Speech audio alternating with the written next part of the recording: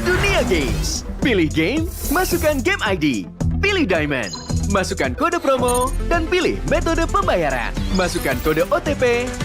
Selamat, kamu dapat tambahan kuota. Upgrade gameplaymu sekarang. Games andalanku bikin mainku semakin hebat. Tukar DG rings, diamond dan voucher game kau dapat. Main MOBA apa aja Wisrik di tanganmu. Cuma Games Max makin no debat. Beli paketnya dan aktifkan boosternya sekarang. Tuh, kalau misalnya musuhnya di situ, jadi kamu langsung terbangin aja. Oke. Nah, jadi kamu harus pakai skill 2-nya, terus pakai komik. Coba kamu sekarang main. Iya!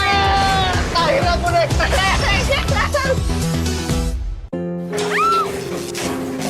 바로 출동하겠습니다. 네.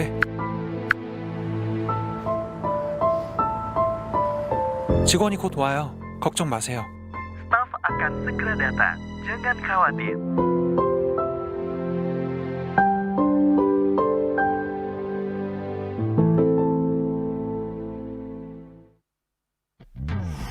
Character select. Bener. You lapar.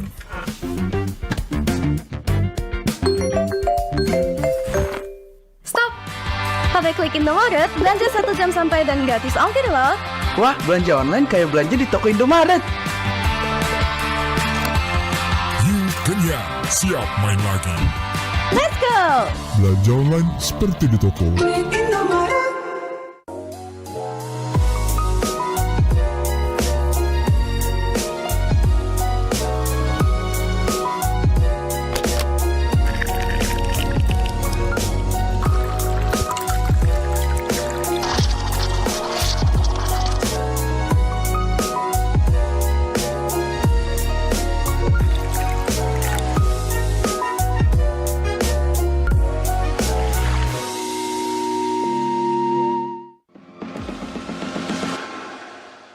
It's only you who rocks my world.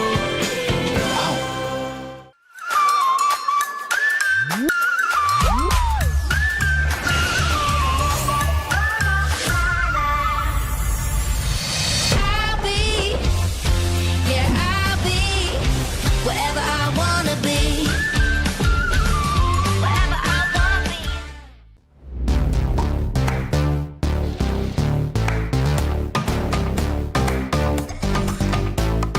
We don't need no sleep because the party.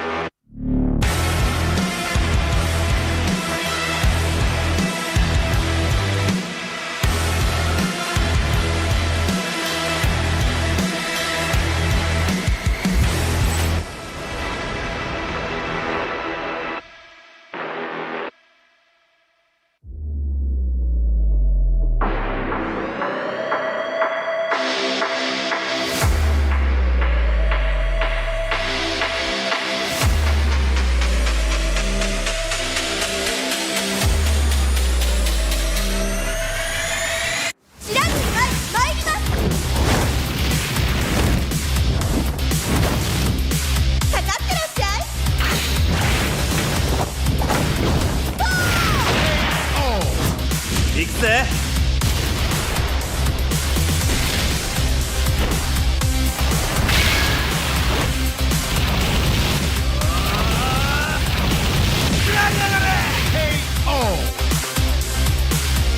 맥시가 지가운다요. Hey, come on, come on.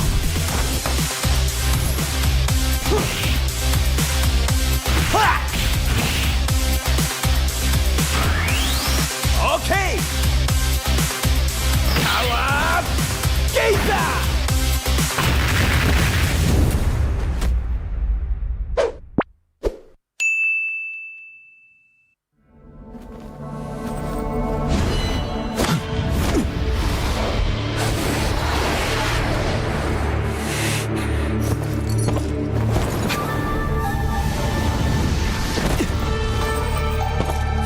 Yo, what's the rush?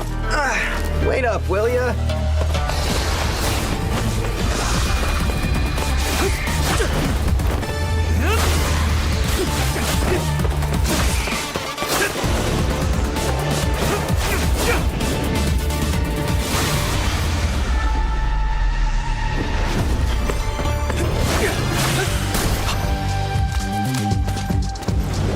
You're welcome.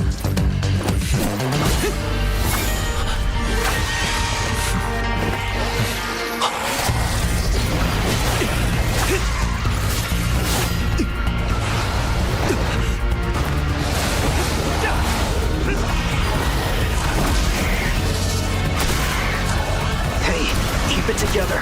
Do you really want to die here? If I lose control, kill me without hesitation. It is your duty. Of course.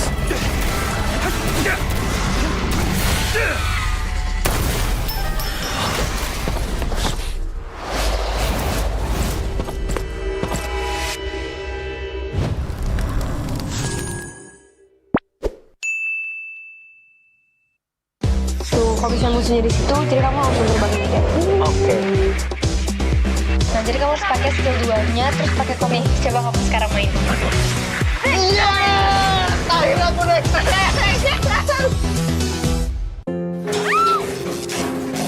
바로 출동하겠습니다. 네. 직원이 곧 와요. 걱정 마세요. Staf akan segera datang. Jangan khawatir.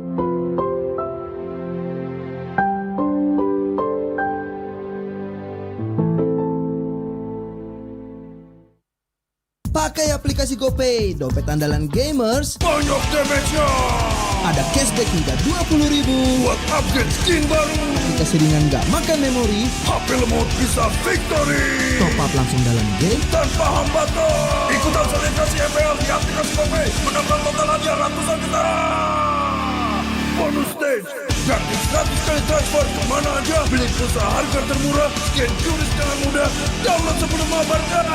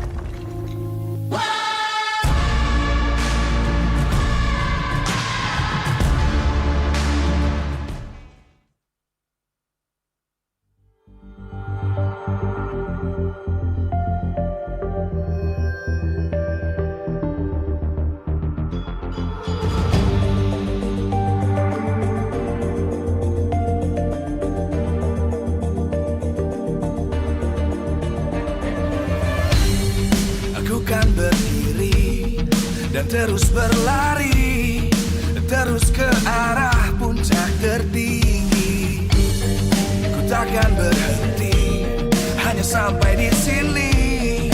Kemenangan abadi menanti. You know we won't miss if we unite our focus. And if you haven't noticed, we all live. Nyalakan apimu, hadapi semua tantangan, hadang semua serangan, jatuh bukan halangan. Bakar semangatmu, janganlah engkau menyerah. Kita akan buat sejarah. We all this, we won't miss.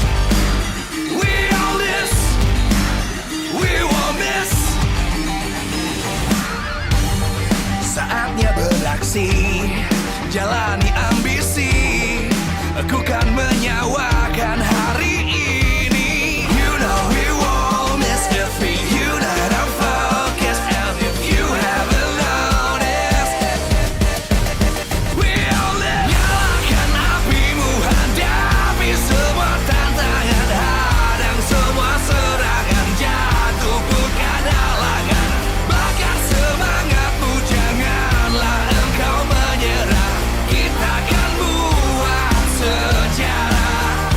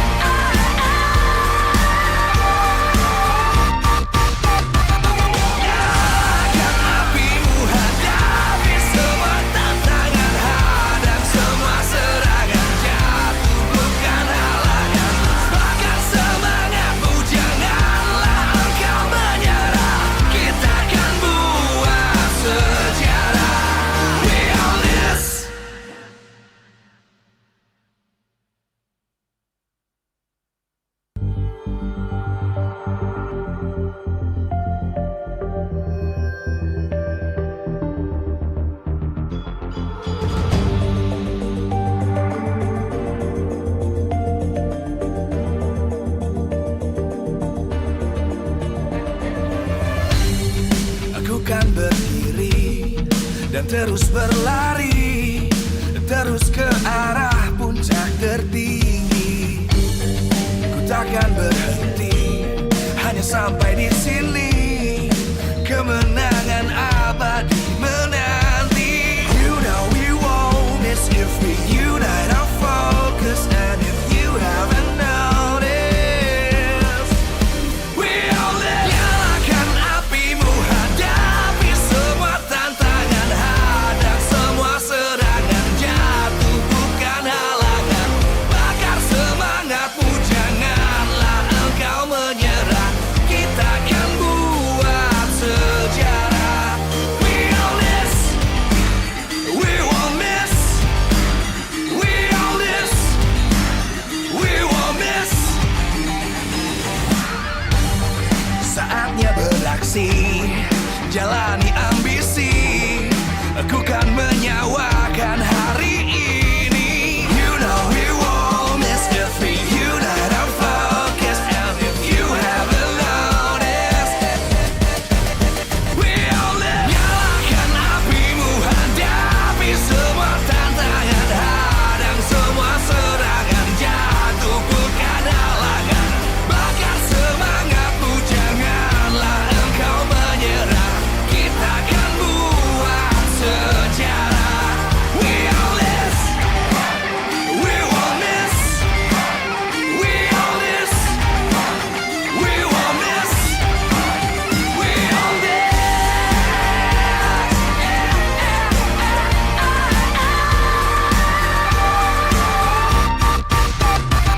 Nyalakan apimu, hadapi semua tantangan, hadang semua serangan, jatuh bukan halangan. Bakar semangatmu, janganlah engkau menyerah. Kita akan buat sejarah. We all this.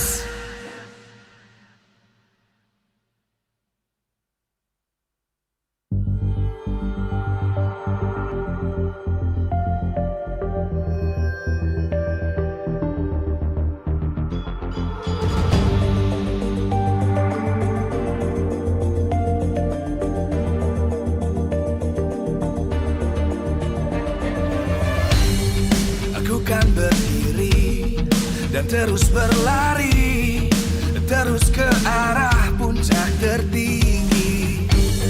Ku takkan berhenti, hanya sampai di sini. Kemenangan abadi menanti. You know we won't miss if we unite our focus. And if you haven't noticed, we all live. Nyalakan apimu, hadapi semua tantangan, hadang semua serangan, jatuh bukan halangan. Bakar semangatmu, janganlah engkau menyerah. Kita akan buat sejarah. We all this. Selamat datang di MPL Indonesia Season 13 9/9. Kita telah memasuki minggu terakhir di mana sejarah baru akan terukir bagi tim-tim yang berjuang hingga akhir. But no one is safe. Hanya tersisa 3 slot saja di babak playoff sementara 5 tim masih berjuang untuk mendapatkan slot itu. Bunda Clara Mongstar mengucapkan selamat datang untuk semua super fan yang sudah hadir di MPL Arena dan juga yang lagi nungguin di rumah nobar-nobar yang ada semuanya lagi nobar. Dan tentu saja Bunda Clara benar-benar berbahagia karena dukungan positif terus mengalir untuk tim-tim yang bertanding di MPL. 9 tim masih akan bertarung untuk minggu ini. Namun sebelum kita menyaksikan pertarungan sampai titik darah terakhir mereka, izinkan Bude berterima kasih kepada para sponsor karena MPL Indonesia Season 13 powered by Munton, presented by Official Turnamen Smartphone Samsung Galaxy, Official e-wallet GoPay, Official Gold Partner UBS Gold. Dan kita juga punya partner in esports, ada Dunia Games, GamesMax, Ora Imo, dan juga Telkomsel. Bersama dengan supplier Indomaret, Point Coffee, Samsung Neo QLED Super Smart TV Plus, dan juga Saturday. Last but not least, our government partner PBSI. Hari yang indah tentunya untuk memulai minggu yang baru. di mana match pembukaan akan mempertemukan dua tim yang akan masih beradu. Yang satu sudah aman dengan Geek Fam menempati posisi playoff, namun Aura masih berjuang untuk satu langkah lagi untuk mendapatkan tiket playoff mereka. Ngomong-ngomong tentang playoff, semuanya pasti bertanya-tanya, siapakah dari 5 tim ini yang akan mendapatkan 3 slot babak playoff? Bude jadi penasaran siapa nih di sini yang berani untuk main predik sama Bude. Kita predik-predikan, jadi mana nih suaranya yang berani untuk muncul? Boleh dong sini ayo cepetan. Wih. Wow, langsung nih pada ingin memberikan suara buat prediksi. Prediction pertama. Ayo dari Dilan, silakan Dilan. Udah jaket kulit nih. Siapa nih kira-kira dari Aura, Evos, Rebellion, Alter Ego, dan RQ? Oh, vote untuk Alter Ego. Oke, siapa lagi? Karena masih ada 3 slot ya. Semuanya lagi cepet-cepetan buru-buruan untuk mencari, mengejar poin. Untuk Evos dan Aura, mereka hanya butuh 1 kemenangan saja. Namun untuk RRQ, Alter Ego, dan Rebellion mereka membutuhkan kemenangan dan juga keberuntungan. Oke, Alter Ego, RRQ, dan Aura. Terima kasih. Mungkin yang udah mau di situ. Oke, selanjutnya. Oke, siapa nih namanya nih? Okta, oke. Aura. Satu lagi sih ya, vote-nya banyak banget nih. Lalu ada RRQ. Alter Ego. Duo biru belum ada yang memilih. Oke, thank you prediksinya. Prediksi yang menarik. Long way to go untuk tim RRQ dan juga Alter Ego. Tapi votingnya banyak sekali yang ke Alter Ego. Jadi penasaran. Evos mendapatkan vote pertamanya. Lalu Aura. Oke, selanjutnya. Siapa nih? Oke, RRQ. Lalu masih banyak tentunya yang percaya bahwa RRQ akan bisa mengamankan slot playoff Evos. Terakhir. Wow, Aura.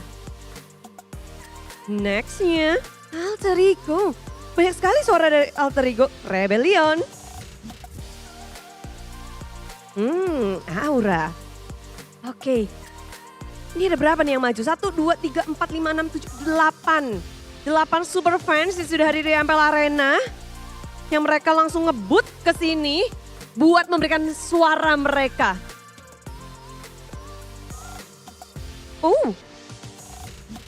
Oke. Rupanya terima kasih. Selanjutnya nih. Buset, ini Aura bakal ngebuka match hari ini. Dan kalau mereka ngedapetin kemenangan, tentu saja tiket playoff sudah bisa mereka amankan. Thank you.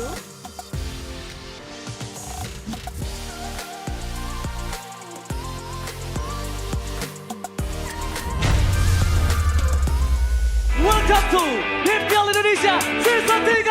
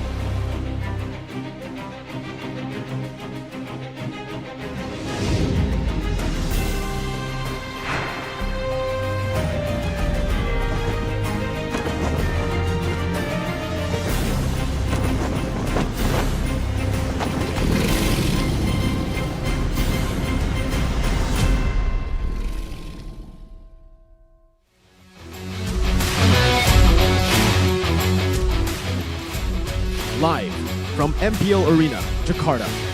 MPL Season 13 is powered by Moontalk. Presented by official tournament smartphone, Samsung Galaxy. Official e-wallet, GoPay. Official gold partner, UBS Gold. We own this.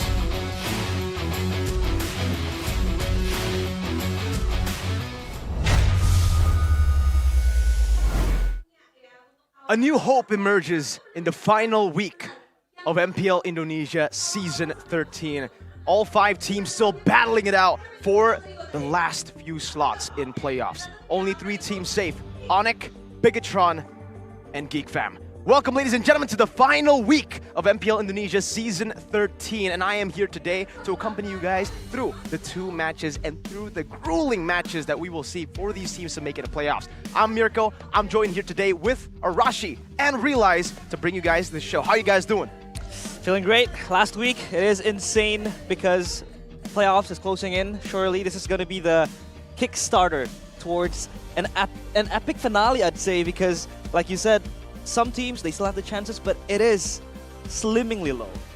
It's incredibly low, Arashi. And even your team are supporting all the other teams that haven't made it to playoffs. But obviously, Season 13 wouldn't be as intense, as crazy as this without our lovely sponsors. MPL Indonesia Season 13 is powered by Moonton. Presented by your official tournament smartphone, Samsung Galaxy. We have our official e-wallet, GoPay. Official gold partner, UBS Gold. We have our partners in esports, Dunia Games, GamesMax, Oraimo, and Telkomsel. And don't forget our suppliers, Indomart, Point Coffee, Neo QLED Super Smart TV Plus, Saturdays, and our government partner, PBESI, for making all this possible and for making Season 13 as good, as intense, as crazy as it is right now. Because, man, we're going to start things off with a banger of a series. GeekFam have already secured playoffs, but Aura, who still need a win. They need one more win to make it to playoffs. What do you think here?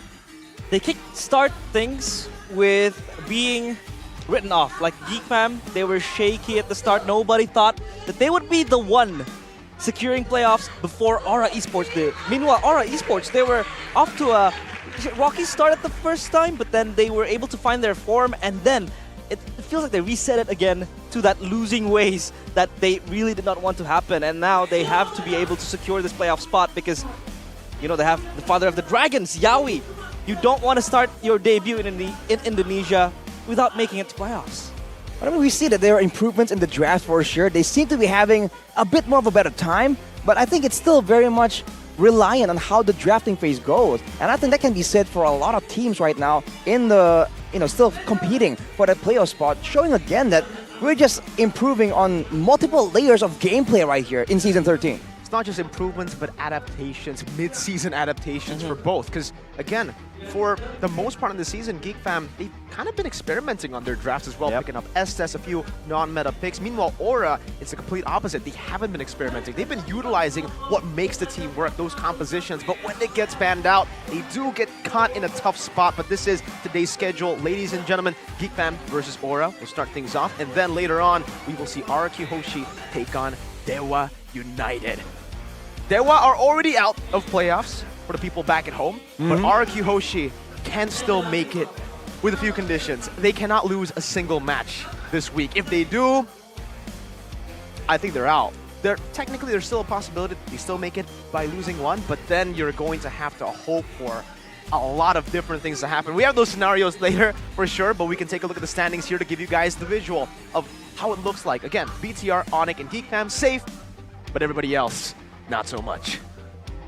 It is pretty intense to see how RQ, they're down there, of course. We'll get to that later on. The Kings' last stand later on. But the fact that Dewa United, they could do the funniest thing ever now, which is become a party pooper. But I don't think they want to do that. Maybe they really want to give it all in the last match later on. But for GeekFam, maybe it's more of a bragging rights for them. Like, imagine if they're able to beat Aura today.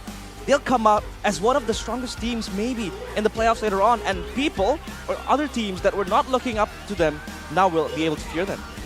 And surely beating Aura right here when they're still on a bit of an improvement kind of journey, of course, that can be like a big statement to all the fans, all the non-believers. But of course, at the same time, it's also a great, it's a great way of maintaining their momentum right here. Going into the playoff spot, they want to be the team that has made the adjustments, that has experimented and has found a winning formula.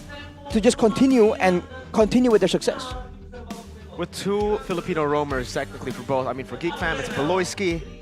For Aura, it's Yawi. We'll see how these teams collide again, because for Beloyski, it does seem like at the start of the season, we were talking about how Geek Fam were kind of a one-meta wonder team. They really like those healers. They really like to take these long team fights. But for some reason, in the later halves, basically just last week, we saw a completely different Geek Fam. A Geek Fam that went back to their old tricks, which is the Ruby again. And even the Hellcurt, technically a glimpse of the M3 World Championships Beloyski with Natalia as he continues to juke and find those assassinations in the back. And that will definitely put a big, big question mark to Aura. Aura, they've been on the other side of this when we're talking about drafts. They've been one-dimensional while Geek Fam have been experimenting. And I think we need to talk a little bit about this because in Leg 1, Aura were able to beat Geek 2-0. What will happen in leg number 2? Have Geek Fam improvised? Have Geek Fam changed their ways? Like Geek Fam, they kind of have the same kind of idea. They still want to go with that long fight, but now they're a bit more dynamic. They can go with healing, but they can go with more crowd control. They can go, like we saw with an Edith, they can add to the damage in a long drawn-out fight. But for now, play up on the horizons, Aura, Blazing, or Burned Out. 2 seasons at the bottom. Is it now finally the time for Aura to rise again? With 2 remaining matches right here, they have to try and guarantee a path to at least make it to playoffs and potentially rise even higher than people's expectations. This is the perfect time for the Phoenix to rise up from the ashes again. Sure, you could tell that they are these kind of like flaming hot dragons filled with fiery flames within them. But this is where it matters. This is where they have to prove themselves and also their adaptability, because Geek Fam now, they're changing up their draft. They're playing to their own strengths, finally recognizing what is working for them. This is where it has to matter for them. This is where they have to pull the win. And also, technically, the lineup is still questionable. You would expect, obviously, Yawi will be in the picture for Aura, but Hai's actually been playing with a team in a different tournament here for the qualifiers to IESF this year. For Geek Fam, still deploying Ray.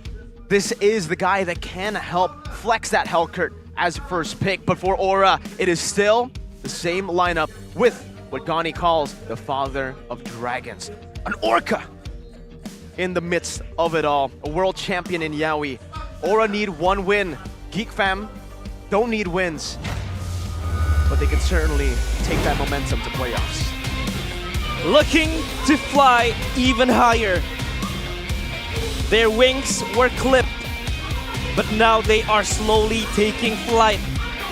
Playoffs is within their reach, and it is their destination. It is the Flaming Hot Dragons. It is Aura Esports. The fire of the dragons could lift them up to new heights, or it could burn them down to the ground. And this is where we'll get to see.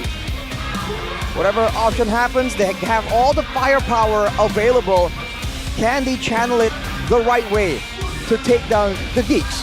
To try and brute force their way through all the mind games that the Geeks have in store for them. Meticulous in their drafts to a point where we don't even know what the Geeks have prepared for us. The Geeks were bullied. The Geeks were underestimated. But now, playoffs is under their belt. Seeking even more wins to brag their rights and solidify their performance. It is Geek Fam! Kingslayers for a reason. They were able to beat RRQ all the way from Season 11, keeping a stellar win record. Now it's time for possible revenge up against the Dragons who beat them in Leg 1. To fool your enemies, you must first fool your own teammates. We saw a bit of that shown by Geek Fam. Can they do the same thing against Aura? That will remain to be seen, but there's no questioning the impact, the momentum that Geek Fam have behind them right now. Aura will have to be a wall and stop this charge.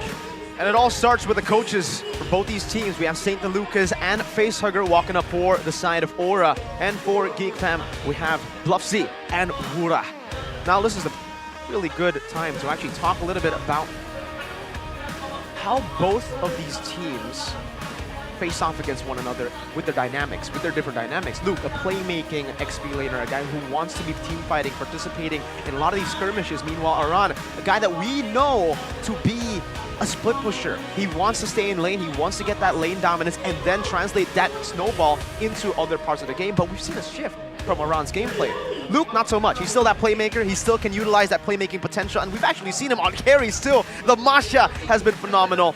And it's the opposite for Aran. We've been seeing him on playmaking picks more than the lane dominance that we expect him to show in Season 13. And Arashi, even the roamer, the styles, it's different. Yawi wants to initiate, wants to enable. Baloyski with the Helker, he wants to carry the game. A lot more selfish than Yawi, that certainly is the case. But the way Yawi plays just leads to more success for the team in general. Look at that Lord rate, of course, a group effort from the side of Aura and the higher KDA. So for Geek, that's the problem. And Baloyski, of course, he can go for the aggressive picks, but overall, it doesn't lead to more kills. But if he's able to get the right kills at the right moment, that can completely derail the whole game plan for Aura. So that will be something that they will definitely want to try and avoid, especially in the drafting phase. They have to try and get what they need and deny what GeekFam need at the same time. Here are the keys to victory for GeekFam though. Buy Samsung Galaxy S24 series, punish Kabuki and Yawi's heroes, pick it, deny it, or bait them into it and find a great counter. Or of course, bring out the Saber Roam.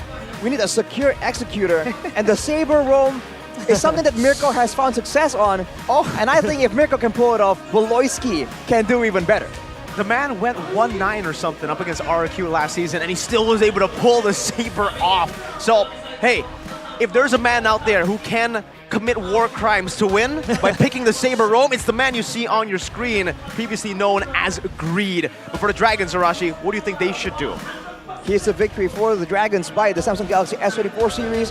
When on the right side, you gotta pick Yawi's hero in the first phase, or, you know, have in mind already a prio pick if they wanna try and play that game, the counter, leave some picks open, but then pick even better heroes as a result.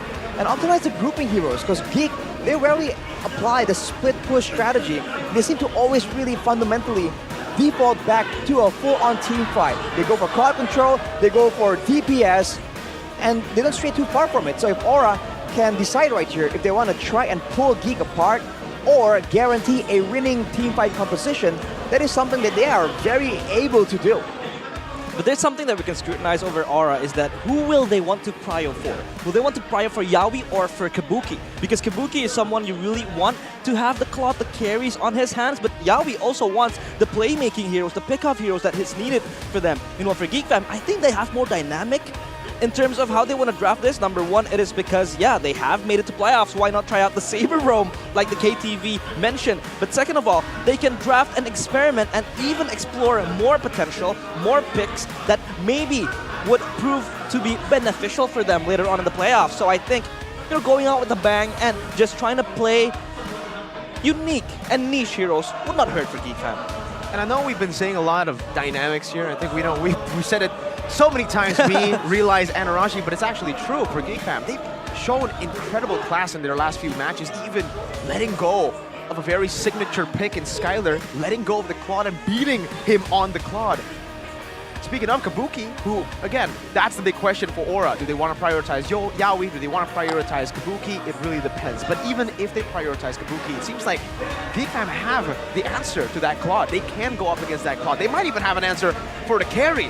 That's been the name of the game for GeekFam. Maybe that's the reason they have been experimenting. They've been limit testing and looking for counters against these different signature picks from other teams instead of trying to ban it out.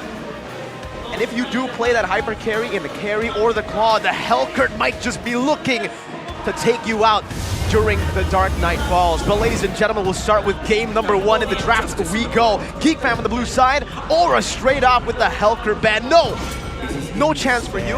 But hey, GeekFam with similar respect as well, taking away the Cho from Yawi. This Hellcurt was solo carrying the game for Baloyski and for GeekFam, and I think this is just out of respect from Aura Esports. This is not without a reason why they banned it out. Meanwhile, for GeekFam, they also take out the Cho. This is something that has been prioed by Aura for a few weeks back in week 8 as well. They were trying to champion this hero towards Yawi to play it, and I'll take out the Luo Yi, so limiting Aura's choices because Yeskiel is also that playmaker.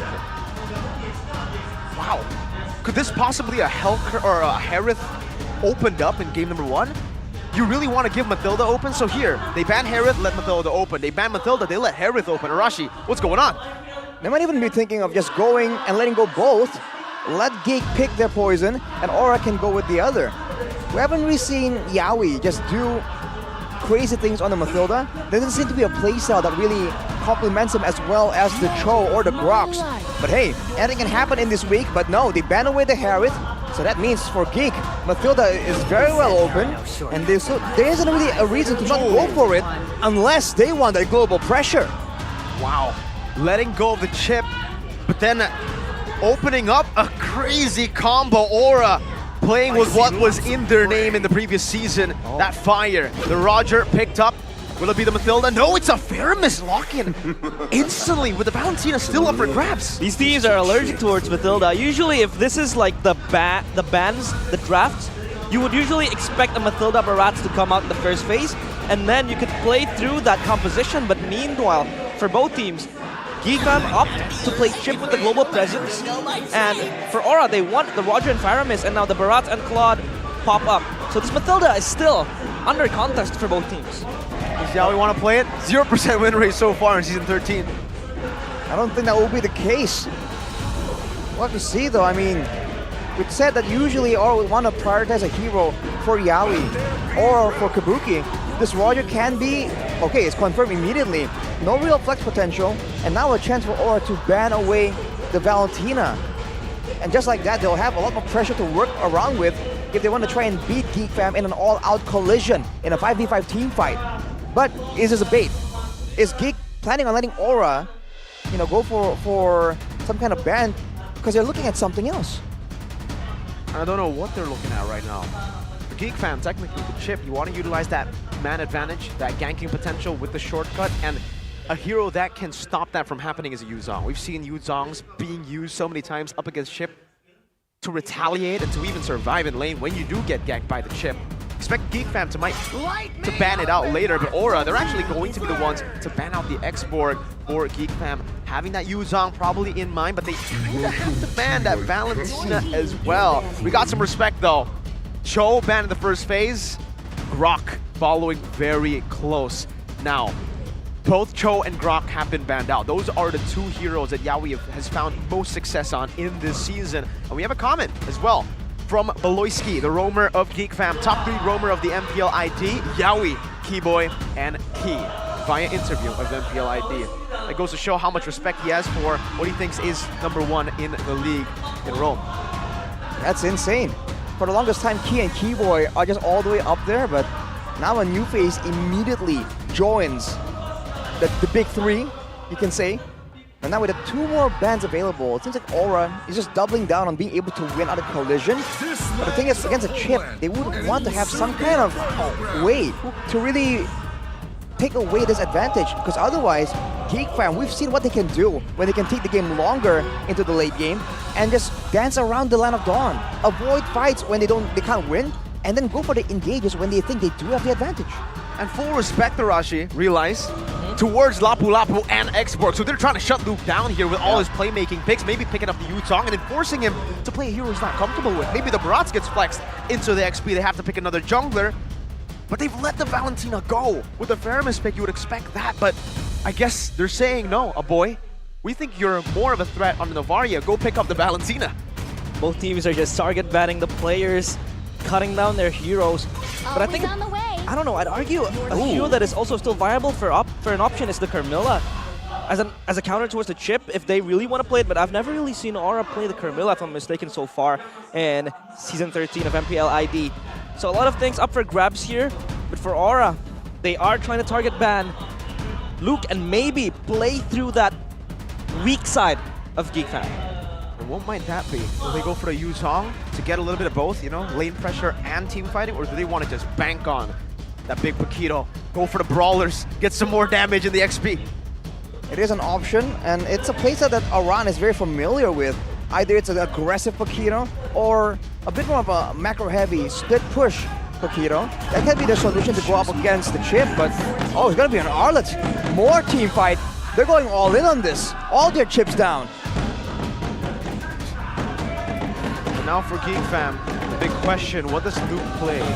Usually when he's matched up against the Arlet, you would go for Yuzong instantly, but the thing is, this Arlet is still flex. That's the beauty of this Arlet in the first phase, or in the first pick on the red side in the second phase of the draft. Geek Fam have to react, and Aura will be able to react even later with that last pick to flex the Arlet or to utilize it wherever they want. Now Geek Fam, it's a tough choice to make. Do they want more team fighting presence with the Yuzong and maybe some range with the Novaria, or do they want to just go brawl it out, get the Netherrealm? There you go, Novaria. No, wait, I thought it was Novaria. It's Eve. And the Ruby. And we still don't know technically where. No, okay, Ruby XP, Chip Roam, Barat's in the jungle. That's where it's gonna go. Is this a boy's first time on the Eve this season? This season, I believe so. The Yeve hasn't been in the meta for the longest time. But against a comp like this, and with Geek Fam's playstyle that likes to go with the distance management, the slows, the long-range spells. It's not a Novaria, but technically it's even worse, right? More slows, more spammable skills, and of course the real-world manipulation if Aura aren't careful. With the Ruby, they can punish the grouping up of Aura as well. So they seem to be really confident going up against a Netherrealm right here. I expect a lot of action in the mid lane to try and shut down this Paramis early on. Last pick, it's a Florin! We were talking about how Evos have banned out the Florin against Aura. Why did they do that? Why did they ban the Grot? Why did they ban the Cho? Yaoi of all people, Yaoi, ladies and gentlemen, the guy we know for the initiators is on the Florin, a healer. A reactive type of roamer, wow. And Arlen will be given to the XP to a run. Wow. What do they know that we don't? Well, I guess we'll get to see what Aura have in store for us, because this is a very Valoisky pick. A Florin and a Paramis, you would expect this to be a swap. This should be Geek's draft, should be Aura's draft. Aura's draft should be Geek's draft based on the track record. There's a lot of dynamicness, I'd say, in both these drafts, specifically for Aura. They have so much sustain. I mean, the Florin healing, you also have the Netherrealm in the end of the day. So it is going to be hard for a Geek Fam to traverse through. The Dragons looking to fly back atop the mountain. But what stands in their way is a ferocious Geek looking to stomp them down and take them down. Ladies and gentlemen, game number 1 into the land of Don Rico. Welcome to Mobile Legends. Need this win. Geek Fam will try to deny it. Whiskey really making early moves right here to be a menace, as he always is. I expect a lot of clearing happening in the jungle, though. I think the roamers have a lot of work happening in the early game, but Loisky is very low, being chased down by Kuki and Yaoi, but Chidera with the BMI will be safe for that. Beloisky going in aggressively with a Quantum Charge. We've seen that before, not the Concussive Blast. Not really being able to assist with the clearing, but having a lot more sustainability. But against a Florin, though, it's a whole different story. It's like you're trying to match the Florin at her own game. There's an emblem though by GameSmack show that Chidera respects it, going for the tenacity here, aware that he's going to be jumped on very aggressively in the middle of these big fights. Kabuki, though, with the Weakness Finder and Master Assassin, I think a lot of ganks are going to be thrown by Aura to the side of the goal lane. Loisky caught in no man's land. He is going to be next to the chopping block, I guess, but the backup is here from Luke. Flickers forward, the first blood is there for him. Yeah, skill is very low, but they flee away from the crime scene. Geek Fam, they commit the first blood. Making quick work of the Dragons are on. Ron is back. Loisky is very low. He's still going to survive with the healing. Ray is going to be able to lock him down in place. The second one comes through, and Geek Fam, flying start for the Geeks. Early pressure for the meticulous Geek Fam, who've utilized their leads, knowing that they have the advantage around the bottom side. They play towards their strengths. And for the others, they're playing it safe. Arashi, turtle number 1 comes in. Do Geek Fam take it for free? I think they have the momentum to go for it immediately, and look at the clearing for every single lane. Geek Fam do definitely have an advantage, and always a lot more active making the first move. The tunnels welcome will lock it down. CC immune as well as their real world manipulation is there for a boy. He's gonna get the kill towards Gugun. Turtle is next on the menu for Geek Fam, as the players of Aura, they are fleeing away. It is very hard for them to even lay claim on this Turtle. It is solely in the hands of Geek Fam through Ray with the Retribution. We've always said at Aura, they have great neutral objective contests, but only when they have the right setup. GeekFam have them beat completely when it comes to setting up, and now again, Voloisky. Gugun, you're in the wrong neighborhood. Yawi is gonna be able to flicker away, but the Blazing Duet is there. Gugun with the taunt will be able to lock them down in place. Ray gets Yawi. Kabuki jumps forward with the Lycan Pound. Not gonna be able to get anyone in that process though. Luke is taunted forward. He wants to run away. Voloisky still there, shadowing his teammates, but the kill from Ray is gonna connect. Kabuki jumps forward. He is going to be taken down with the Daytona's welcome. Aran is late to rescue his teammate. Yawi, the prolonged brawl, will help forward towards Aran. The shutdown is there for Ray, but Luke is next, trying to eat up the Red Dragons, and Yawi not able to save his teammates. GeekFam, 8 kills in 3 minutes. The Dragons fly right into the traps laid down by the Geeks. In their own jungle, the Geeks have set up a trap, and now it's an 8-1, 3,300 goal lead for what looks to be a composition that wants to play in the mid-game. Aura, they're making too many fights happen. No sustain, no problem for GeekFam. They know they have the better crowd control, the more spammable AoE damage coming in from the Jeeve, coming in from the Ruby. Knowing that Aura, of course, has a strong mid-game, it doesn't mean they have strong early game. They do lack a bit of AoE damage, and when the fights happen like this, everyone forced to be close to each other, you can see Aura just funneling again and again into the death trap of GeekFam. And now we finally have a little bit more of that downtime that we did in the last 4 minutes. Full action from both these teams, but I guess for Aura, they finally made the adjustment.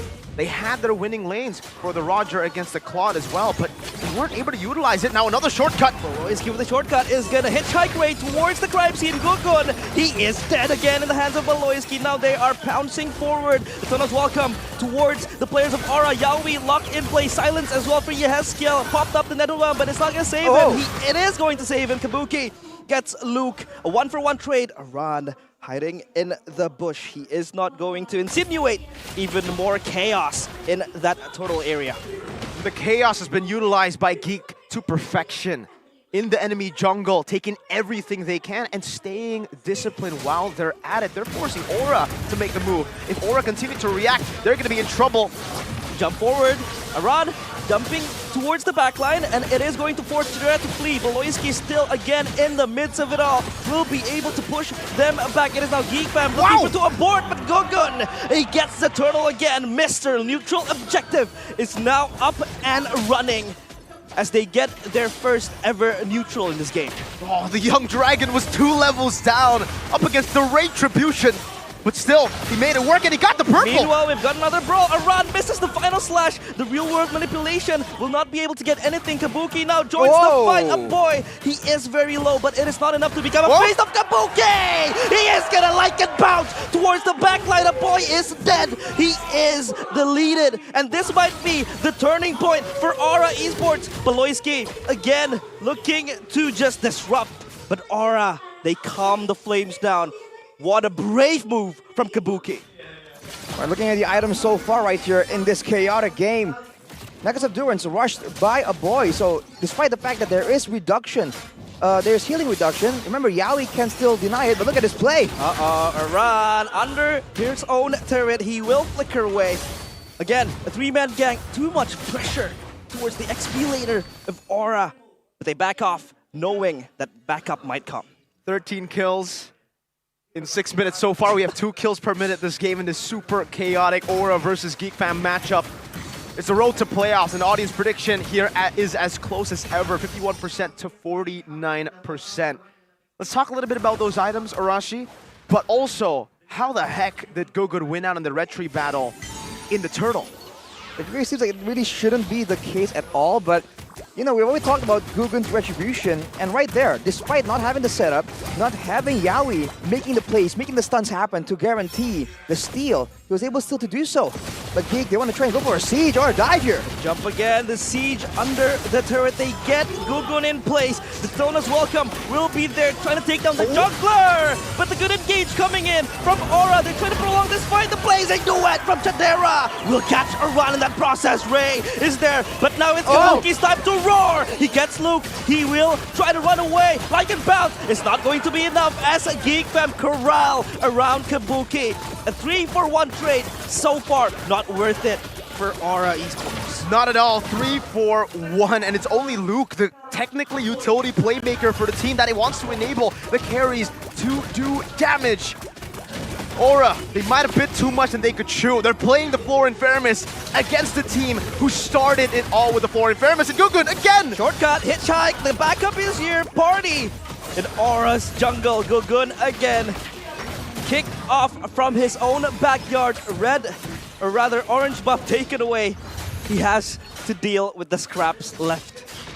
And you can see that at the same time, on the bottom side, Chadera just constantly pushing, already at a 3-item power spike, by the way, to expect the teamfight presence to be even more disruptive. A boy himself already has the Ice Queen's wand. So you can see that the usage of the spells from Geek Fam is just perfect. They will not commit the big ultimates until Aura commits theirs first. And even if they don't use those big ultimates, they can still out-damage. They can still out-siege and out-poke Aura. So Geek don't have to do anything. They are playing reactive, even though that they are the ones aggressing. And they're forcing Aura to respond, and they're focusing everything they have right now in ensuring that Gugun does not get to play the game. 0-4, level 9 against level 12. We said this earlier, the drafts look like they are opposite drafts. It looks like it's a Geek draft for Aura, and it looks like it's an Aura draft for Geek.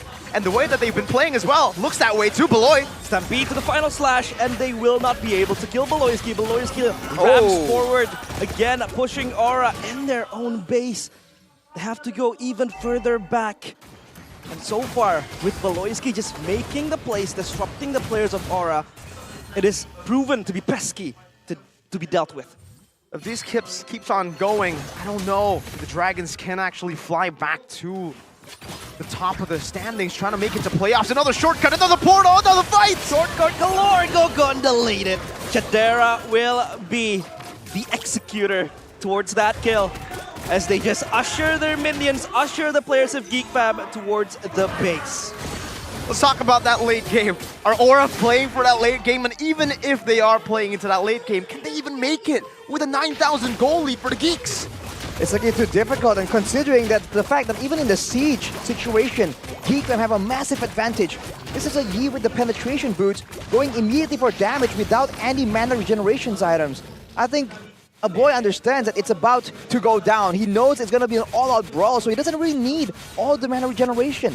Just has to have enough mana to actually do all the work in the middle of a fight. And now with the glowing one as well, the siege is going to be a lot more difficult for Aura to deal with. And to make things worse, they don't really have a lot of catch. The only big engage tools that can guarantee a big team fight is a Fredgen going in all in, or a run making a big final slash happen. Face check, Beloyski of course calls his friends! The final slash will knock Beloyski towards the backline, but a boy will get the kill towards Yaoi. The blazing duet is enough to commit the damage, and Ray will be taking Yeskiel with him to the kill board.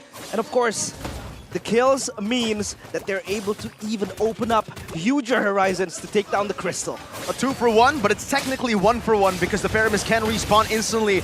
Aura with the defense. They will be able to hold down the line, but no, the Lord will march forward. But Geek Fam, they don't want to be trigger happy. They don't want to be too rushed in their decisions. The Appraisal's Wrath will try to clear out the minions, but it is not going to be enough as Geek Fam able to get the last turret in the base. Great siege for Geek Fam, the opposite for Aura, a brawling comp. They can't withstand the siege from Geek Fam. They have the front line, they have the back line, and they have a diving chip! Gugun pulled back, he is going to be safe, and then Rel, but the final slash from Aran! It is going to be there. Chadera runs away with the blazing duet, not connecting to anyone. The Tona's welcome will lock Aran in place and kill him. Meanwhile, Yaoi and Kabuki left to look at their dead teammates. Could this be the final push for Geek Fam? But Aura Esports, I don't think they will let that happen, as they will try to push them away. And Geek Fam, mission abort. All base turrets down for Aura. They have lost everything right there, and they have no control whatsoever on how these fights go. Technically, that was one of the best scenarios, getting a full team final slash, but it doesn't even matter. Everyone's too tanky, everyone has damage. Now with the Rose Gold Meteor in the hands of Chadera as well as the Moralific War, he is at a full inventory slot. If you count the boots, he's at a full inventory slot. He has a lot of damage, but this is where it means that Aura can kind of try and catch up. But when it comes to damage output, you can see that the Claude in combination with the Yeep just way too much, and Ray just stomps forward. Way too curious, but Beloyski again just initiating the fight. Daytona's welcome, locked in towards Iran again. The next member down, they're just evaporating. Aura Esports, wings clipped. Where will they fly? Of course, towards their base as Geek Fam. They'll try to look for the end, but yes, Gil is the Soul Guardian with Kabuki jumping in, locked down by Chadera. The crystal is down, and Geek Fam, a dominating win with the playoffs in their hands. They will not go quietly into that dying night. Another step further for Aura to make it to playoffs. And technically another step closer to not being in the playoffs. Specific scenarios need to happen for Aura not to make it to playoffs, but if this is how today unfolds, if Geek Fam utilizes momentum, Aura are in for a sticky situation. What a tough game for Aura to endure there. It wasn't even. It's a one-sided endeavor, and Aura, the team that is known for being aggressive, the team with Yaoi, the engaged monster, is forced to just slowly but surely withstand a beating from the Geeks. And maximizing Beloyski's initiation, Aura has secured... Wait, Aura secures game 1. That's a typo. That's a typo. That's a bit of a typo. Geek Fam secures game 1. Geek Fam secures game 1. I've seen How to Train Your Dragons 3 times, but I've only just seen How to Kill Your Dragon once. And it happens here. Geek with a stomp in game 1, shutting down the heroes of Yaoi. Not necessarily Kabuki, they let that go. The Roger into the Claude even. It gave Claudera a bad matchup and it still worked out. They told Geek Fam, if you want to try to utilize what we usually are best at, the Florin, the Faramis, the long team fights, we can do it even better, even without the Florin, without the Faramis. That's how game 1 ended, ladies and gentlemen. An absolute stomp, and the Dragons, they recovered from their wings getting clipped, but now they're back down there with one of their wings clipped. Oh, it's a tough one. It was so harmonious from Geek Fam, and I really like the way Beloyski approaches playing Chip, is that he's just gonna hide in the bush in the jungle of the enemies, and he knows that he's not tanky, or at least not as tanky as other members, but he's just gonna crash course, ram in, and trust his teammates, because he has a shortcut, and like a 1v2, a 1v3 could become a 5v3 if that ultimate is popped up. So Beloyski again proving why he deserves that, player of the week last week, and now he is the MVP. He is absolutely the player of the game right here, Beloyski, presented by our official tournament smartphone, Samsung Galaxy S24 series. On the chip, man, he went with the firmness, with the wilderness blessing, and he is just active around the map. I don't think there was a single time where he was just really idly standing by, always looking for information, always looking for the next big play. And when you have maneuvers like Geek Fam, knowing exactly what to do, when to do it, a hero like the Chip that can just bring global presence to everyone, you saw that, of course, Beloyski was able to find good fights, good pickoffs, good initiations, but at the same time, the fact that they know that Beloyski can find that opportunity means that everyone else is a lot more free to do whatever they want. Chadera with the farming, the hardcore farming patterns, the split push technically on the Claude, and everyone looking for information, looking for the next big engagement. It all begins in these early fights where it seems like Aura were very confident that they have the sustain, that they have the tools to win out in early brawls like this. But Geek Fam just shows, with all the AoE from the Barats, from the Ruby, from the Chip, and from the Yeep technically, everyone can contribute in a massive way. And with Aura coming in one by one, that healing from Yaoi they can get to everyone at the same time really wasn't used to its full potential. And you can really see that the fact that Yaoi plays the Florin, we were giving him the benefit of the doubt, but it just seemed like we were forcing fights like they had a Grok, If he played the Florin kind of like a Grok, well, the team kind of played with the Florin, that felt like a Grok because they were the ones initiating. They were the ones proactive all the way in the start, and their reactions were all aggressive, Arashi. And even with all the utility tools, the Nether Realm, the Bloom as well, there's just not enough damage when you're more than 10,000 gold behind here in the base defense. For Aura, they try their best and they try to make adjustments to try and find a fight. But look at that, every single time Beloyski finds a way to get in the back. Because for the most part, GateFam do not need to expose Beloyski. Usually the roamer is the guy looking for information, the guy going into the opponent's jungles to try and find an opportunity. But with GateFam now, with this composition, they have the Ruby, they have the Barats as well. They're just walking in the front, and you have your eyes on the Dino. Before you know it, Chip shows up from behind you, and that's the end of it. So much to talk about here in this game based on the way that they actually tackled this whole composition, but also the draft, right, Arashi? For Aura, we expected a first phase pick for the Dragon himself, for Yaoi, but it didn't happen. They go for the Roger. Instead, the Faramis first pick. Now, let's talk about the Faramis first pick. Was it that prio? Was it that important to get the Faramis over maybe even just a Barats? A Mathilda even? That was still up for grabs? I think for me, part of the question as well is the fact that they do have a Roger, right? So they want to go for this team fight composition with a lot of utility, a lot of extra HP bars, a lot of healings. But at the same time, even let's say if Kabuki does get ahead, yes, he can survive longer, he can dive with his team, but he doesn't have the same kind of damage output that a Natan or a Claude can output, right? And that's usually what is paired with all these sustainable heroes. And so, even before, at the early game, despite having all these stronger quote-unquote lanes, they weren't able to get to the turtle first. So in the first fight, where all these ultimates should have resulted in a big victory for Aura, GateFam got the setup advantage. They were able to get the neutral objective without resorting into a fight. And afterwards, with that global pressure, with the AoE, they were able to just slowly but surely just force the pressure onto Aura.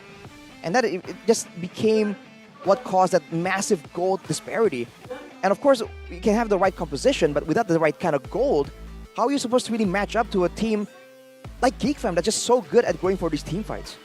I'm also trying to get the gist of Aura's draft. Maybe they really want to put their bets on the Faramis Florin to give them that longevity and the sustainability to just brawl out. This is why you saw them just fighting constantly when GateFam is just steamrolling over them.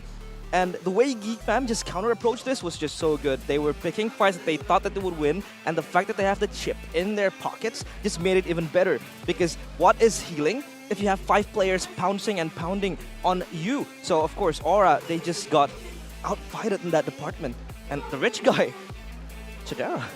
Chidera was the rich guy in a bad matchup for the Claude. You know, it was the Claude against the Roger. It's not really the best of times for Claudera, but he made it work. And also, really, who's going to kill the Barats, right? Because when you pick up the Faramis with the Roger, that's your main damage dealer, usually. The mid lane and the gold lane. Unless you have an assassin in the jungle, but that obviously didn't happen for Gugun. He goes for the Fredrin. How are they going to get rid of the Barats? I thought they would actually pick up the Export. They would leave it open. They have first pick in the second phase, but they ban it out. So that led me to think, all right, we're going to see Aran on a possible Paquito, on a Benedetta, even a Yuzong for extra damage, but even that didn't happen. They go in for an Arlet, and even then it's a full tank Arlet, Arashi, that was meant to just put down utility. Was damage output a big problem? Because it was Roger and Faramis. Faramis not known for the consistent damage dealing, and even Roger not known to shred the Barats. Exactly, I think they really were banking on getting ahead in the early game and then going for these big pickoffs, because I don't think anyone in the right mind would really try and strategize to go for a 5v5 teamfight against Geek. And again, damage output when it comes to overtime, but also damage output when it comes to AoE, right? Again, Arlet, Roger, these are all single target damage tools, and the Faramis, one of the, not a lot of combat abilities as opposed to the Yve, right? So when it comes to the output and damage, it wasn't even close, man. It really wasn't. And to take you to the interview, we have Budeklara Mongstar back there on stage with GateFam.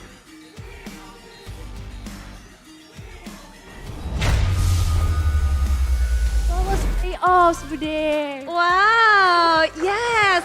Kalau kita bisa ngelihat bahwa GateFam season ini udah bisa men-secure, nggak perlu rebutan sama 5 tim lainnya. Tapi menarik, kamu kan baru bergabung sama keluarga GateFam, terus udah dapet tiket playoff juga. Terus gimana nih? Mungkin perjalananmu atau ketemu untuk kali ini kan kali pertama di MPL Arena bersama dengan Geek Community kan? Iya bener banget Bude. Gimana tuh bersama dengan Geek Community? Seru banget sih, kayak kelihatan banget solid dan kompaknya. Kita semua dukung Geek Fam di sini.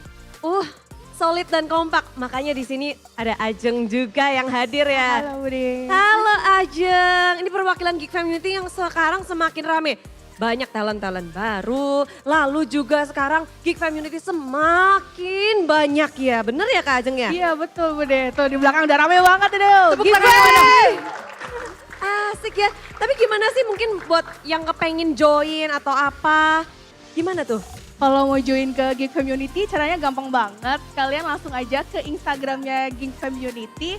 Nanti di link yang ada di bio Geek Community udah ada link buat join ke grup, the Facebook, Instagram, Line, Telegram, dan semua platform yang lainnya. Nanti di sana juga bakalan ada benefit yang banyak banget. Salah satunya adalah nanti kalian bisa dapetin giveaway. Giveaway-nya mungkin skin, mungkin nanti bakalan kalian ketemu sama player, terus nanti juga bakalan ada turnamen-turnamen dari komunitas. Terus kan dari MPL juga ada turnamen komunitas ya Bude ya. Nah kita ngambil pemain player komunitasnya itu dari grup-grup yang ada. Jadi kalian juga bisa berkesempatan buat mewakili Geek Fam di community turnamen. Wih seru ya. Ada lagi Bude. Apalagi? Ada lagi, kalian juga berkesempatan buat dapetin tiket playoff karena kita Geek Fam lolos ke playoff ya. Kalian berkesempatan juga buat dapetin tiket gratis. Selain itu, kalian juga bisa interaksi banyak sama talent, contohnya Vene ini. Wih, udah banyak benefitnya. Caranya juga udah dikasih tahu. Terus apa lagi nih Vene nih? Jangan lupa, makasih Kak Ajeng sebelumnya ya informasinya. Buat kalian semua jangan lupa datang dan nonton Geek Fam nanti di playoff karena kita bakalan banyak banget kegiatan yang seru banget. Dan buat fanbase manapun kalian juga bisa datang nonton, kita seru-seruan bareng. Karena Geek Fam bakalan ngasih hadiah yang banyak banget Bude. Wih, apaan tuh? Banyak, datang aja pokoknya dulu ya. Datang aja pokoknya. Datang dulu. Coba diajakin dong ini yang belum jadi Geek Community, ajakin biar jadi Geek Community. Buat kalian semua yang belum join Geek Community, kalian bisa cek linknya di official Instagramnya Geek Fam. Dan kalian bisa join karena di situ bakal banyak banget informasi tentang Geek dan ditunggu, jangan lupa join. Jangan lupa join. Bisa tahu Ajeng lebih dalam lagi kalau mau jadi Bisa, kalian kalau join bisa chatan sama Kak Ajeng. Salah Bude, salah. Sama sama Vene. Sama Vene dong. Mau sama Vene bisa? Bisa. Kalian bisa make friends juga karena kita benar-benar seru banget, kompak banget. Ya kan Geek Community? Vene baru bergabung Geek Community. Coba dong di sini Once a Geek, Always a Fam, suara dari Vene gimana? Once a Geek, Always a Fam. Dan tadi Geek Fam udah ngedapetin satu game mereka. Akankah game kedua di tangan mereka atau tim Aura akan membalas di game yang kedua? Jadi kita akan langsung saja, nggak sabar kan nonton? Nggak sabar. Nggak sabar. Vene, Ajeng, let's go kita ke game yang kedua. Silahkan.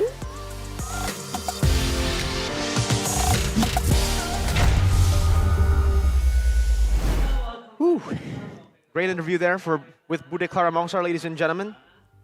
That might just be the key. What Bude said in the interview. What is that? What was that? Geek Fam merchandise.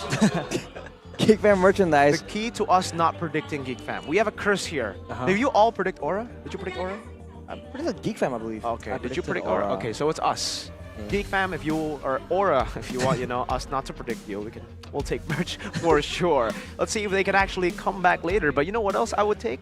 Of course. What? The Samsung.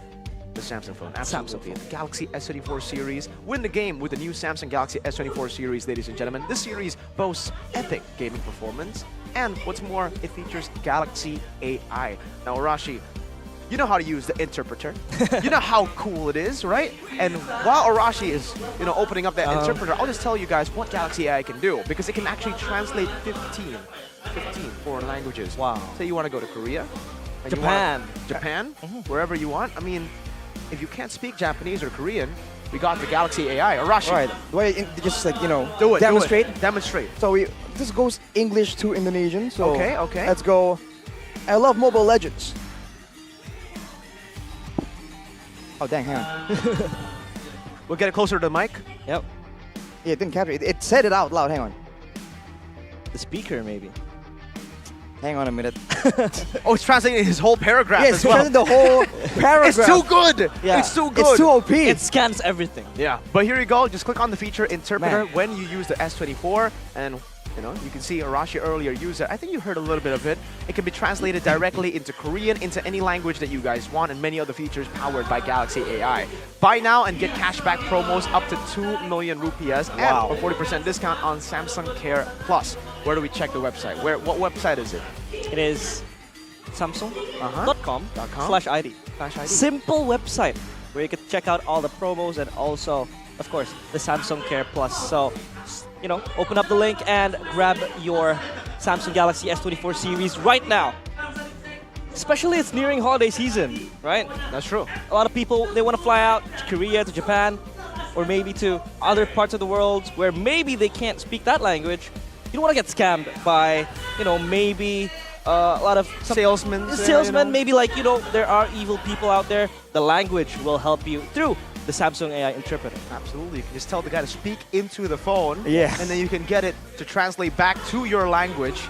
And I think that's what Aura needs to do. They need to take the Galaxy AI interpreter, they need to throw it onto GeekFam and see what do you want to do, or actually they might have to put it on themselves because it doesn't even seem like they can translate what they want in the drafts to the game. Right, it seems like there's a bit of disconnect with how they really want to play it, how they want to draft. There's a previous game recap though where Ray actually did an insane amount of damage towards the members of Aura as well. Yikes. Of course, the highest one is definitely a boy, but Chidera not far behind. Whereas for the side of Aura, see Haskill still doing some damage in those team fights where the Fire Mist really thrives, but overall, you can't really just try and solo carry. It has to be a bit of a team effort, especially against a team that likes those team fights, and it's called a team fight for a reason, right? It's everyone together. And if you're looking at the gold, yeah, we saw that gap from the side of GeekFam. I think it's just way too much to deal with. So for Aura, I think even if they do want to try and let Geek get some heroes, get some momentum, they want to make sure that it's still limited, it's still controlled a bit, because otherwise the games can very easily just spiral out of control like we saw in game number 1. I think it spiraled way too out of control. The road to playoffs looking very, very scary now with a few stumbles, a few potholes as well. They need to get across. Again, as a reminder for you guys watching back at home, GeekFam can be absolute party poopers today. They've already secured playoffs. They don't need to do this to Aura, but they can.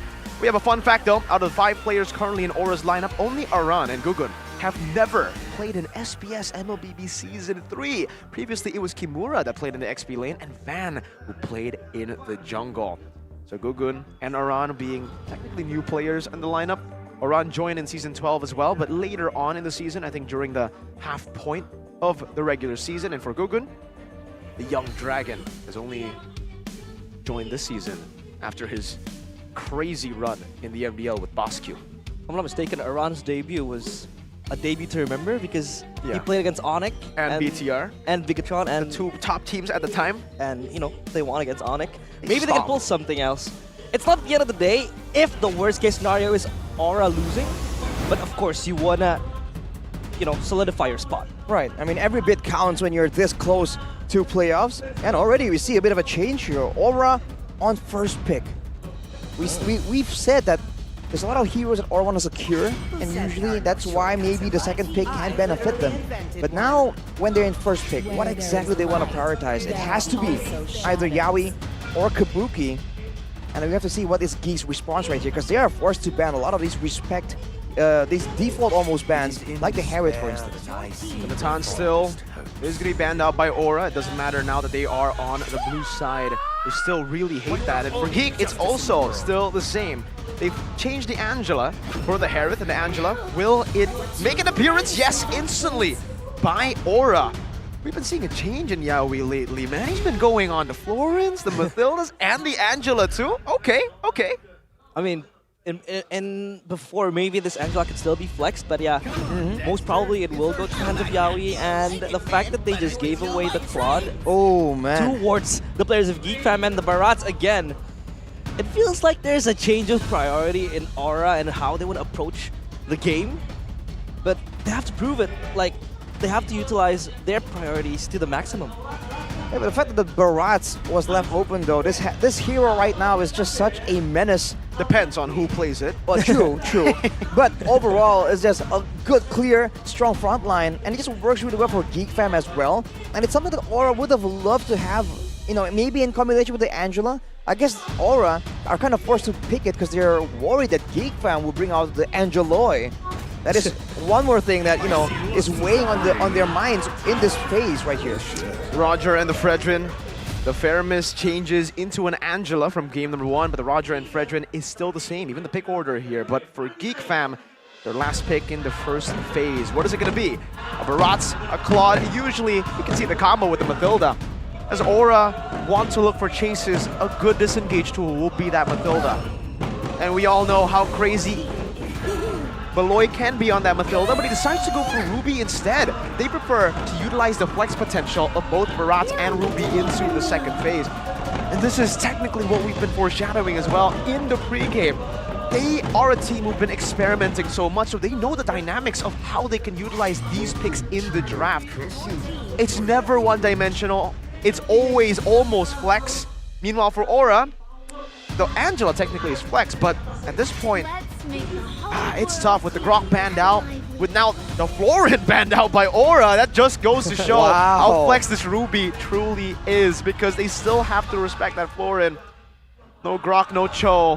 What will Yaoi play? I think he might be forced on Angela. Might be. I think Geek absolutely don't buy the fact that the Angela will be in the hands of Yaoi by default, especially with options available. Now looking at the most used heroes, the Grok was just taken away, and the Florin. It's almost like maybe Aura are thinking that we need to get that Florin. You know, I don't know if they want to pick it to try and take it away from Beloyski though. Doesn't seem to work out for them. But they banned away the Edith as well, by the way, so yet another big engage tool. And the Mathilda finally banned out in the last stage of the banning phase, like we saw in game number 1. And actually, that's a good read by Geek Fam, because the only other roamer that Yaoi has found success on, well, technically, there are a few. Cho, Grok, Kaja, Edith.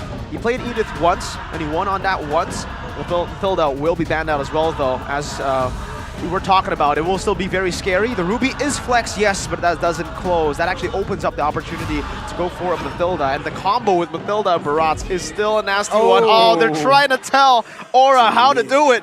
They pick up the Faramis. A boy on his previous signature pick. Now it's Novaria, but previously it was Faramis. Novaria, Valentina, of course, and Aboy special. But for Aura, I mean, the Valentina is still up for grabs for them if they want to get that Nether Realm for themselves and maybe just counterfight the players of Geek Fam. Right, I wonder if that's the idea, right? Okay, the Valentina is up, but like if you go for a mid Valentina, then that definitely locks in the Angela in the roaming position, and that means you have no control. If that happens and Geek Fam gets a strong, dynamic, like engage tool, that means that whenever they're trying to set up for a neutral objective, Geek Fam will have Aura beat every single time. X-Borg and the Valentina locked in for Aura. That's a comp, another comp that wants to fight, but this time they have that damage output. Now it's a bit more mixed. They have a Valentina deal damage, they have a X-Borg as well. So it's not as messy or as burst and snowball reliant as game number 1. They have more dynamic now to play with. Geek Fam final pick though, that's the big question. Will the Ruby go roam? Will the Barats go XP or jungle? We still don't know. Imagine they go for S13 now and try to out-heal that consistent damage of Aura and try to overwhelm the Valentina with big ultimates. You want a Death to this Welcome? You want the I'm Offended? No, they go for the Yuzong. That means the Ruby will be roaming. It's Baloy on his signature offended pick, yeah. Well, of course. But the question now for Aura is that, yes, they have damage output, but do they have the lockdown necessary to keep the players of Geek Fam in place? I mean, they have the taunt from the Fredrin and also, you know, the love strings from the strings from Angela. But then again, if compared to like game number 1, they had the lockdown in the final slash, but then the damage was not there. So there's kind of like something that is missing again in the draft of Aura, but you know, I hope they can outfight the players of GeekFam. They have the damage output, but do they have the winning composition right here? Especially again, we talked about quad control and AoE for the side of GeekFam. They have an abundance of that. And if you talk about the damage output, in the end of the day, especially in the late game, there's going to be a Claude against a Roger. So we'll have to see how far ahead can Aura pull in the early game, especially when GeekFam do not have that global presence on the chip. Let's see, ladies and gentlemen, if Aura will be taken down 2-0 in a clean sweep by the Geeks. Or will the fire of the X-Borg carry Aura in game number 2 to force out a game number 3 that they desperately need to make it to playoffs? Here it is in the land of Dawn for game numero 2. If Aura does lose, oh, okay, yeah, we in big trouble. Okay, I was about to say, if Aura lose, they have to place their bets on other teams also losing and winning at the same time. But Yaoi almost gets taken down from the damage dealt by the players of GeekFam. And look at the difference in priority here. Before we saw that it's all about the roamers disturbing the jungle path and the jungle clear. But now look at how active both roamers are, trying to secure some prio in the mid lane right there in order for the mid lane to really participate in those fights, to be able to invade as well. Look at the rest of the emblems by GamesMax. You can see Chidera still on the tenacity, but he has that common emblem, so that sustainability will help a bit when you're dealing with Kabuki. With the Weakness Finder and Master Assassin, he will supposedly have the stronger laning phase, unless the rest of the team can really try and back him up. But you have to watch for Beloyski here, who has the poise to pull yourself together. He is absolutely looking for more flickers to try and make more flashy plays for his team. And now in the first minute of the game, not as much action as we saw, you know, a full invade in game number 1 with the better mid control of GeekFam. This time it's a bit more equal in that mid lane where they can actually withstand it. And as you can see from the stats, Gugun still standing at a very good positive win rate on that red trim. The control for the XP starts now to set up for the first neutral objective. GeekFam positioning very aggressively. Just enticing the players of GeekFam to take this fight so they can progress towards the turtle later on. But, you know, GeekFam, they are not taking the bait, and Beloyski will be there taunted.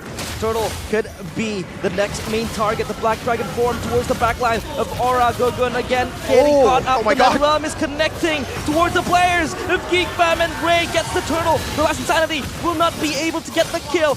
Also, the Heart Guard will help Gugun traverse his way towards the backline of GeekFam, but no bodies taken. But the neutral to the pockets of GeekFam. Just Turtle taken by GeekFam, still a big win for them. They need this snowball building. Arashi, what do you think? I think that this X-Borg, the longer the game goes, will be a massive problem. They want to all be that clumped up. We saw in that exactly in that fight how clumped up the fights can really be. You can barely see past the players' HP bars. And Aran got a big last Insanity. And the longer the game goes, the more damage can be output by this X-Borg when your team is focused on the other damage dealers.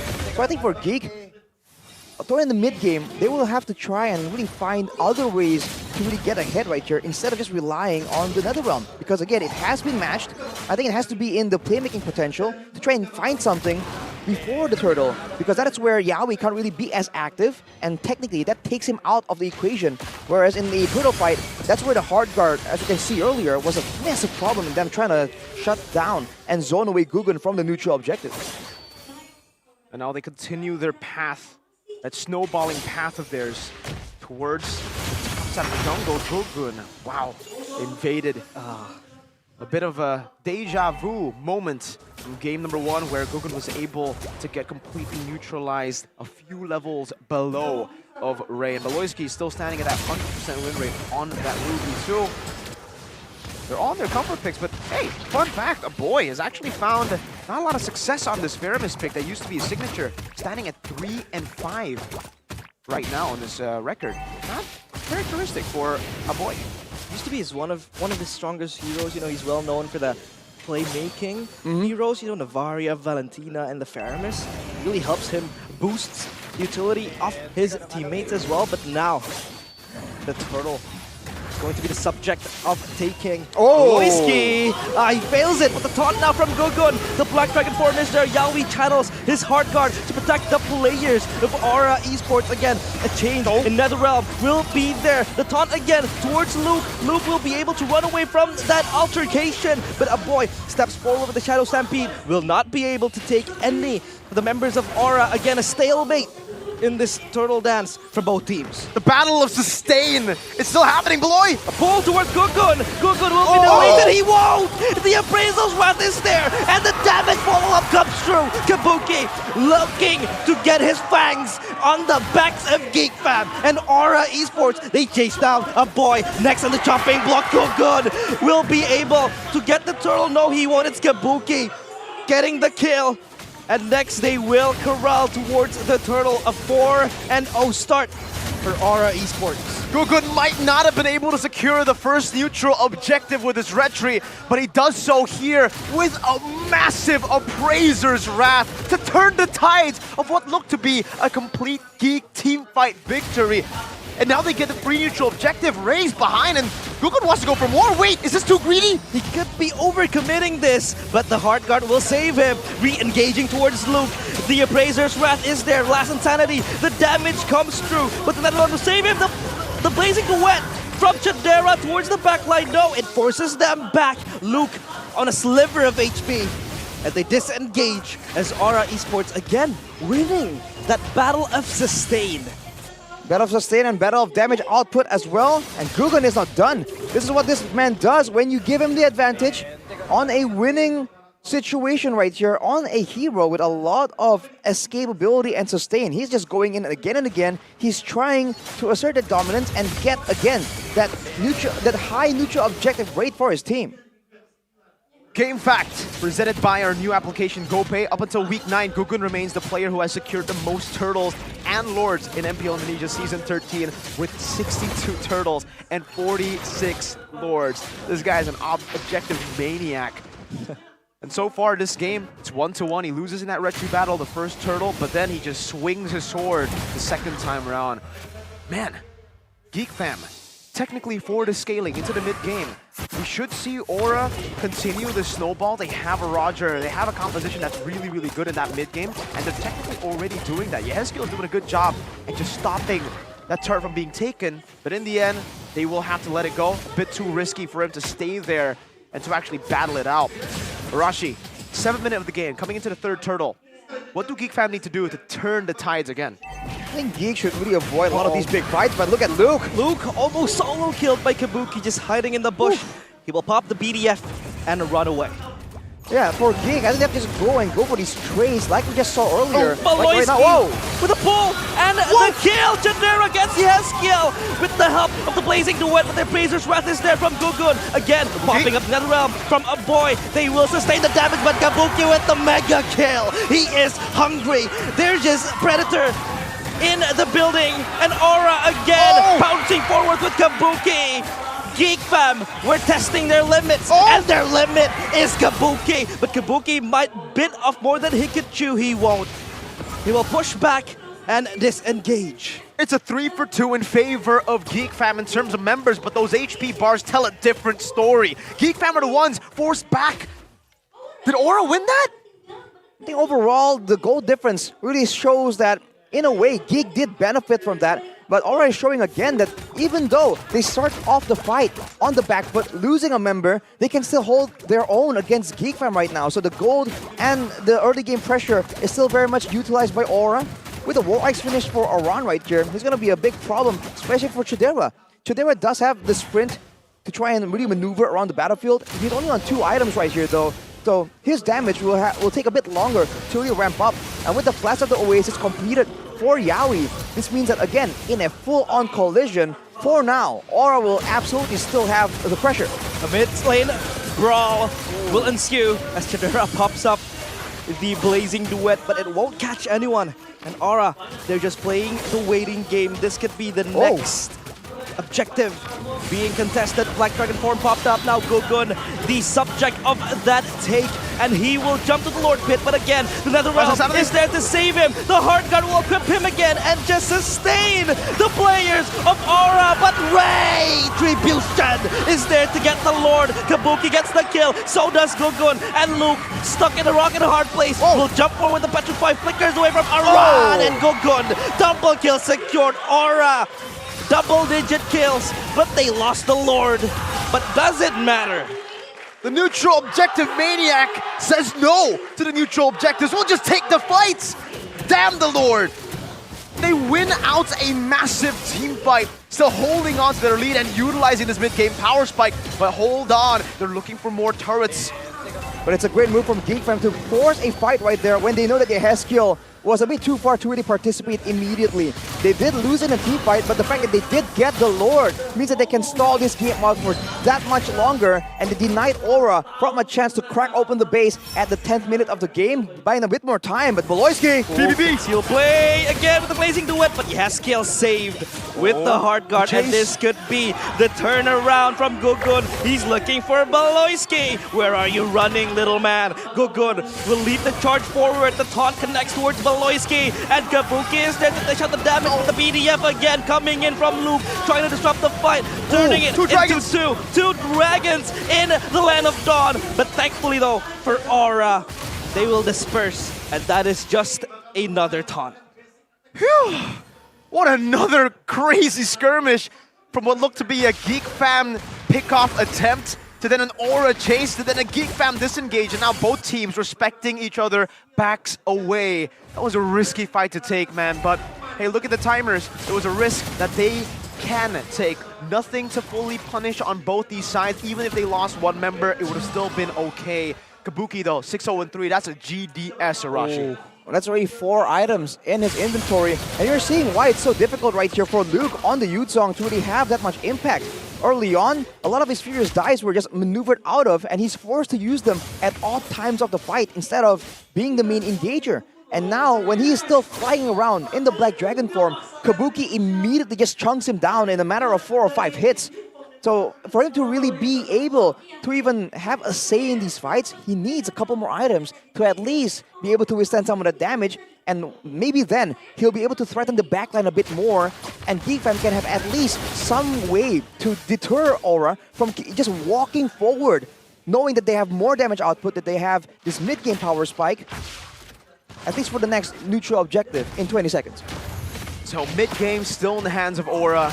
Your mid-game could be in the hands of yourself, ladies and gentlemen, if you want to go and take the Exorcist bundle later on for skins, because that will definitely increase the level of play. It does increase mine, you know. Maybe that's placebo, but I think it's the skins, obviously. I think for players as well. Anyways, let's get back into the game. Mid-game power spike, obviously still in the hands of the Flaming Dragons, but it's only a 2,000 gold lead. Are they comfortable with this? I don't think so. That quad is still scaling very slowly, but very surely, and he's building up to be a threat. Look at him. Fam looking for a rebuttal. Chidera almost get caught in the process. Good. Again, stepping forward like a brave man he is. And the Lord, again, just in the middle of a tug of war between two angry teams. And look at the macro play from Aura though, sending the Angela, probably gonna get a neutral objective here. Geek might be forced to try and go for a bit of a pickoff.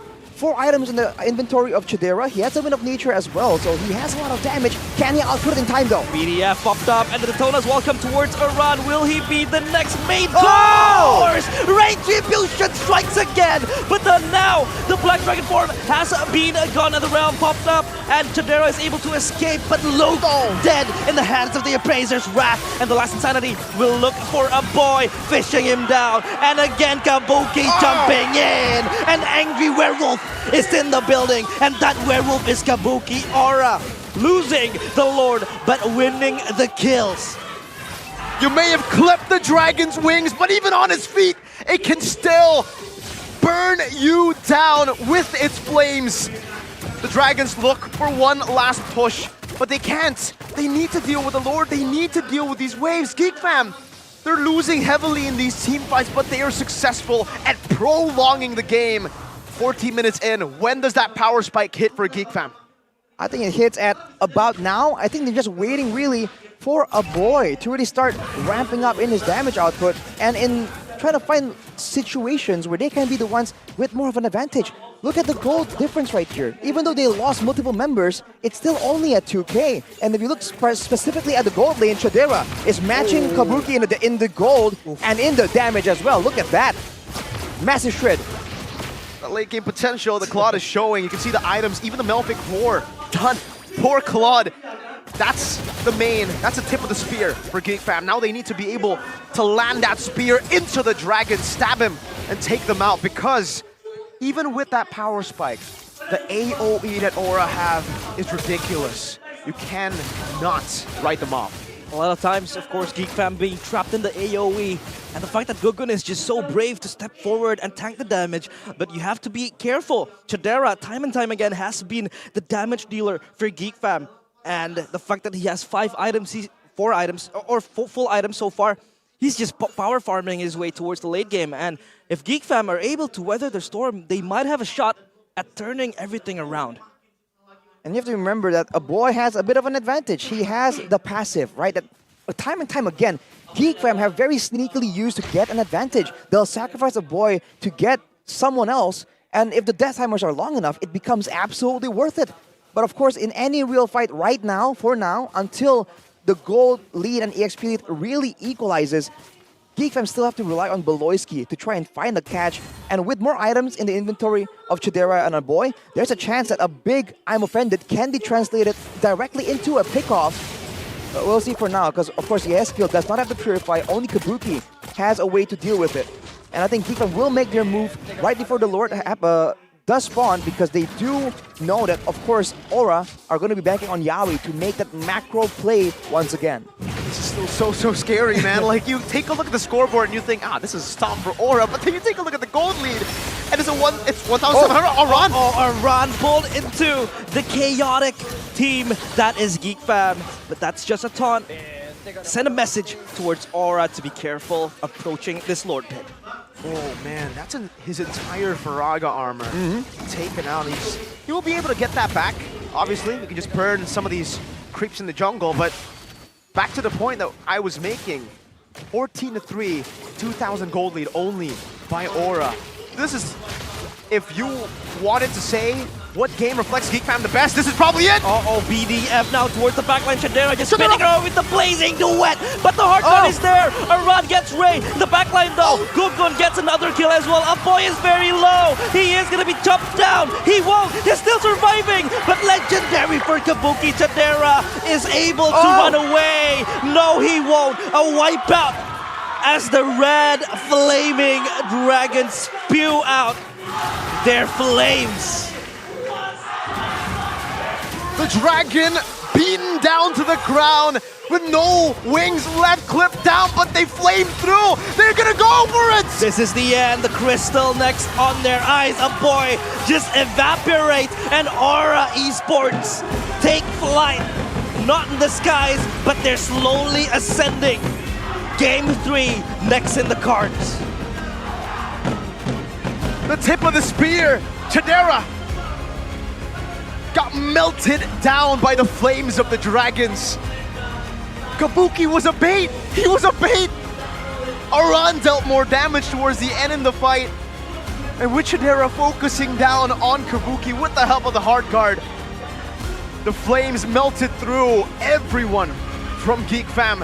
And we have a 1-to-1 stat line on the board. Aura, their road to playoffs looking a bit better. One last shot to try to secure it right here, right now. It was looking bleak for Aura after game number 1, but you have to remember, a wounded beast is the most dangerous one, and the dragons are no different. Don't count them out until you have sealed the deal, or you'll pay the price, because Kabuki's dominance forces Geek into game number 3. And now Geek Fam are the ones. They have to come up with a solution right here. That was a great performance, and they've beaten Geek at their own game. Prolonged team fights? What's a prolonged team fight to the fire Oh, the dragon, so fire, so hot that I need to wear these Saturday sunglasses to even see what was going on, or my eyes would actually just not be able to help it. This really suits you, by the way. I'm just saying. They look like men in black, like the guys who are just special agents. Maybe that might be the case, you know? Maybe we're you all are a part. special agent. Maybe we are men in blue. Blue. And navy blue. Navy blue. But for Aura and Geek, they're men in a tough spot. Well, technically for Geek, not really. They've already secured playoffs. In cinema soon.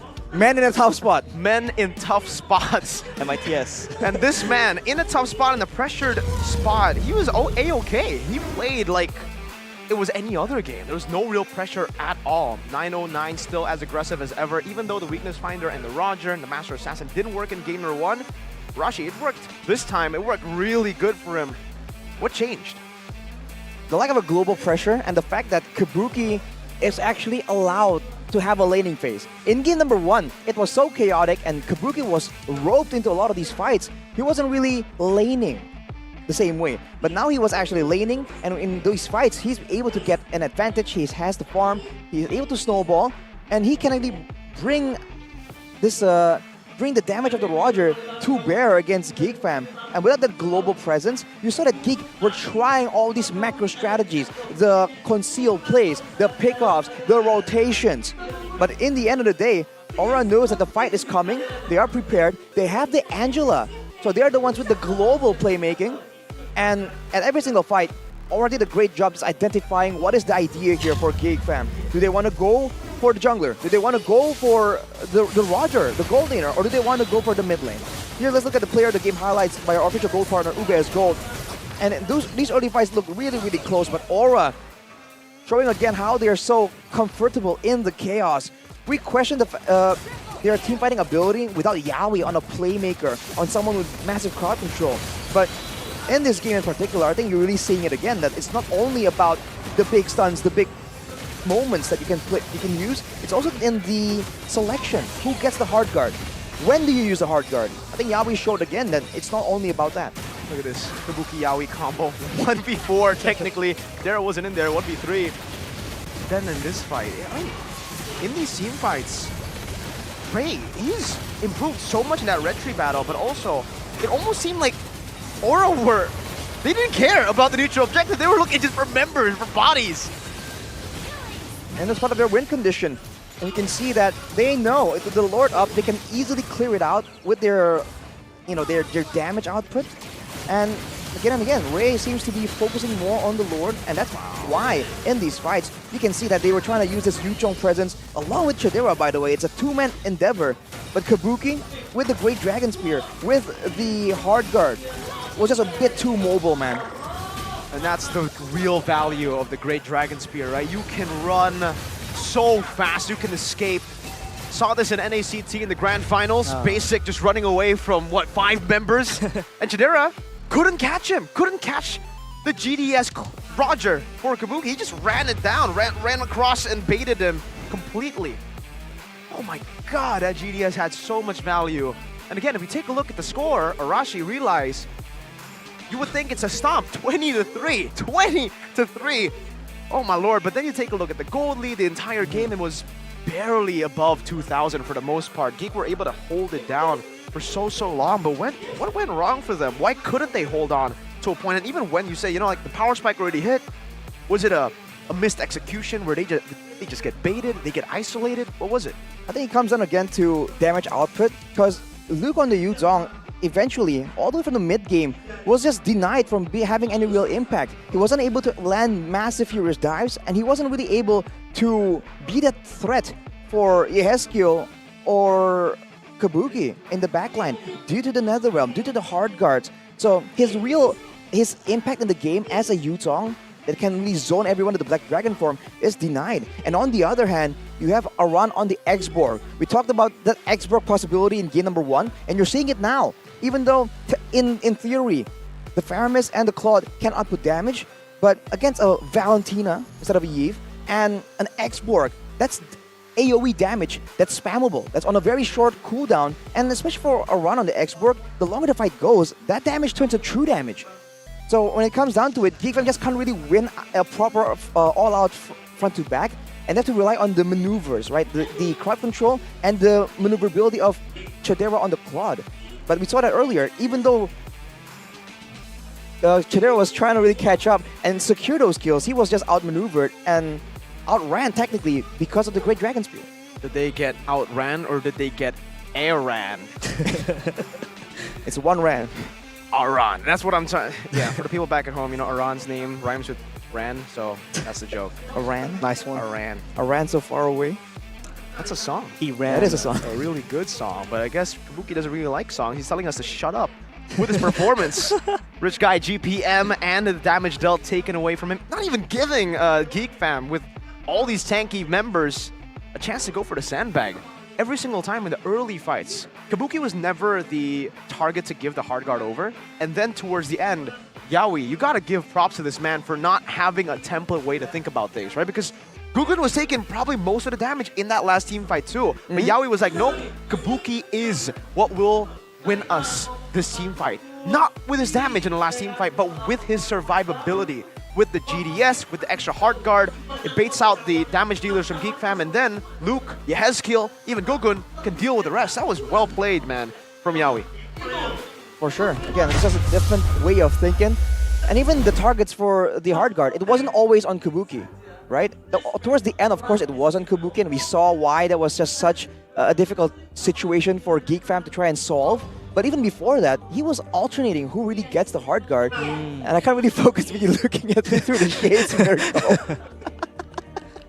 You look it's like dapper. a debuff. You look good. But yes, so I think for Geek, they have to try and at least secure. It feels like they've always been flexible. And you see in this game, they tried pick off, they tried team fight, they tried to go for mutual objective steal focus, and they tried to go for the maneuvers. But I think they have to try and find methods in the Land of Dawn that really can guarantee their victory. Well, maybe the support from the Aura fans in the building can give Aura a little bit of that edge, or maybe even the Geek Fam community. Let's throw it over to Bude Karamongsar with an interview with the fans. Is it dark in here or is it just me? I think it's The just glasses, bro. Pitch black. Panggilan main nih nanti. Panggilan khusus. Buluk nanti main di panggung MPL. Main. Wow, nggak ada. Di transfer window nggak ada ya. Tapi menarik ya, Buluk itu adalah mantan pro player yang Bude aja saking udah lupanya. Dulu dia pernah mantan pro player di season sampai terakhir tuh 6 ya? 7. Lalu pernah menjadi BA juga? Benar. Wow, panjang juga perjalanan. Lumayan. Sekarang jadi apa nih? Jadi talent dia RRQ. Talent RRQ. Lalu ada lagi kah kegiatan yang kamu lakukan? Sambil live streaming aja sih, restream gitu. Restream gitu. Jadi kamu udah menjalani banyak sekali ya hidupmu ini. Tapi gimana sekarang jadi netizen, jadi restreamer, ngelihat MPL season 13, gimana sih? Seru banget sih, soalnya sampai week terakhir aja kan masih saling gigit kan, belum tahu siapa yang bakal lolos gitu. Jadi ini menurut aku sih season paling seru lah.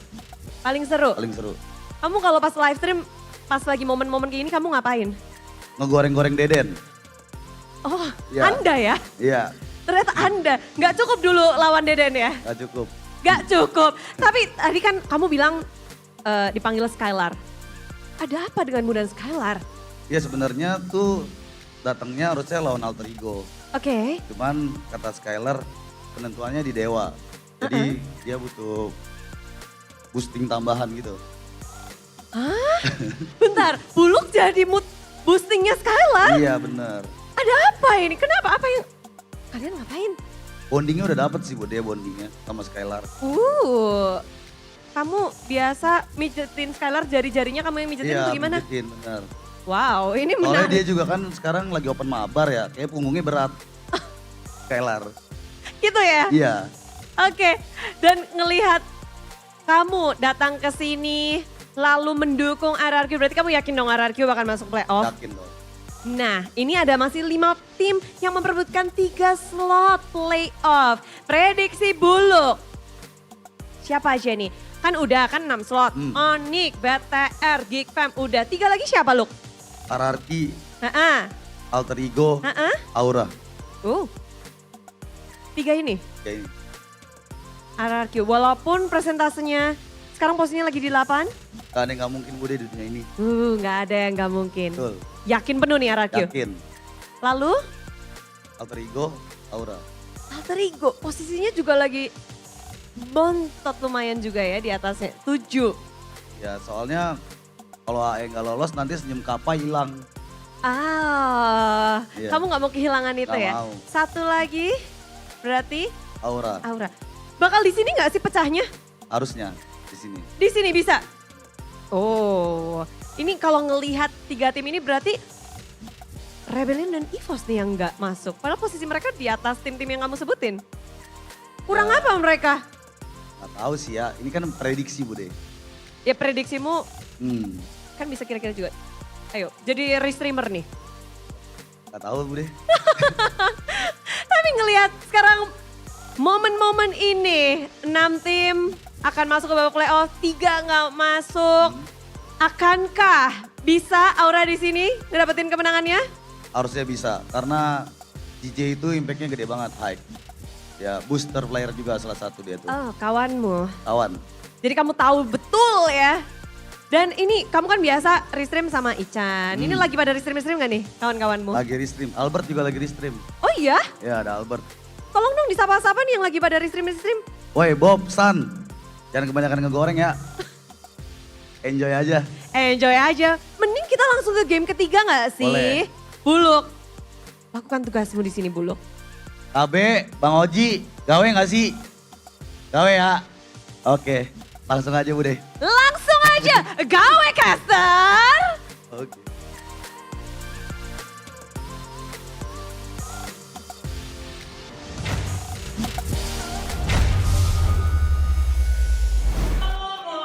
Welcome back, ladies and gentlemen, to the final game of Aura versus Geek. Geek fam with game 1, Aura with Retaliation. And now we are in game 3, the climax. What's gonna happen? I don't know. What's gonna happen, Arashi? What was your prediction? I don't remember anymore. Because I really thought that I predicted Geek Fan, but now I'm doubting myself. And considering how the game has been going, it doesn't leave a lot of room here to try and process anything else. Because, man, at every single turn, there's always something going on. What about you, Realize? What was your prediction? Was it 2-1? My prediction is the MPL audience downloading the new GoPay app. Do you mean the new GoPay app where you guys get free top-ups and free transfers up to 100 times per month to any bank? Is that the one you're talking about? Yeah, that one. Or are you talking about the one where you get cashbacks up to 20,000 for direct diamond top-ups in-game and in the cheapest way with credit top-ups? Is that one? That one. The one you're talking about? Yeah. Or is it the GoPay app that you can download to participate in the exclusive MPL ID Season 13 celebration activities within the app? Is that the app? That one. It's as simple as scanning the QR code, Arashi, for you to get all of those crazy value deals. There's gift arenas, daily quizzes, and you can also buy MPL ID Season 13 playoff tickets exclusively using GoPay. You get discounts on it? You do. And much? cashbacks as well. How much? I couldn't really remember, but You can get up to a discount of up to 67,000. Wow. 67,000. Which is legit. That's a lot of, that's a serious amount. And and that's why the tickets are sold out very quick. Dude, the grand finals was sold out in a day. It's gone. It's gone. The grand finals is gone, but for everybody who wants to watch the other matches, it's still up for grabs. I don't know exactly which matches are still, for sale because honestly, probably this week it's already, a lot of it's sold out, but go ahead and check it out if you guys want to watch in the Jakarta International Velodrome. Scan the QR code right here if you want to buy your tickets for playoffs because we will be very excited to have you during playoffs, which will be in 2 weeks after week number 9. MPL PH playoffs next week, and then MPL MY playoffs next week, MPL Cambodia playoffs right now, and then MPL ID playoffs in 2 weeks. That's how A lot of action going on. Crazy action. Peeling right your now. eyes on some good MLBB action as well. So it is also in the coveted Jakarta Velodrome, which is, I think, a very grand venue for an MPL playoff and a stadium. Kind of like it's like it's a stadium, you could say. It sure is. A velodrome at once. One of the stadiums of all time. One of the stadiums of all time. One of the stadiums in Jakarta. Yeah, that's a stadium. That is a stadium. That's the first time ever, by the way, that we are going to the Jakarta International Velodrome. Because usually we've had a couple of different venues. Yeah. Just earlier last season, we had the Britama Arena, which is Right. It's great. Well, in fact, it's also the first time in that part of Jakarta, Square. right? This time, the Velodrome. Northern Jakarta, Yeah. isn't it? The Velodrome isn't in north. It's in the. Was it west? I get my left and rights mixed up. No, west is different. We are in the west right now. So east. In the arena. The East. East. Right. I think it's the Jakarta. first time it's in East East. Jakarta. Yeah. There was a big deal made about that. So hey, for you East Jakartans, it's your lucky moment. This is your time to shine. Maybe they could run to the venue. Literally just The GDS? make a run to the venue. Here's a previous game recap though. Kabuki with the GDS for that running potential. Also out farming and I believe out damaging Chadera as well. So we've seen again, this Roger seems to be something that Aura really likes. It's picked up so early in both games. Will Geek finally feel like, hang on a minute, okay, this is a bit too much to deal with. Maybe there's some way we can deny this, because they, I think, have their eyes on Yaoi in the past two games. I mean, you saw the Cho and the Grok ban away. Is it time to change and put their eyes on Kabuki instead? I think a big question as well is the fact that, like, I don't know, this is obviously just a possibility, right? We don't know for sure, but Geek Fam have made it to playoffs. They could be, you know, a party pooper and knock or make it harder for Aura to make it to playoffs, but they could also just be saving their strat. They have playoffs already. Do they want to save their strat? Do they want to utilize what, you know, their hidden strats are later in the playoffs? I think saving strats is a century debate. It has been going on for almost a lot of seasons. Like copium for a lot of teams as well. It's like copium for some teams. Like, you know, we're saving strats for playoffs. That could be the fact, but I think I would rather see this place as a limit testing venue for Geek Fam to experiment on what they're working on, what works or what not in the playoffs later on. Well, let's see in the drafts if the Geeks will go all out, because they will be taking back that blue side away from Aura. Already an adjustment from Aura though. Oh, Barats! Hellkurt! They've let the Hereth go! Hereth, Natan. Oh, wow. boy! How do they deal with this? Are they thinking of just trading it for the Natan and they feel like that's an okay trade? Knowing that they have Kabuki, who's great on the Claude, that operates in a similar way to the Natan. But in the late game, Natan technically has a bit more pressure to throw around, more burst, more AoE. But trading that for the Hereth though, we've seen how Geek can be so dangerous in the early game as well if they do have the right tools. Technically, the way you beat a Hereth, okay, maybe counter picks aren't the best way to deal with a Hereth. The best way to deal with a Hereth is bait out the Zaman Force, pull back, and re-engage later. So technically, they could still go for the same thing that they went for. Roger has been great. Or, hey, even more mobility. It also has, you know, the same, maybe even more disengage potential, the Mathilda. Ban out the Barat, pick up the Fredrin and the Mathilda, and you have a solid composition. It can engage, it can look for fights, is sustainable, and most importantly, can bait out that Zaman Force and escape. I think this is the perfect time where they really want to apply their sustainable team fight comp that they've been applying since game number 1 and game number 2. Especially when you have the Hereth there. You don't really want to clump up and dish out the damage.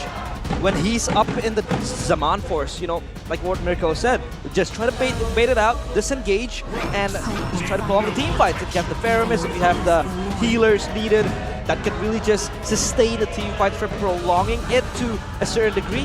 That could really help you counter this Hereth. I was thinking, you know, usually when you want to go up against the Hereth, the Edith becomes a good answer to go up against Hereth, because then you can actually deal out so much damage while the Hereth is Zaman Force, and you have multiple damage output to throw out. At this point, if they pick up an Edith, it'll be a sure Edith into the XP. What would be the safe choice, Arashi? Will it be to go for a gold lane for Kabuki, or do you want to risk it and pick up that Edith? I feel like now that they have already shown their pick for Yaoi, they most definitely want to have a pick for Kabuki. Because of course the Edith has value, it can be used by Geek Fam as well actually, but I feel it's a bit too costly if you're going to allow Kabuki's signature heroes to be narrowed down even further. But it's going to be a Yutong. Neither. Oh. Wow. Quick XP reveal there from Aura Esports. I feel like this could also kind of signify that they want to maximize the team fighting comp. You know, you have the Yuzong, you could jump in towards the back line, especially when you have so much peel in the Baxia and the Vexana. Kind of just want to catch that Harith in the back line. Yeah, also a 50% win rate on this Yuzong for Iran. Has picked it up 4 times, won it twice. We have a comment from BBB, Big Brain Beloyski. Iran is the best in MPL ID. He used to only play with minions, but now he can team fight. His split push is great and his mechanics are excellent.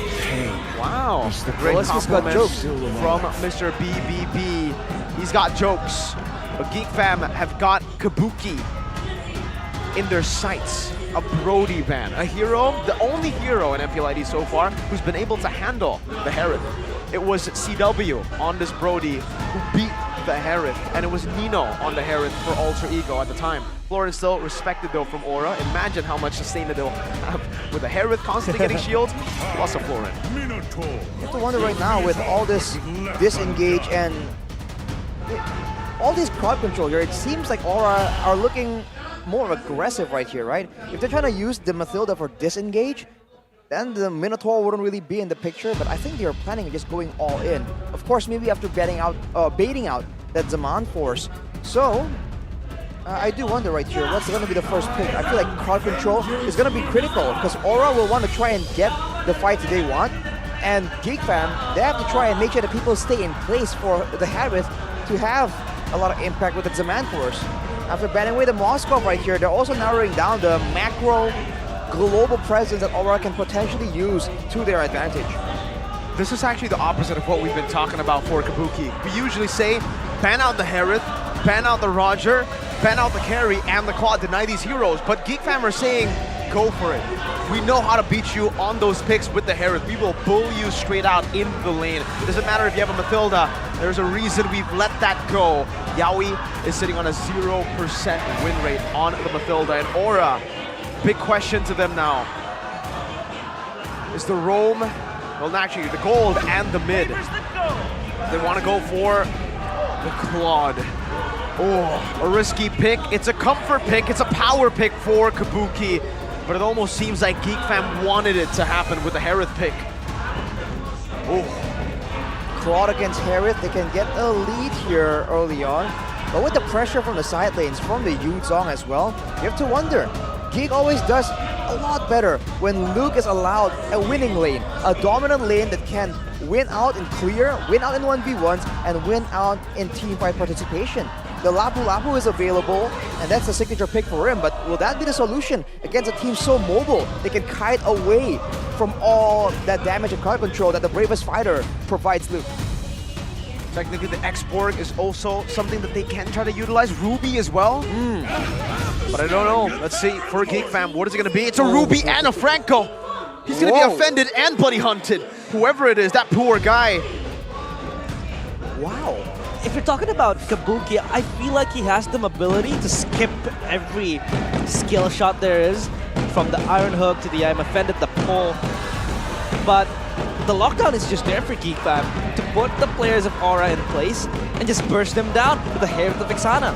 Now the question for Aura, how will they deal with this? Will they be, you know, picking up a strong mage that can dispel herself or himself, or, you know, they go for full damage? I think it's time for Novaria for Yehezkiel. They need that vision control because of this Franco ambush potential. If Claude goes in, that's why, I mean, we were talking about how Kabuki can dodge away from the I'm offended, the Iron Hooks, but one thing you cannot dodge. Oh! It's a signature Yehezkiel pick! Something that we saw in the challenge season for Yehezkiel just last year. Popped off on this pick, carried. We were talking about how the range could work out. That's why the Novaria was there, that vision control. But it's not vision control that he's chosen, it's burst control. We will one-shot you, we will poke you down before you can even deal with us. Arashi, how's it looking? The Claude, back to the point, can dodge away from the Iron Hook, can dodge away from the CC, but one thing you cannot dodge away from is that bloody hunt suppression. The suppression, and of course there's ways for Geek to really go for a lot more aggressive of a chase situation. Purifies and Kabuki and Yaoi. Yehezkiel on the flicker though. That just seems like Geek will definitely be looking at that as a option, right? As one more target for them to try and go for pickoffs, because I think that's the idea, right? Lock someone down, burst him down, use the Vexana as counter-engage or follow-up, and you have a solid composition. The climb back for the wounded Dragons in game number 3 with the Geek still standing atop them, already safely in playoffs. Will they gatekeep Aura from making it to playoffs here in game number 3? Into the land of Dawn we go. Playoffs on their eyes. Of course, the Geek Fam, they could crash the party. They could crash Aura now and deny them of that playoffs spot. Ooh, but right now you can see that there's a bit focus for both teams here to really get ahead in the clear game in that mid lane in particular. And you're seeing that this game is absolutely no different. But the Franco and the Vexana, so far at least, is clearing a lot faster than the Mathilda and Farsa, because Mathilda doesn't really provide that much as Beloyski does his thing. Beloyski's signature pick in the back usually back then was the Franco, right? We used to see a lot of this, and Beloyski wants to continue to harass. Gugun doesn't want that, doesn't like that. Beloyski could be punished, but the flicker is there. Counter Iron Hook will not catch anyone. So, let's talk a little bit about this Beloyski Franco pick, Arashi. The Iron Hooks, there's so many Purifies on the board for Aura. What is it supposed to do? How do you play this Franco in this game? I think it's mainly used for pickoffs. Even if you don't really get a big Iron Hook, you can go for a Flicker Bloody Hunt, and that does have the desired effect. But now look at the Ray being focused down. The brawl in the top lane, the taunt is there to keep Ray in his place, but the hook will delay the players of Aura. Meanwhile, Luke receiving the damage, though no victims will collapse. Safe all around. There was a potential engage. Iran, no Petrify. Big resource that Geek Fam will definitely try to capitalize on. Luke! Oh no, the movement though! Wow. And Iran is just deleted. First blood for Geek Fam and for Luke. And next, of course, in their menu is the Turtle. Yeskiel in the bush looking to make a play. But of course, the Eternal Guard will lock him in place. And the hook just sends him swinging towards the back. But the Ray Strike will not connect. Might that be a misclick? But the Praisers' Wrath from Gugun will secure Aura, the Turtle, as they escape death. Doubts to Gugun in game number 2. Where was the Retry? He shows up in game number 3. With the odds stacked against them, Kabuki goes back. Okay, he's safe. A bit of a scary situation for Kabuki. But for Aura, it's back to that neutral objective game, but they really need to be careful about Geek Fam, right? They have the better pickoff once again in the mid lane. Yeah, Yeskiel, no, he's just going to die. And for what? Oh no, a blind hook from Beloyski will catch Gugun, but that signals him to move forward. A run in the back line. Now the Praisers Wrath is there. The damage is just enough. Circling Eagle from Yaoi will keep Luke in place. BDF counter from Iran will be able to usher Geek Fam for a kill. Aura looks like they were able to get collapsed on, but they counter-engaged. To chop one head off and to come back out and grow. Geek Fam, gotta be careful with who they decide to look for, because the Dragons seems like they're evolving. But right now, though, you can see that Geek, they do have a solid plan here. They want Ray to be a lot far ahead, using the Baxter Superior clear, and they're using all this pickoff, particularly in the mid lane. The fact that the Yeskiel is so vulnerable here without a Purify means that a single collision with a Shield Unity and Iron Hook, or an I'm Offended, can seal Yeskiel's fate. So now he needs to be a bit more careful, and that's allowing Geek to be proactive when it comes to invading S3, the trio mid rotation from the mid lane. And hopefully they can use it to try and go for the neutral objectives, because when it comes down to an all-out brawl against a Yuzong and Fredrin, it's going to be a bit too difficult, at least for now, without items, to get a decisive outcome here. And so far, it's been really tough for the Farsa. Not going for the Purify that we expected with the Flicker. Very, very aggressive, but it's a double-edged sword. It's a very risky game that Yeskiel is playing. He's either a popping off Yeskiel or Yehez killed in these team fights. With that Flicker, he needs to just position super far back and look, deal damage to carry these team fights. Turtle number 2, Gugun. First on it, Ray though. Wants to look for it too, both posturing over. Ooh, Shield Unity, just rolling him around. Another Turtle Dance who will be the champions of this. Yawi in the backline, the Eternal Guard is there, the Zaman Force is perfect, but the Feather Airstrike will be able to snipe someone down. Now it's Chadera. It is going to kill Gogo, and a double kill for Chadera. The Iron Hook connects, Aran stuck and unable to move. A triple kill for Chadera, and this Hereth is online. Oh no! What's worse than a Hereth pick let go? A Hereth pick let go and starting the game off with 3 kills at the 5th minute of the game. A snowballing one as Geek Fam take the turtle for free. They'll even take a turret. Wait, they're going for more. Circling Eagle will catch someone in place of that mid turret. Meanwhile, the Feather Airstrike will not connect. And again, it has never been able to deliver the damage needed. And Aura is in a cul-de-sac. With the trade there, they were able to get the bottom turret, but man, that's a great start here for Chadera. He got the Starlium side right before that fight even begun, so there was a huge boost in damage output compared to Kabuki, who's on the cloud that requires a bit more. And you have to remember right here, Yehezkiel, he's vulnerable to cloud control, but he's also vulnerable to that Eternal Guard. In the first fight, we saw that he was forced to cancel out his Feather Airstrike because the Eternal Guard walked up and was a big problem just outputting damage. So now, if his team doesn't really deal with the Eternal Guard, even in the back, he's gonna be taking a lot of damage if the Eternal Guard, unfortunately, will be targeting him. Wow. Ray as well, though, and that's a Sky Guardian helmet rush, it seems. Luke! A pull toward Yehezkiel, again locked in place! Collapsed upon, and the chain CC is perfect. Kabuki with the blazing duet, no damage. Yawi, again the circling Eagle, and Aran, defensive BDF, will not save him from the disaster, and that disaster is Chadera. Chadera pulled him out of the skies, he shot him from the skies! Dropped down to the ground, Beloy! Oh, what a hook! Thankfully, though, the Purify will save Yawi.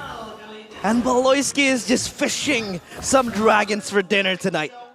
And that's still before the combo, right? The Shield Unity, mini stun into an Iron Hook. That is still something that Aura will have to try and deal with if Geek Fam really does start snowballing out of control. Taking down the turrets right here, this means that the whole jungle now is so much more vulnerable. And these bushes next to the buff of Aura is just free real estate for Geek Fam. All these bushes available to just mount the trap. Yawi spotted. Be spotted out, but Beloyski, he holds his trigger and does not pull the hook.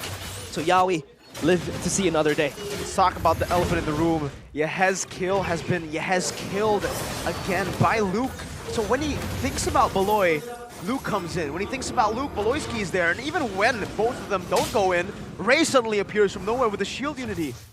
This has been so risky, and so far it hasn't paid off at all for Aura. What are they waiting for at this point of the game? Because the pressure, it's not even there. Another hook. Oh, canceled out though. Do Aura play for late? What's going on here, Rashi? I think this one they really have to play for the late. When you look at the comparison in the gold lane, of course Kabuki will be able to do a lot more damage in theory later on if they can try and get the Hereth under control, right? Hereth is ability based and the Claude is basic attack based. In theory, it should kind of play out like that, but still, it's a small difference. Chadera could be caught. The shield is there, though. Feathered airstrike from behind. Chadera is able to bob and weave from the damage, but Aran circling around the players of Aura. Perfect Eternal Guard, but it won't really hit anyone. Ray is low, but Aran gets a boy, and he has to be the sacrificial lamb. Ray rolls away from the crime scene. It's a 1-for-1 trade. A boy for Aran. Who's it worth for? Oh, they go Beloyski again! Fishing for Yehezkiel. He's deleted, and Gogo next on the chopping board. It is disaster after disaster for Aura Esports. Beloy on his X-signature pick. Still absolutely disgusting, and that's what he can do. Oh my goodness. 5,000 gold lead built up. Geek Fam are looking to continue the snowball. There's all the playmaking tools in the pockets of Geek Fam. At every turn, you thought they were done. You thought they used all of their ultimates, all of their crowd control tools. Before you know it, I'm Offended lands. Before you know it, Iron Hook lands, and you lose yet another member. And that Zaman Force is coming up cooldown a bit too fast. Oh, Beloyski could be the subject of heat, but Ray is able to evacuate with his roamer there. They just lost the red buff. Thankfully though. For Geek Fam, they're able to walk away. Another blind hook. So active on the hook, looking to use it as a playmaking tool. There's a steal from Yawi there. But you can look at, for Geek Fam, just all the crowd control, especially from a boy. He was actually taken out earlier, I believe, when Luke was diving, when Aran was diving in the back line. So he is still somewhat vulnerable. But now, Geek Fam gets to have multiple ways to deal damage and start fights. And Aura, they're trying to react to too many things at the same time. With the Feather of Heaven and the Holy Crystal, more importantly, finished for Chidera. Anyone that gets caught will get bursted down. Conceal play from Beloyski. Thankfully, though, it misses. Gugun now jumping in the back line. Zaman Force popped up. Yaskell with the ultimate. Now Yawi gets Beloyski. This could be the turnaround. No, it isn't. Because Chidera is just an absolute beast in the back line. But the Petrify! Chidera is dead. But where is the damage? Where's the follow-up? Aura, though, they choose to disengage. And that is a huge shutdown towards Chidera. They're happy with it. They've taken down the Harith, the man who can just take these fights into his own hands. And just like that, what we said in the drafts, the way to beat the Harith is bait the Zaman Force out, re-engage when it's gone. Chidera got baited in, and Geek Fam will have to hold on for a bit for Chidera to respawn. Aura bought enough time. Well, actually, they have bought time, but is it enough, Arashi?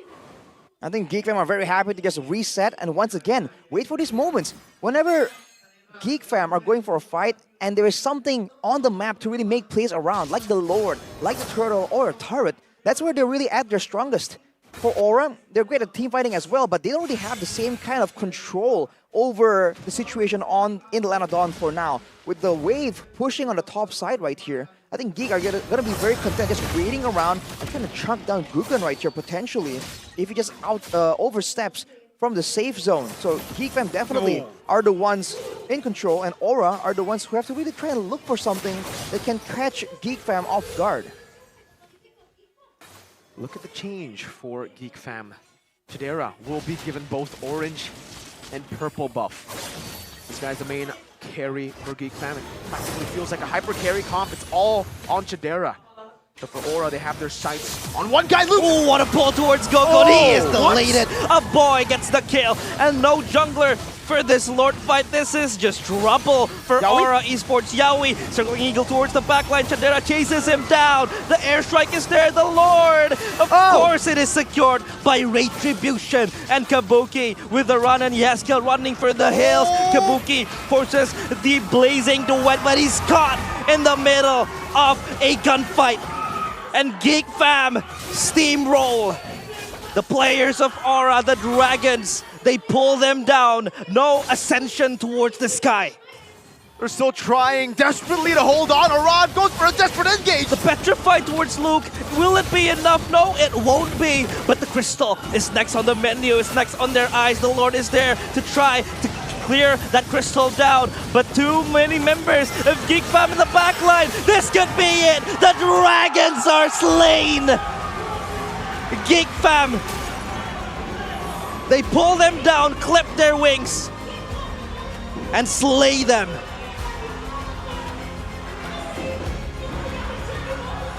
The Gatekeepers. Geek Fam will deny that playoff spot for now. Aura have another chance in their next match. One last chance, one last hope remains for the Dragons, as they have been beaten down, battered on the ground by the Geeks, who will be able to secure that third place now, standing strong atop with Onyx and Bigatron Alpha. Looking just way too complicated to solve for all the other teams in the MPL for now, especially on the bottom half. Aura will be forced to take an even longer journey and risk not making it. So the struggle continues for them, but avenging their leg one defeat, Geek blocks Aura from securing the playoff spot. Denied. This just heralds a monumental win for Geek Fam. They are not underdogs anymore. They're here to make a statement, and make a statement they did. That was a convincing win. It's always felt like they're known as the dark horse, as the underdogs. but now they're the ones punching down. They're the ones atop with Bigatron and Onyx.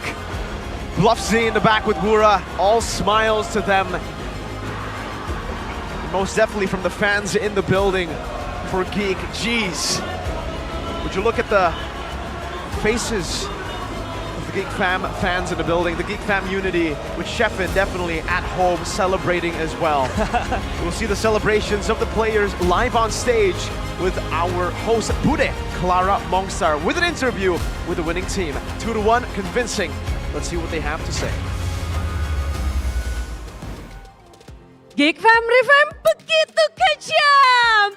Lagi mereka menjegal tim yang seharusnya satu langkah lagi masuk ke babak playoff dan mereka menunjukkan kekuatannya. Bahkan di match kali ini, Geek Fam kayak nggak nyantai ya. Padahal udah ada tiket playoff loh.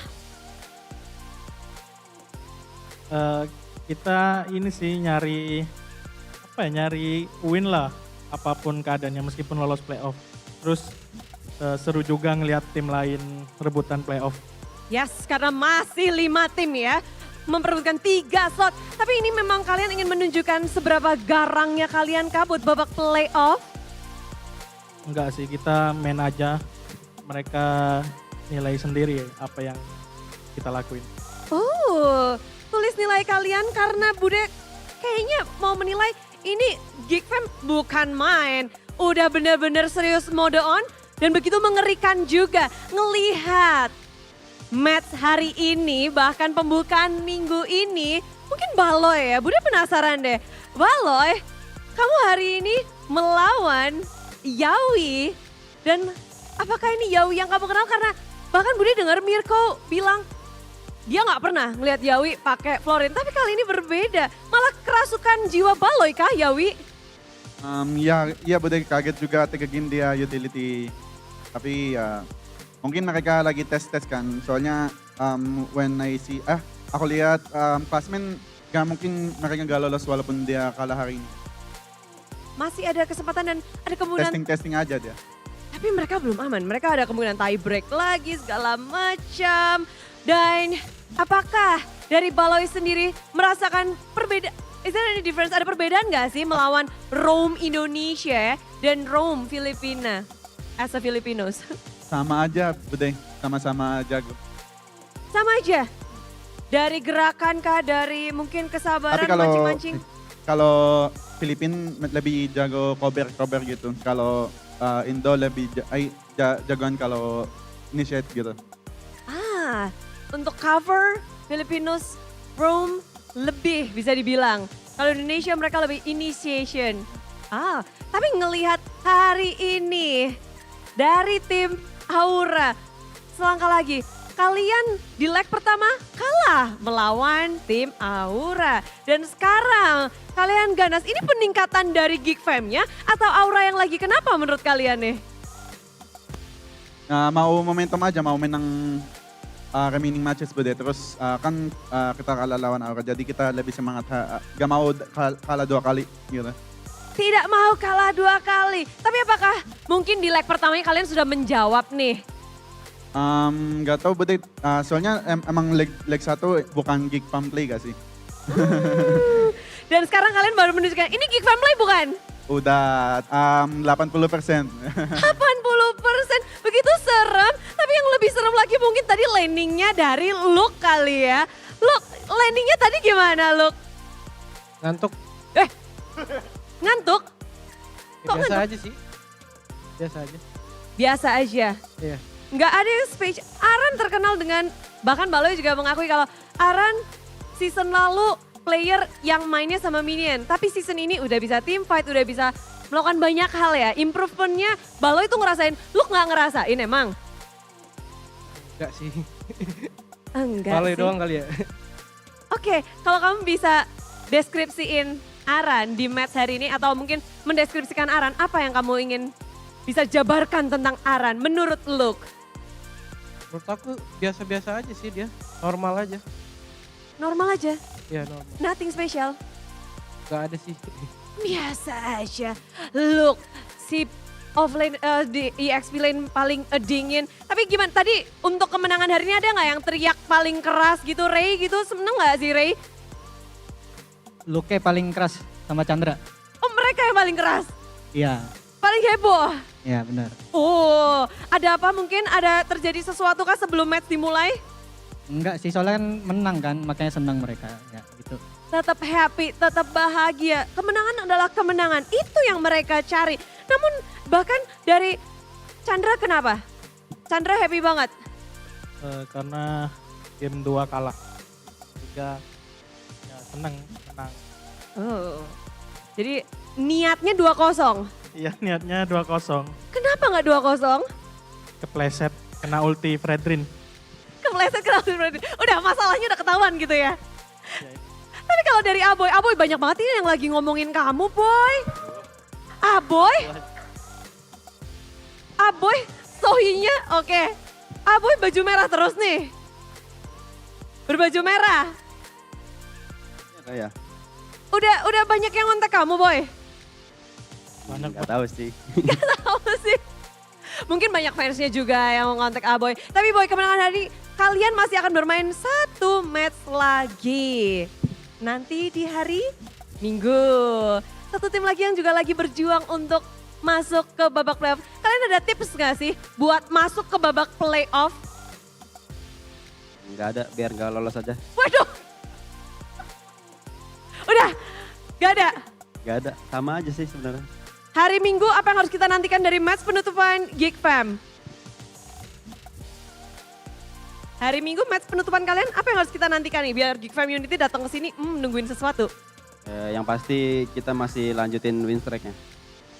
Wow, akankah melanjut? Karena kita akan menyaksikan match penutupan mereka di hari Minggu. Tapi inilah dia kemenangan untuk tim Geek Fam. Terima kasih semuanya Geek Fam dan Caster. Kemenangan 2-1 yang harusnya bisa 2-0 sih. Seperti apa kemenangan Geek Fam?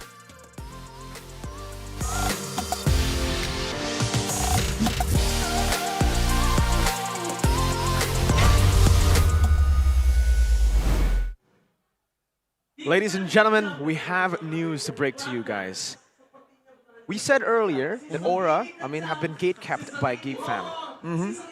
But Aura will not make it to playoffs if they lose both their matches 2-0. The fact that they lost 2-1 means that they are actually quite safe. They might have actually already secured playoffs with just getting that 1-game victory. We'll see though later on as the other matches progress, because technically the other teams' performance will affect theirs too. So we'll see later. Before today, for this match, Geek Fam, congratulations for a stellar victory 2-1 against Aura. Securing a very, very good spot in the playoffs, 3rd place. It will actually determine where you get placed later on in the upper bracket. The seedings. Or in the bracket slot of the playoffs. The seedings of the playoffs. Rashi, Baloyski's back. We were talking about how Baloyski, the old dog, doesn't learn new tricks. That may be true, because he goes back to his old tricks and he makes the old tricks look new. It's a fresh take, it's a refined take on his old tricks. Who needs new tricks when you have all the tricks in the book, He's greedy with it, man. He showed us everything we know about him, but he doesn't show us everything he knows, Even if you want to try and read into it, he just has so many more tricks up his sleeve. Baloyski here, the player of the match, presented by the official tournament smartphone Samsung Galaxy S24 series. It's it's to be expected. Oh, it's a Franco, he's gonna try and go for hooks. But how he goes for these hooks, the timing of it, and how he's able to just be an absolute menace every single time. It's always just a concern whenever Baloyski is on the map, When you see him, you're afraid that he's gonna start a big play. When you don't see him, you're thinking, okay, where is this man, right? Is he cooking somewhere else? The man's confident just with his emblem choice, right? Because he has a support emblem, additional cooldown, inspire as well. That's all for the hooks. He knows he's going to be landing it. He knows he's going to be spamming it to land it. Yeah. And that's just the confidence. A lot of other Franco players would probably go for a bit more of a safe build, right? You need to be a little bit tanky as a roamer. Beloy's like, why? I am going to hook. I'm not really going to take damage. I'm just going to be the facilitator to these engages. And that's what happened in the game. Mans was dictating these fights. And when you look at a team fight of Gig, again and again, everyone just really knows their job, and this was just ping-pong a run getting ping-ponged again and again. 3-0 start for Chadera. Great hook right there, and we were talking about the lack of Purify for Yehezkiel. Killed, should we say. Again and again, they just keep finding him.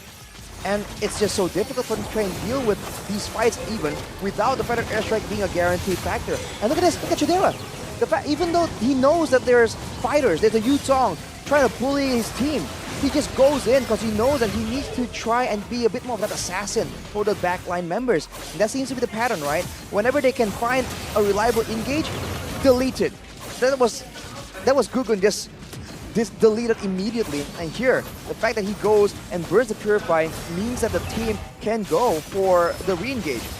And the speed of Geek, whenever they can dictate when they're moving forwards or backwards, is just so difficult for teams to really keep up with the sudden change in momentum. And that sustain is just ridiculous from the Hereth. We were talking about how the Hereth will be a big problem, and Chadera made the Hereth look crazy as well early in the start. Chadera here with a very romantic shot there of Baloy and Chadera, the Franco and the Hereth, who are two big factors to this victory. Hereth, the triple kill early, that snowball as well, that Bargain Hunter as well, man. You basically know that the guy is super confident too. He knows he's going to get ahead in the lane. He knows he's going to get ahead in the game. And with the Bargain Hunter, quick Holy Crystal. I feel like this team is finally just fusing into one unit that is moving together and just on the same page.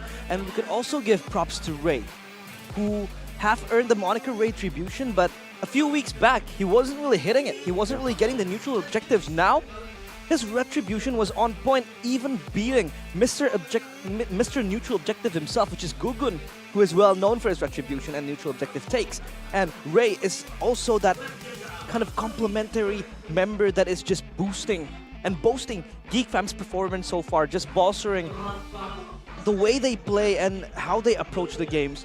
This lineup is slowly just, becoming one molded into this strong unit together. And I think for Geek Fam in particular, the fact that they have so much more crowd controls, of course, is a big problem for Aura, trying to time when to go in, when to go out.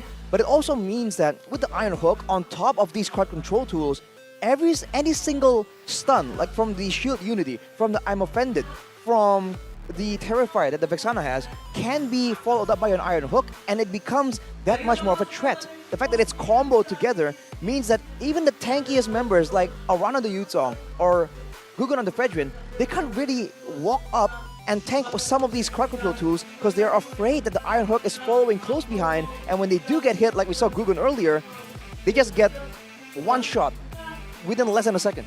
And I think the problem is with the front line for Aura, because honestly, yes, they have the Matilda, they have a lot of escapability, but the frontliners weren't really frontlining for the most part. We were, me and Arashi were just emoting constantly in the last team fight because we saw Chadera burst through the frontliners like it was nothing. Aran got bursted. Even Yaoi, one Synchro Fission took him to half HP.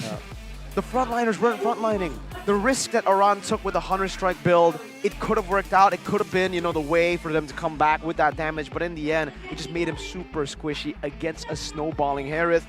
This is what you could expect. GPM damage dealt for Mr. Chadera, who says Sakalangkong every time Aran flies with the dragon. Every time the Eagle flies with the dragon, or even when Farsa flies, Yehezkiel this game was absolutely Yehezkiel, man. He couldn't do anything. There's an I'm Offended, there's an Iron Hook. And even when there wasn't those two, there was a big Shield Unity bonking him all the time. And I guess we'll get to hear the golden moment by Ubes Gold for Geek Fam. Ya, aman. Iya, jangan kombinasi gitu, Cok. Aman. Sorry. Aman. Santai, kayak biasa aja lagi. Iya, aman. Gua ulti depan aja ya. Yang ada sih ya. Tunggu aja. Mau Fredrin nggak? Itu, connect ke gua. Sampai gua bisa flickerin ke belakang, mau nggak? Iya, itu kalau gitu bisa. Ya, kalau flicker ke belakang bisa. Mid-nya jangan lupa. Ini guys. Gua ulti aja, nice. Bisa lor. Sabar ya, gua ada ulti. Berapa ulti lu, Chan? Mereka Gua mid dulu, guys. Bisa nggak ini sih? Dia mau main orang dulu. Mati Yawi. Nice. Yutong, Aman. Lordnya Re. Nice. Lari Kabuki. Gua kejar nih. Lari Kabuki. Tunggu tabrak satu. Woi, Petri, Cok. Aman. Farsa guys, dua guys. Lihat. Ghost. Orang dulu. Gugun. Nah, udah. Gak ada Petri. Lagi, guys. Orang. Orang aja. Jangan fokus turret orang. Kalau nggak bisa jangan maksa, guys. Turret bisa nggak sih gua? Sabar ya, Tom bisa. Torret bisa. Tor. Bisa.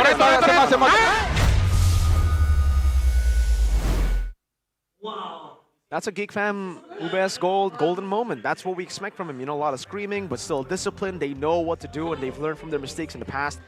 Well played, the Geek Fam. And I would expect to have more screams, more yells for the side of Geek Fam, especially when Chidera is just one-shotting people in the back. But hey, they kept it relatively calm until they got to the base. I think they're saving it for the more heated matches later on, the fiery rivalries in the next stage, maybe potentially.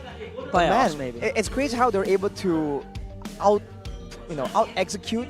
Because in theory, right, with a Vexana and Harith, you're going full magical damage. I mean, the Bakshed also a lot of magical damage as well.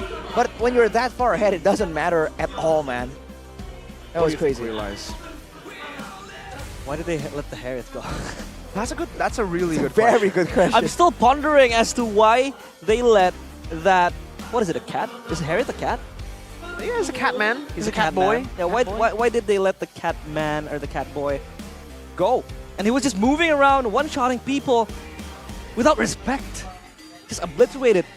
It's a grim reminder to the rest of the lineup, the rest of the teams in MPL ID to never let that go again. Please don't. First time we saw it after it was buffed was Bigatron, and it was up against Geek, funnily enough. So Yeah. Geek were like, you know what? Let's try that out. Let's go back for blue side and let's pick the Harith up. Turns out to be a big mistake for Aura. But luckily for them, because they lost 2-1, they should still be safe this season to make it to the playoffs. Should is the word here. They should be. That Still depends, a high right? chance. Oh man. But I think they can't be too happy. Why? Because they might not make it to playoffs. Wow. You think they should be happy? They should. Because of the promo code from Indomart? That is true. I guess that's very true as well. Even for the teams that don't make it to playoffs, they'll still have the promo code for Indomart. And you guys, especially back at home, you don't need to not make it to the playoffs because you will automatically be in the playoffs if you watch MPL ID playoffs with your snacks from Indomart. Go and utilize the Red Tree discount for Indomart, 15,000 IDR with the code MPL Belanja Click. Come on, become a new member and get those discounts. Realize here has realized early on in Season 13 that he can get so much value out of these codes and he's been reaping the benefits. A lot of benefits, discounts as well, you know, 15,000 rupiah discounts. That's a lot of discounts for snacks and beverages. Wait, and beverages? I never said anything about beverages. But I said it. Wait, you can get discounts for beverages too? Yeah. Really? And Indomaret also has beverages. Authentic beverages. Are you talking about Point Coffee? Point Of course coffee. they do, yes. Oh my lord. Yes. Rashi's actually a big fan of coffee now because his friend knows a lot about coffee and he's been talking about how Point Coffee is freshly made by what? But it's a coffee drink, but what makes it so special? Well, first of all, it's served and made and brewed from 100% authentic Indonesian coffee beans, Okay. right? So that itself is really a big selling point. Indonesia has great coffee beans. Whoa! And they have trained baristas as well. So it's not like instant coffee. This is next level stuff. I've tasted And it hits different. I'm just saying. I can guarantee you that because usually when you see this coffee, when I bring it up on desk, it's usually already finished. That's how much I like it. That's how much I love it. And you guys can go and take it, get it in the nearest Indomart store with a 30,000 IDR discount with the code that you saw earlier. But hey, maybe, you know, you got your coffee, you got your snacks, and now you're looking to compete. You're looking at all these fire matches and you're like, hey, these players are pretty bad. I can be better. Well, you talk the talk, now walk the walk, buddy. MICC is open for Season 2, so it starts now. And registration will be open from the 1st of May all the way to the 27th of May. So for you guys who've missed out on the early parts, you guys can still go and register. Beat your pro players and beat the pro players to later make it out to MDL. Because yes, if you win, you will get a chance to play in MDL Season 10. Wow. Woo! And MDL also, Season 10. you guys will be able to fly to M6, the grand finals. Where's it going to be? Malaysia. Where's it going to be? Malaysia. How did you know? Because it's been... I got information. I've got insiders. Okay, because I didn't know about that. I didn't know it was going to be in Real-life Malaysia. channels. I really didn't. I do. But what I didn't know is the QR code that you guys can scan right here. I also knew that. That was another lie. But you guys can go do it right now, right here. Just like Reiner and Bertolt. Right here, right now. Reiner and Bertolt. Just the way we like it. Yeah. Talking about the Bruno skin here. Have you I have. claimed? Yeah. It's How a did good they skin. claim it? Go to the in-game, just farm the coins, the exchange coins, and you could just redeem it. Just play MLBB every day while preparing for MICC Season 2. That's a good point, right? And while we're talking about them playing MLBB all day, we were talking to the competitive dudes. But some people, they just want to casually play the game. They just want to have fun and make friends. And for you guys, those people, it's all good, man. You don't need to trash talk the pro players, and you don't need to walk the walk then. You guys can just join us in the player gatherings. Do you dream of becoming a professional player?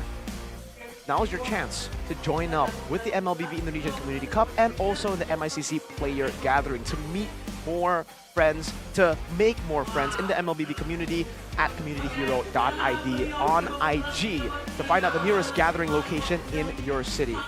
48 regions. 48 regions. Arashi's been there. He's been to all 48 regions.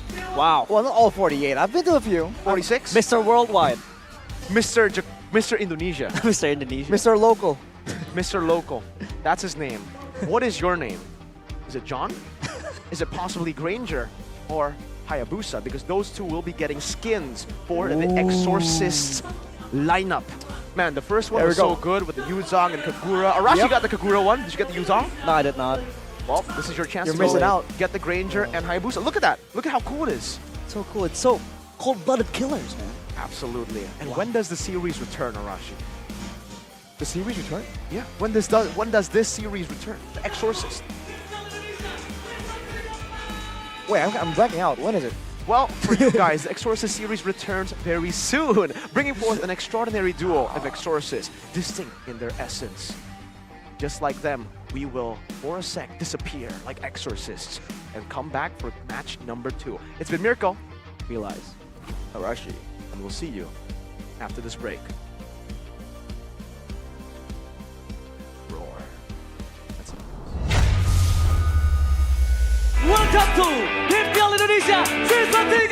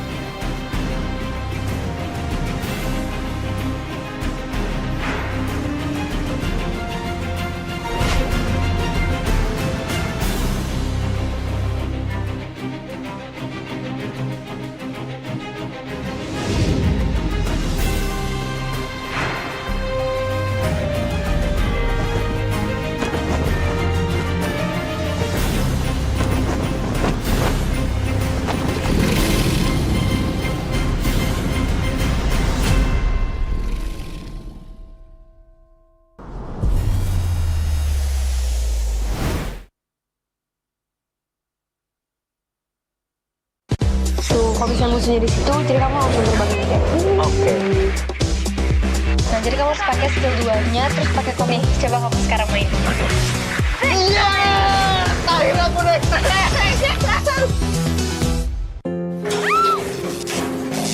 바로 출동하겠습니다. 네.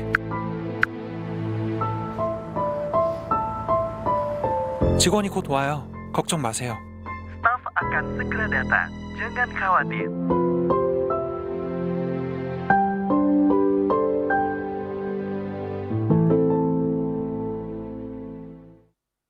Pakai aplikasi GoPay, dompet andalan gamers. Banyak damage-nya.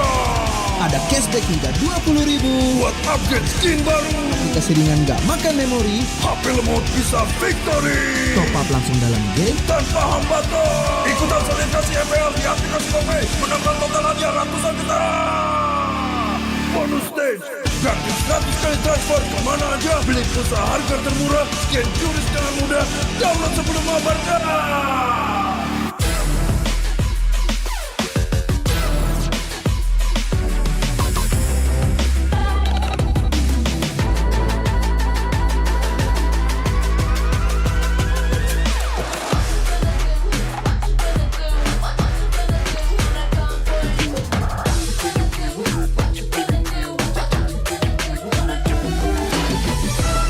Indomaret. Yuk kenyang, siap main lagi. Let's go! Belanja online seperti di toko.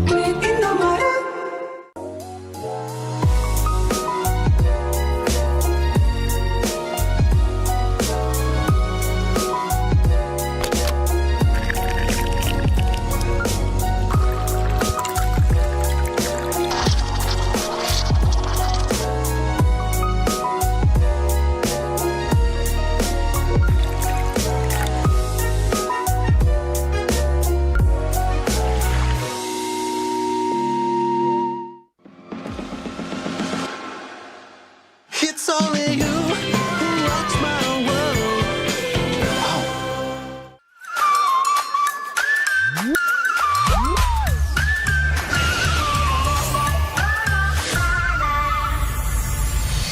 I'll be, yeah, I'll be whatever I wanna be. Whatever I wanna be.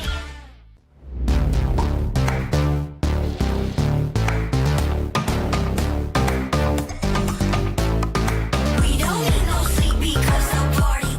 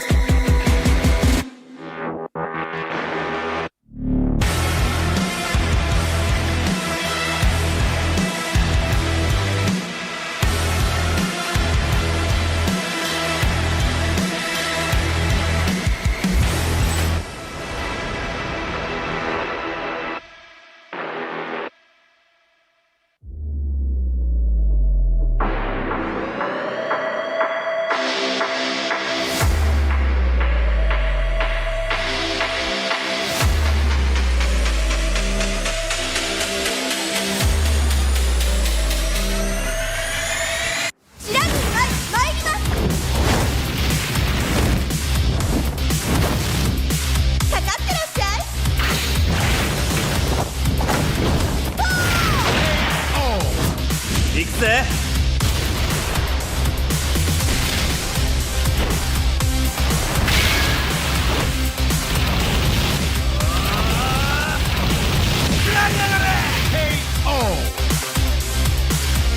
맥시가 지가운다요. Hey, come on, come on.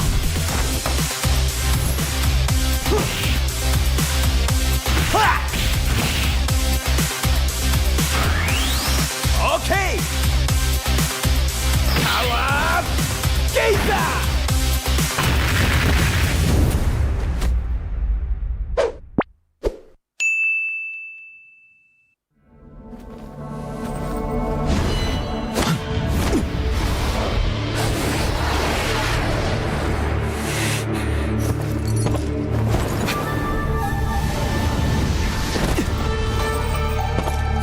Yo, what's the rush? Wait up, will ya?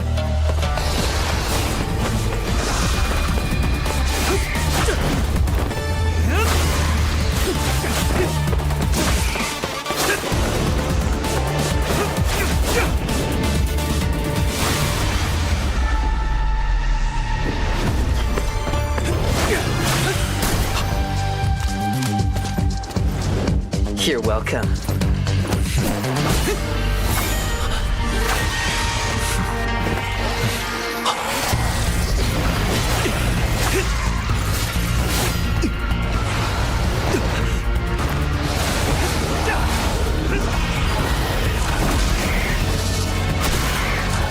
Hey, keep it together. Do you really want to die here? If I lose control, kill me without hesitation. It is your duty. Of course.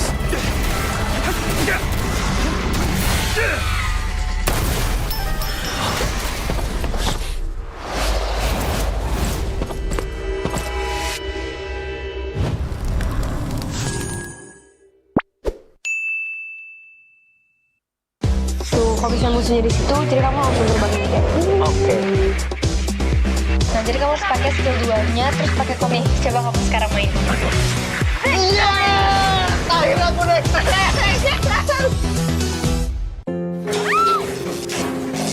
바로 출동하겠습니다. 네. 직원이 곧 와요. 걱정 마세요. Staf akan segera datang. Jangan khawatir.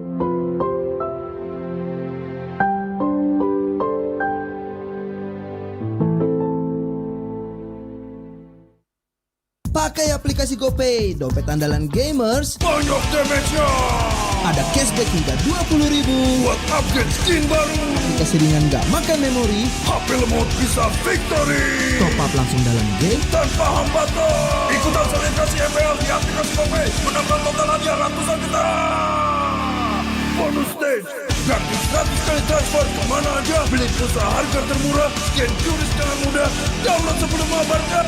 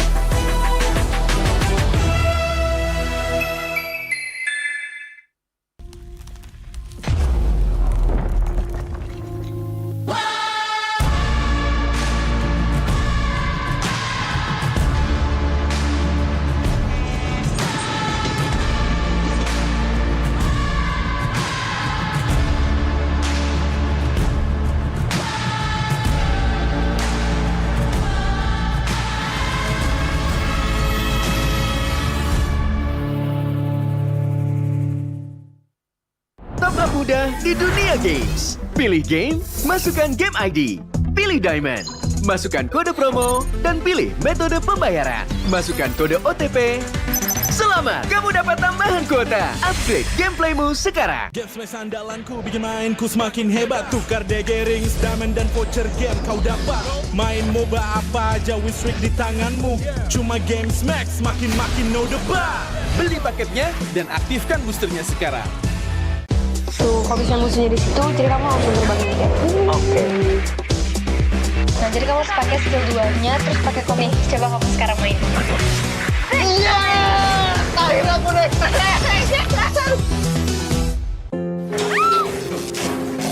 바로 출동하겠습니다. 네. 직원이 곧 와요. 걱정 마세요. Staf akan segera datang. Jangan khawatir.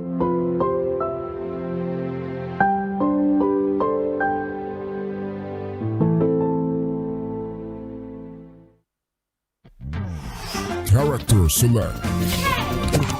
Bener. You lapper.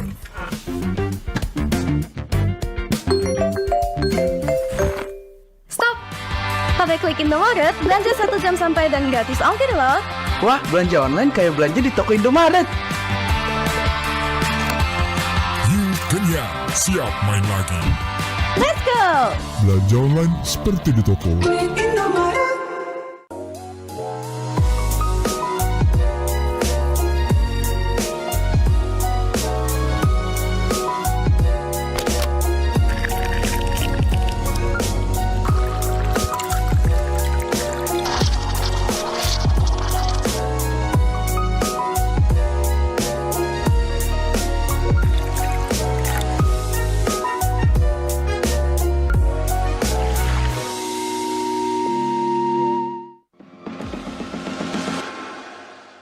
It's only you who rocks my world.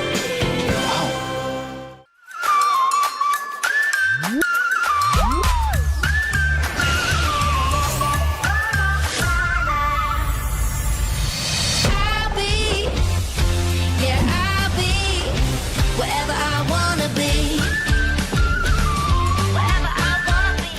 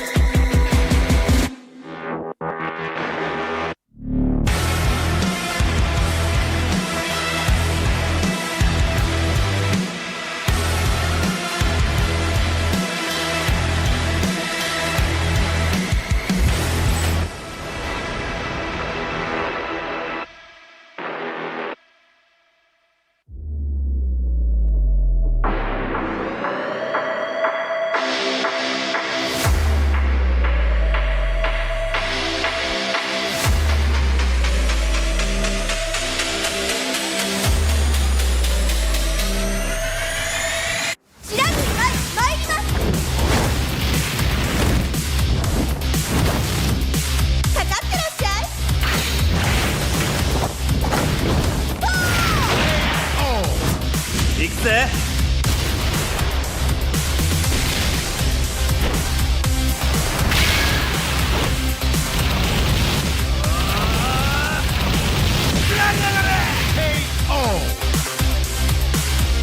歴史が違うんだよ。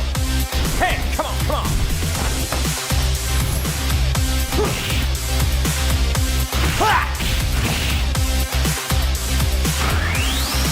Okay. Power Gazer.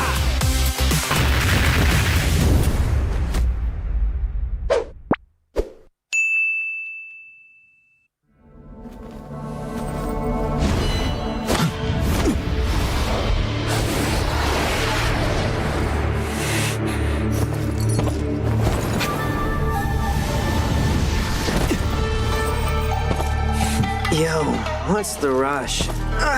Wait up, will ya?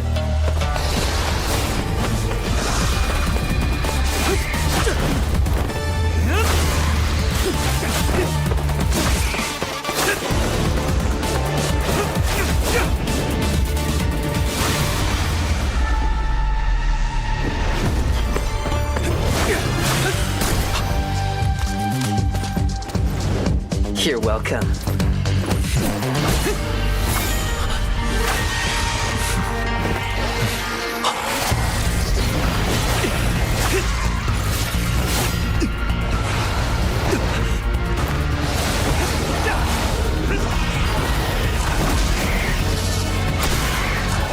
Hey, keep it together. Do you really want to die here? If I lose control, kill me without hesitation. It is your duty. Of course.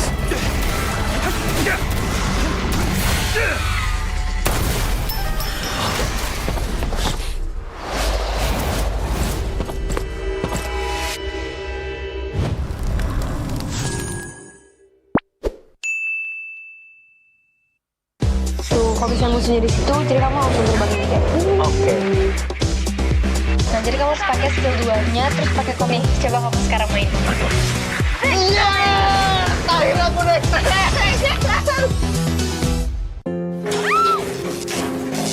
바로 출동하겠습니다. 네.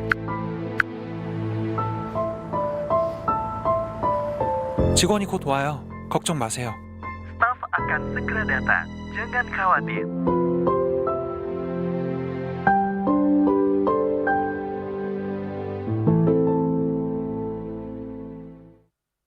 Pakai aplikasi GoPay, dompet andalan gamers. Banyak damage-nya. Ada cashback hingga 20.000 buat upgrade skin baru. Aplikasi ringan gak makan memori. HP lemot bisa victory. Top up langsung dalam game tanpa hambatan. Ikutan selebrasi MPL di aplikasi GoPay. Menambah total hadiah ratusan juta. Bonus stage. Gratis 100 kali transfer kemana aja. Beli pulsa harga termurah. Scan QRIS dengan mudah. Download sebelum mengabarkan.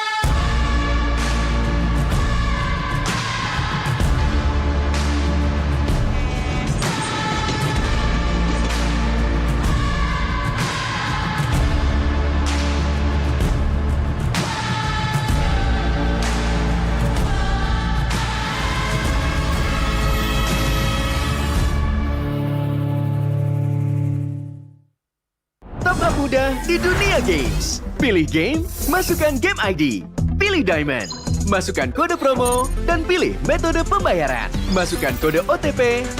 Selamat, kamu dapat tambahan kuota. Upgrade gameplaymu sekarang. Game smash andalanku bikin mainku semakin hebat. Tukar DG rings, diamond dan voucher game kau dapat. Main MOBA apa aja win streak di tanganmu.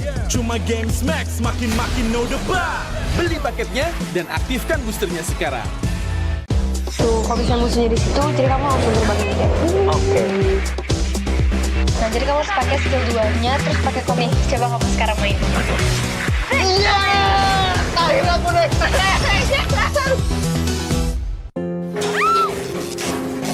바로 출동하겠습니다. 네. 직원이 곧 와요. 걱정 마세요. Staff akan segera datang. Jangan khawatir.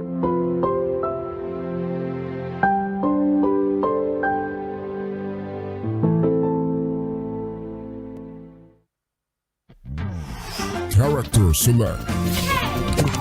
Better. You lapper.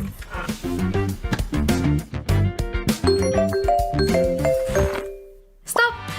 Pada klik Indomaret, belanja 1 jam sampai dan gratis ongkir loh.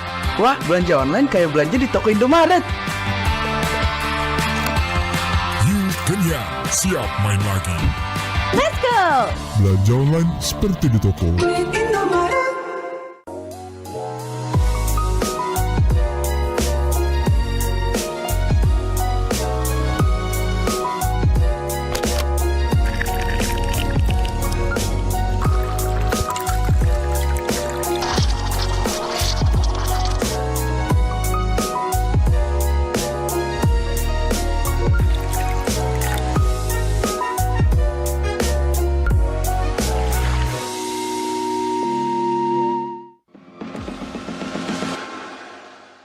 It's only you who rocks my world.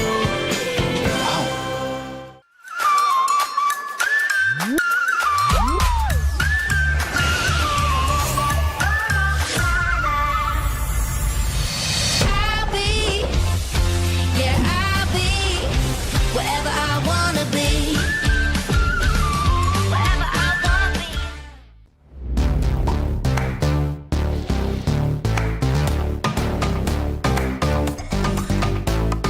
We don't need no sleep because the party.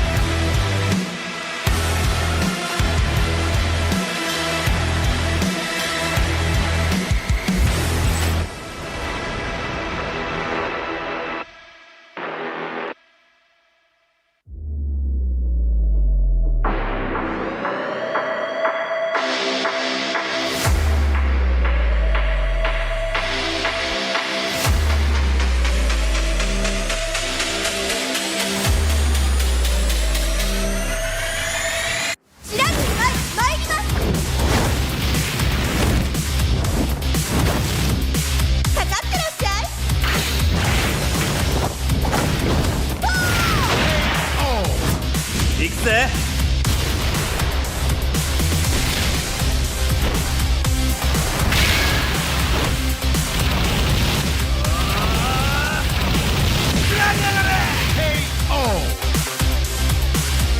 맥시같이 가운다요.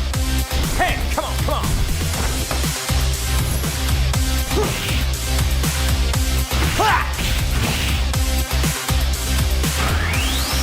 Okay.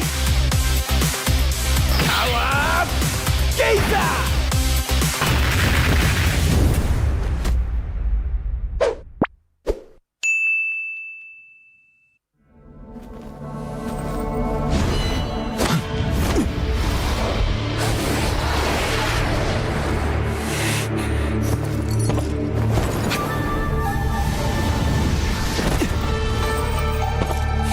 Yo, what's the rush? Wait up, will ya?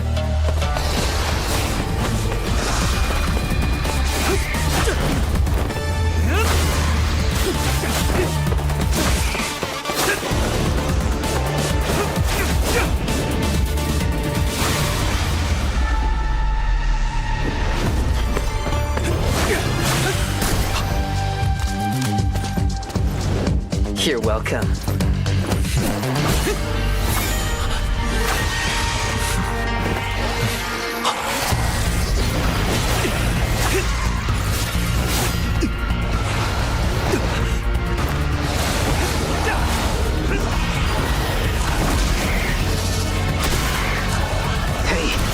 together. Do you really want to die here? If I lose control, kill me without hesitation. It is your duty. Of course.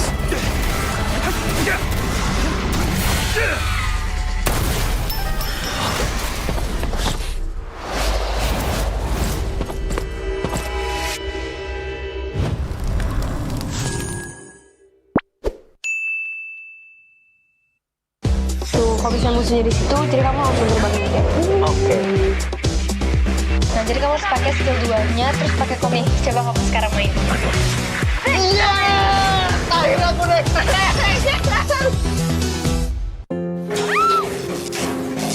바로 출동하겠습니다. 네.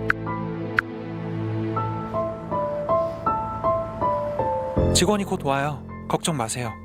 Staff akan segera datang.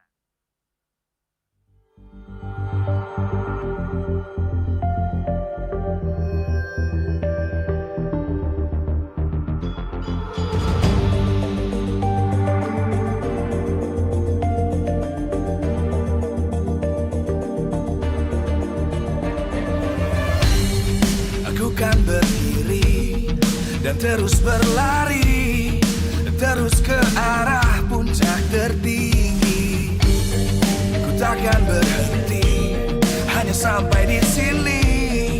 Kemenangan abadi menanti. You know we won't miss if we unite our focus. And if you haven't noticed, we all live. Nyalakan apimu, hadapi semua tantangan, hadang semua serangan, jatuh bukan halangan.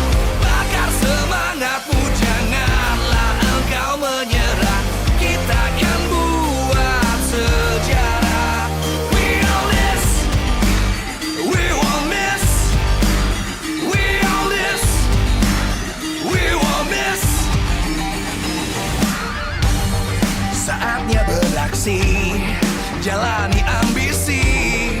Aku kan menyawakan hari ini. You know we won't miss if we unite our focus. And if you haven't noticed, we all live. Nyalakan apimu, hadapi semua tantangan, hadang semua serangan, jatuh bukan halangan. Bakar semangatmu, janganlah engkau menyerah. Kita akan buat sejarah. We all this, we won't miss. We all this, we won't miss. We all this.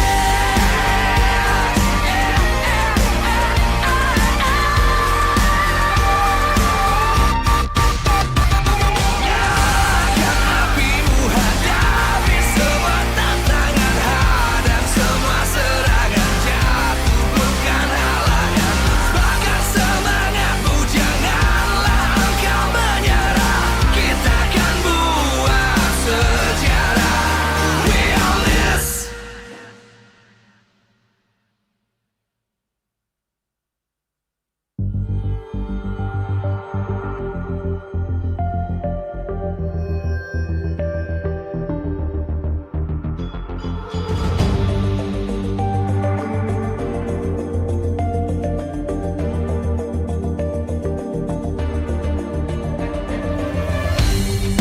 Aku kan berdiri dan terus berlari, terus ke arah puncak tertinggi.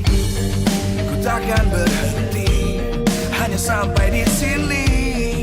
Kemenangan abadi menanti. You know we won't miss if we unite our focus. And if you haven't noticed, we all live. Nyalakan apimu, hadapi semua tantangan, hadang semua serangan, jatuh bukan halangan.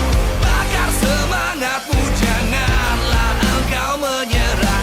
Kita akan buat sejarah. We all this, we won't miss. We all this, we won't miss. Saatnya beraksi, jalani ambisi. Aku kan menyawakan hari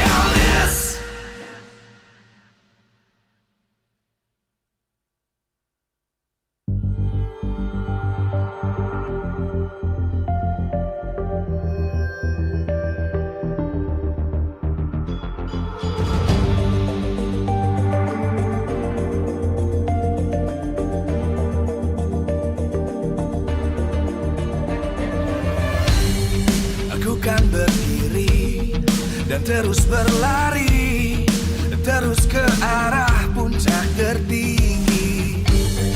Ku takkan berhenti, hanya sampai di sini.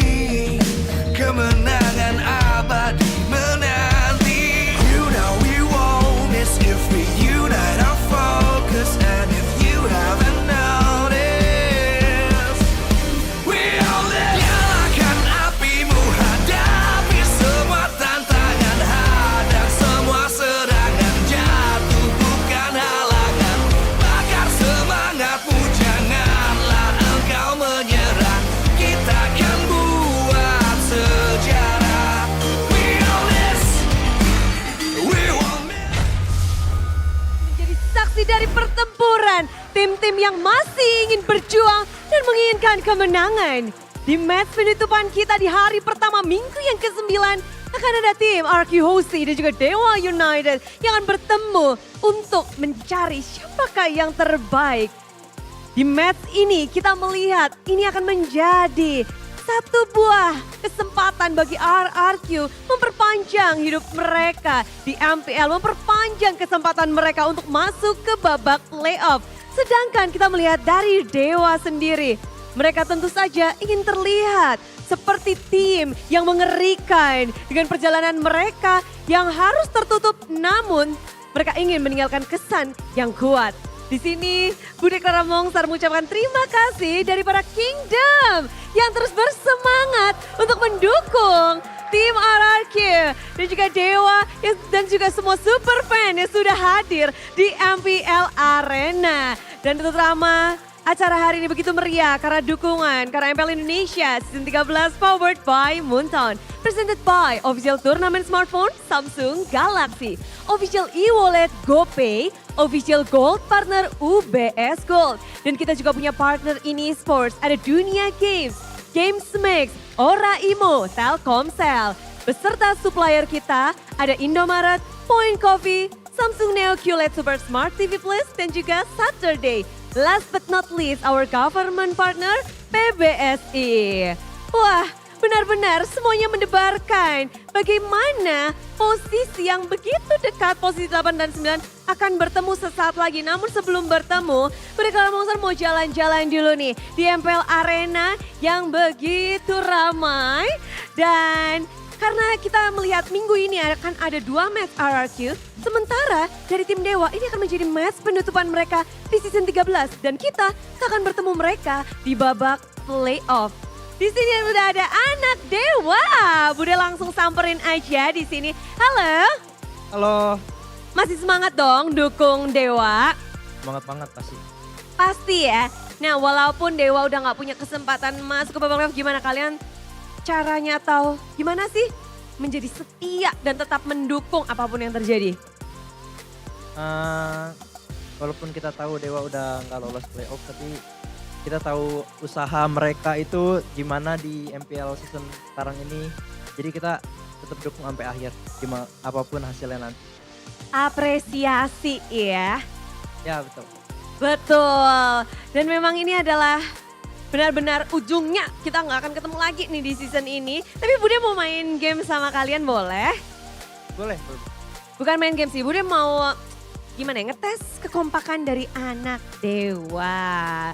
Jadi Bude akan ngasih pertanyaan, nanti kalian bertiga tulis di kertasnya. Ini by the way temen sepermainan kah bertiga? Ya ini anak Dewa semua. Anak Dewa semua. Kamu siapa namanya? Nama saya Regi. Marina? Saya Lutfi. Lutfi. Oke bertiga, siapkan ballpoint atau spidol dan kertas kalian. Bude akan tanya. Nih, nanti kalian tinggal tulis jawabannya. Di sini pendapat kalian masing-masing ya. Nah, di match kali ini Dewa akan melawan tim RRQ Hoshi. Menurut kalian, siapa sih player yang harus diwaspadai, dipegangin sama Dewa? Ayo. Siapa? Siapa? Ayo. Bisa tebak gak? Kalau kalian, menurut kalian yang ada di rumah, siapa yang harus dipegangin sama tim Dewa United nih dari tim RRQ? Siapa player yang harus diwaspadai? Oke. Oke, satu Skylar. Yang kedua, Skylar. Yang ketiga, Skylar. Jawabannya sama semua nih. Kalian satu suara ya. Kenapa? Kenapa Skylar? Karena Skylar sentris. Skylar yang penggendongnya. Ini di sini RRQ mulai mengerikan loh. Akhir-akhir ini mereka mulai berputar dan berganti-ganti juga. Kita akan melihat seperti apa ya. Yang pertama itu pertanyaan pertama. Masih ada satu lagi. Punya penasaran? Dewa sekarang ada di dasar klasemen. Lalu di atasnya persis ada tim RRQ. Jawab iya atau tidak. Dewa akan menjegal RRQ. Iya, akan menjegal, berarti Dewa menang dong. Kalau tidak, berarti RRQ bisa menang dan memperbesar chance mereka ke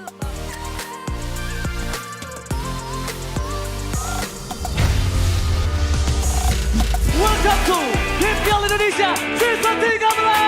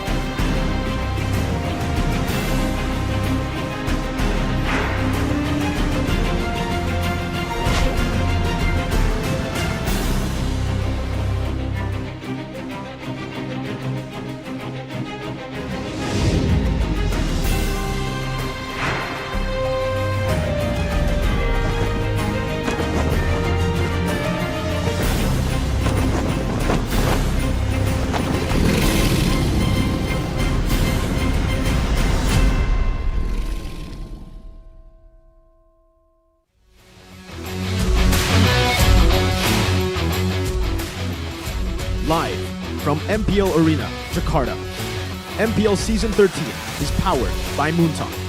Presented by official tournament smartphone, Samsung Galaxy. Official e-wallet, GoPay. Official gold partner, UBS Gold. We own this.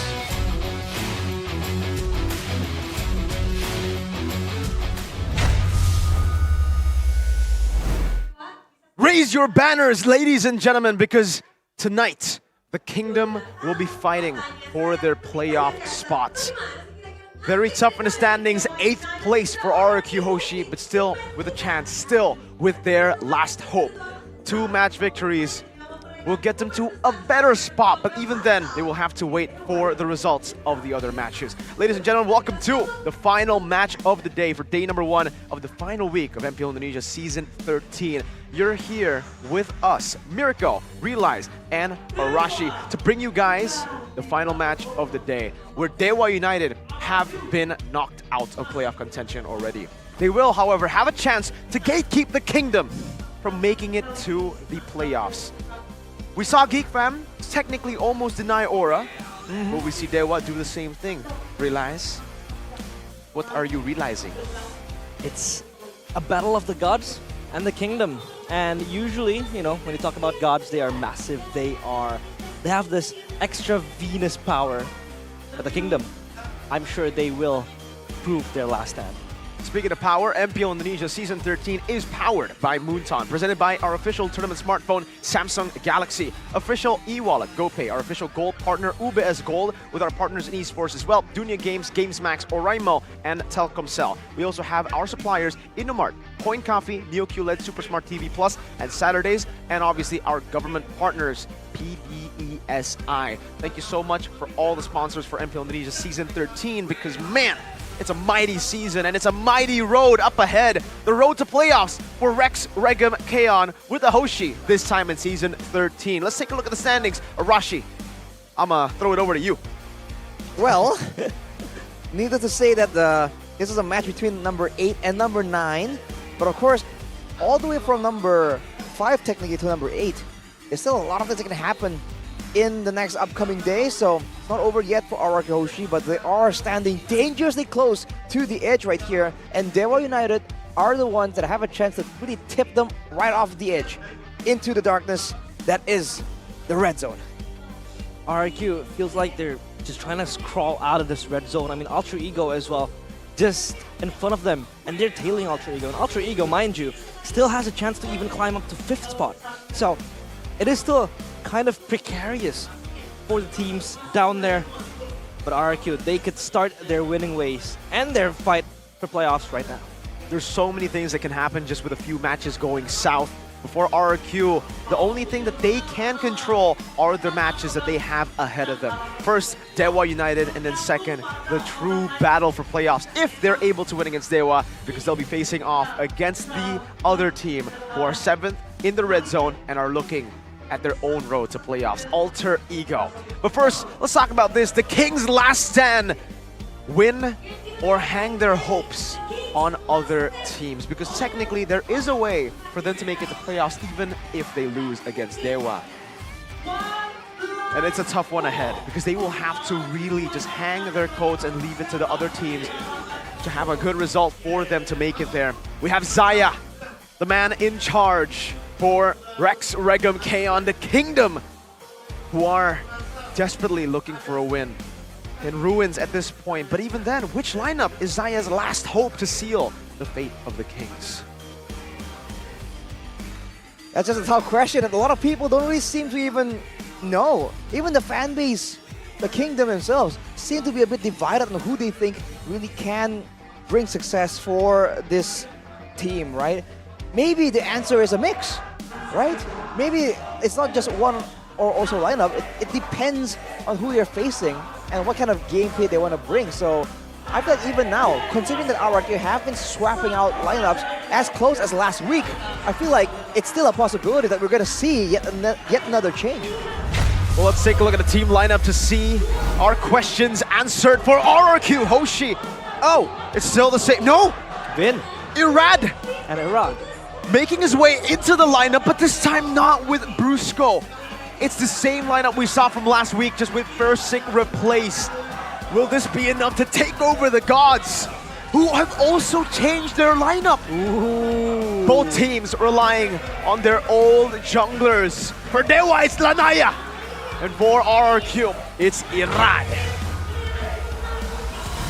The gods no longer able to channel that inner power to take them to playoffs. But they could do the mightiest thing ever, which is stop the Kings and its Kingdom advancing to playoffs. Playing without any burden. It is the son of the gods, Dewa United. A team with nothing to lose, out of playoff contention. The true gods who will be trying to gatekeep the Kings of Kings from crossing that path. Out of the playoffs conversation, but still a chance to make a name for themselves right here against a team with notorious following. No pressure when it comes to competitiveness, but against the pressure of the fans. The banners are raised. The horns of war are sounded. This is the King's last stand and the Kingdom's last fall. Will they be able to secure playoffs, or will they falter in the last hurdle? It is the Kings of Kings, Rex, Regum, Kaon. Marching into battle for what looks to be maybe their final hope in Season 13. 2 wins desperately needed. 2 consecutive wins. 2 O's will be what they're looking for. The Kingdom here to charge with them, with their banners high and their morale high. Up against mighty foe. It'll all start with the leaders, Cassius and Jack Lee for Dewa United, and Zaya for RRQ Hoshi with our Marshal, Danang. At a glance, it seems like a family affair. Coach Zaya and Coach Cassius. Twins! With a blood feud right here.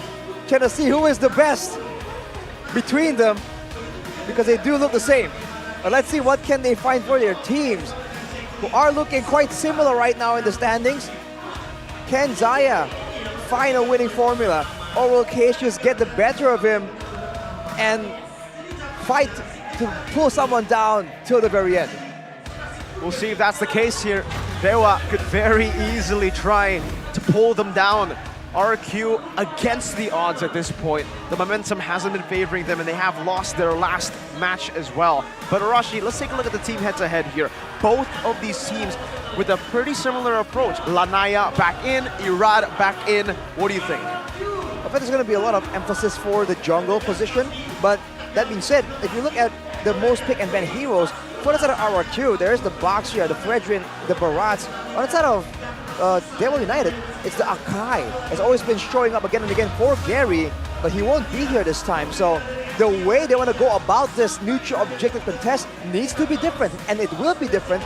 The question is, can RQ adjust? Can they also find something that can take advantage of this new difference? Because it's certainly unexpected. Their keys to victory by the Samsung Galaxy S24 series is to beware of cheese picks from Dewa. As always, this team is crazy when it comes to those pocket picks, those cheese picks. And they have to find that synergy between Irad and Vin. That is crucial for the RQ trio. Always about a 3-man rotation. And for RQ, they have shown before that they can be aggressive, they can be decisive. If they want to win this time though, this is a new combination. Vin and Irad, they have to try and make something work together.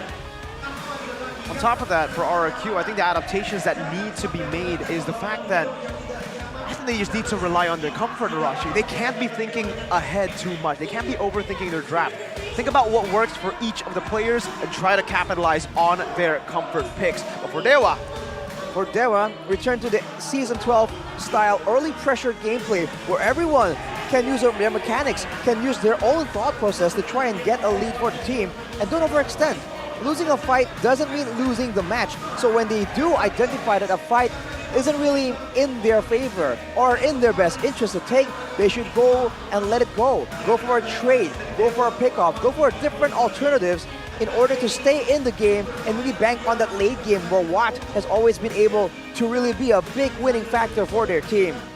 As you mentioned, comfort picks are definitely gonna be in the conversation for this match. And now we get to the pressure point of this match. Take a look at your screens. Take a look at the Kingdom, who's here to support RQ win or lose. But I want to talk a little bit about these two coaches, how they like to draft, because it's been very, very different. For Zaya and Cassius, though they do look alike, though maybe they are twins, they've had pretty similar fates too, but different ways. Same face, same fate. Will both of them fail to make it to the playoffs? Just last season, it was same face, different fate. Alter Ego not making it with Cassius, and Zaya making it to playoffs and even upper brackets with Zaya. Take a look at these stats, Arashi. Talk a little to us about what do you think about these two coaches and how they draft? Well, they both have 14 games won. That's where, you know, coincidence? Or is this a greater power at work? Because it's, what are the odds, right? Number 2 lowest game rate though against the number 1 lowest game rate. They're both definitely scraping the barrel here for something, anything, to really improve that stat by even just a little bit. They both seem comfortable though, still smiling, so coming up with fun. They love the gimmick? Probably just, respecting the gimmick for sure. Well, I have to ask you, realize now at this point, with the Kingdom support, with all this, Dewa technically have nothing to lose. The pressure's all on RQ. But it could be also a good point for them. Maybe they love to have the support, to have this pressure to perform even better. What do you think about this situation that they are caught in? There's a lot of stakes in this game. Number 1, you want to make it to playoffs. Number 2, it would hurt so much if you lose to Dewa. The fact that this team doesn't even make it to playoffs means that they don't have any pressure. They're playing without anything to lose. And if you lose to this team, there's this sense of burden again that you have to carry, this moral burden again, trying to entertain the Kingdom. Of course, the fans, they want the glory, they want the wins, the ticket to playoffs. And for RQ, I think the fact that the Kingdom is here, the chants of war having been sung by the fans, this is going to boost them even more. And I don't think they will break under pressure, and I hope they don't. And now it's time to ask the Kingdom on Desk. One of the Kingdom on Desk after we get into the drafts of game number 1. Daewha United versus RRQ Hoshi. RRQ will take first pick on blue side. Daewha opting to go for red. I think this is their preferred sides as well. Daewha with the cheese, RRQ with their core fundamentals. But Arashi, in this position, RRQ, you think the pressure will help them or will stop them? I feel like the thing is, a lot of these players right now in the current roster are veterans, but there is a mix right here where there are some players who haven't been as active, there's some players who are new to the scene, so I think it's going to be a mixed bag. But with the veterans in Tao, we've seen the impact that one person with experience can bring to the whole team. The influence that one person alone can bring to try and channel the pressure, the fear of failure in front of your fans into energy, into motivation to just do that much better. So I think that they are definitely going to perform their best today against Daewha. Pressure at first pick for Irad definitely seems to look like RRQ want to just utilize how stable Irad can be on that pick. The Eradicator, as we know him, on that Fredrin pick. But the Angela, the Lo Yi, and the Harith Band out means that the chip is still up for grabs. A big pick that Daewha have been able to find a lot of success on, especially when it's given to Drian. I mean, for Drian, flexibility has been the name of this man, the middle name that he has always been able to carry. And I feel like that flexibility just gives them, you know, the freedom of movement and the way they want to approach the game, but it is going to be a Natan and a Barat. This Natan has been one of the strongest picks for Watt, and it just carries Daewha to that late game potential. And we talked about it in the KTV, don't overextend. If you lose one fight, you don't necessarily lose the game.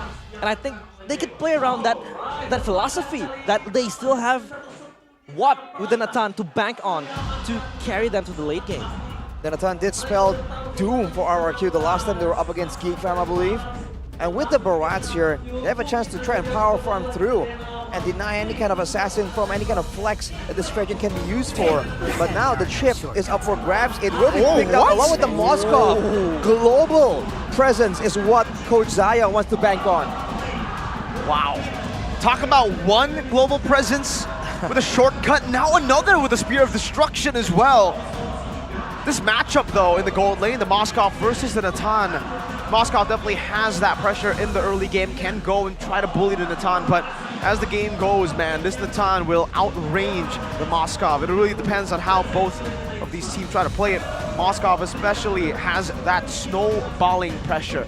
If you join these team fights very early with the Spear of Destruction connecting, it'll be great. But the big question is, how comfortable is Skylar on this pick? We've never seen him play this pick in MPL ID. We have, however, seen him just recently play it in the recent Hero tournament, the qualifiers for ISF, and very unfortunately, he did take a loss as well. Feramis being the pick for Daewha. And I would argue that Skylar is not the type of gold laner or marksman that really wants to fight in the early games. He's more reserved. If needs be, if he is called upon, then he will join the fights. But for the Moskov to really just, you know, be functioning effectively with the global presence, with the Spear of Destruction, it needs you to fight in the early game, and I don't think Skylar really wants that. And late game is still an option for RRQ, but that is where the Natan also scales and also excels. So this could just be a battle of waiting game for both teams, especially for Skylar and for Watt both. And for Daewha, they're concerned about the pressure in the lanes as well. They ban with the Vexana, good brawling, fighting utility, and damage, and also great wave clear. If they're really losing in the global presence, the last thing they want to do is also lose out in the clearing speed that will allow RRQ to go all around the map and be aggressive. They do have a Barat, so if they do get a lot of winning lanes, a lot of good wave clear, especially in the mid lane, they can use that to try and supplement this Barat that can usually clear faster than the Fredrin and try and shut down RRQ's game plan that way, get a lead, and then win out in the turtle fights by being decisive and not allowing RRQ to pull you apart with the shortcut. I think we're kind of seeing that from RRQ. They do not want to go off in a pure sustained battle with the frontliners of Daewha United because they already have Natan. The whole point of this draft for Dewa so far is protect the Natan and have a solid front line. With that Florin, it could have been devastating to RRQ, having the front line be even tankier with the Bloom. For Dewa, they're just getting rid of the burst / poke damage that they can receive from the Novaria and the Vexana. They want to try to get this mid-prio up on Dewa's side. Hey, they might even actually pick up a Valentino robe, something we haven't seen in a long time for Dewa, but that is something that Drian has picked before. It was also together with the Faramis. We have a comment though from Beloyski. RRQ qualified to playoffs. It's a little difficult now. Must win all their matches, but yes, they have to reset, so a big reset is definitely necessary. A Carmilla as well. Another counter towards the chip that we have seen before from Evo's Glory. First pick though in the second phase comes to Dewa. And what will they show right here? Considering they're up against the global presence, disengage generally is preferable. Because with the Faramis, you can go and save your members with the Netherrealm, but if you can't escape afterwards, it's almost like the same kind of deal. So for Dewa, I think that's something that they really need to try and find here. Some good front line to absorb the damage, absorb the initial impact from the 5v5 roaming squad, or some kind of utility to disengage, or even actually counter-engage, depending on the situation. It's gotta be a Ruby. Yep, you said it. Counter-engage, disengage, even pickoffs. You find it all with the Ruby, and it's still technically a flex right now. Could be going to Dixon in the XP, could also be utilized by Drian, the man with the most unique hero picks in Season 13 so far. So that's why they really love the red side. They pick up a flex here, and they set up for a crazy pick for Drian. And if they don't want to go for a crazy pick, they can obviously just go for normal. Ruby in the roam, Ruby in XP, and then pick up another roamer. That is still up for grabs right now. What is, though, is the big question for Dewa. Arlet is up there too. For RRQ, do they need a bit more dive? They need to pick up something like a Yuzong to try to fight these skirmishes, to sustain as well. The real answer will be the Yve, the signature pick for Clay, and the Lapu Lapu for Dawn. We've seen how good the Yve can be. Good clear, good damage output. And technically, we saw what happens to Aura when you try and fight too early, trying to make use of the Faramis against a Yve, right? There's a lot of damage output that's a lot more spammable. It's a bit of the same situation. A lot of spells on short cooldown, a lot of AoE on the side of RRQ. So for Dewa, I think crowd control, even more, can never go wrong.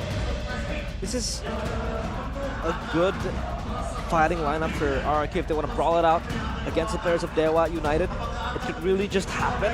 But again, the sustainability, the prolonged team fights that Dewa United could just prepare to take, that could possibly just happen for them. And for Dewa United, excuse me guys, we have a Hellcurt. A Hellcurt. Oh boy. We were talking about this. We were talking about the possibility of those cheese picks. The Hellcurt for Drian will be the final pick of Dewa United to wrap up their drafts. And ladies and gentlemen, here it is. We'll get to see the lineup rating in just a few seconds. Arashi, walk us through it. All right, lineup rating here shows that RRQ has a bit more of an advantage, but depending on the execution, you have to remember, this is a Hellcurt with an execute against a team that is well known, very well known, to be reliant on the gold laner. There's a great chance that Dewa here are setting up fully to shut down Skylar and allow Watt to really get going from the early game. And we've seen these late game carries, if you give them a great start, perhaps like a 3-0 like we saw earlier, that could be an absolute nightmare for RRQ.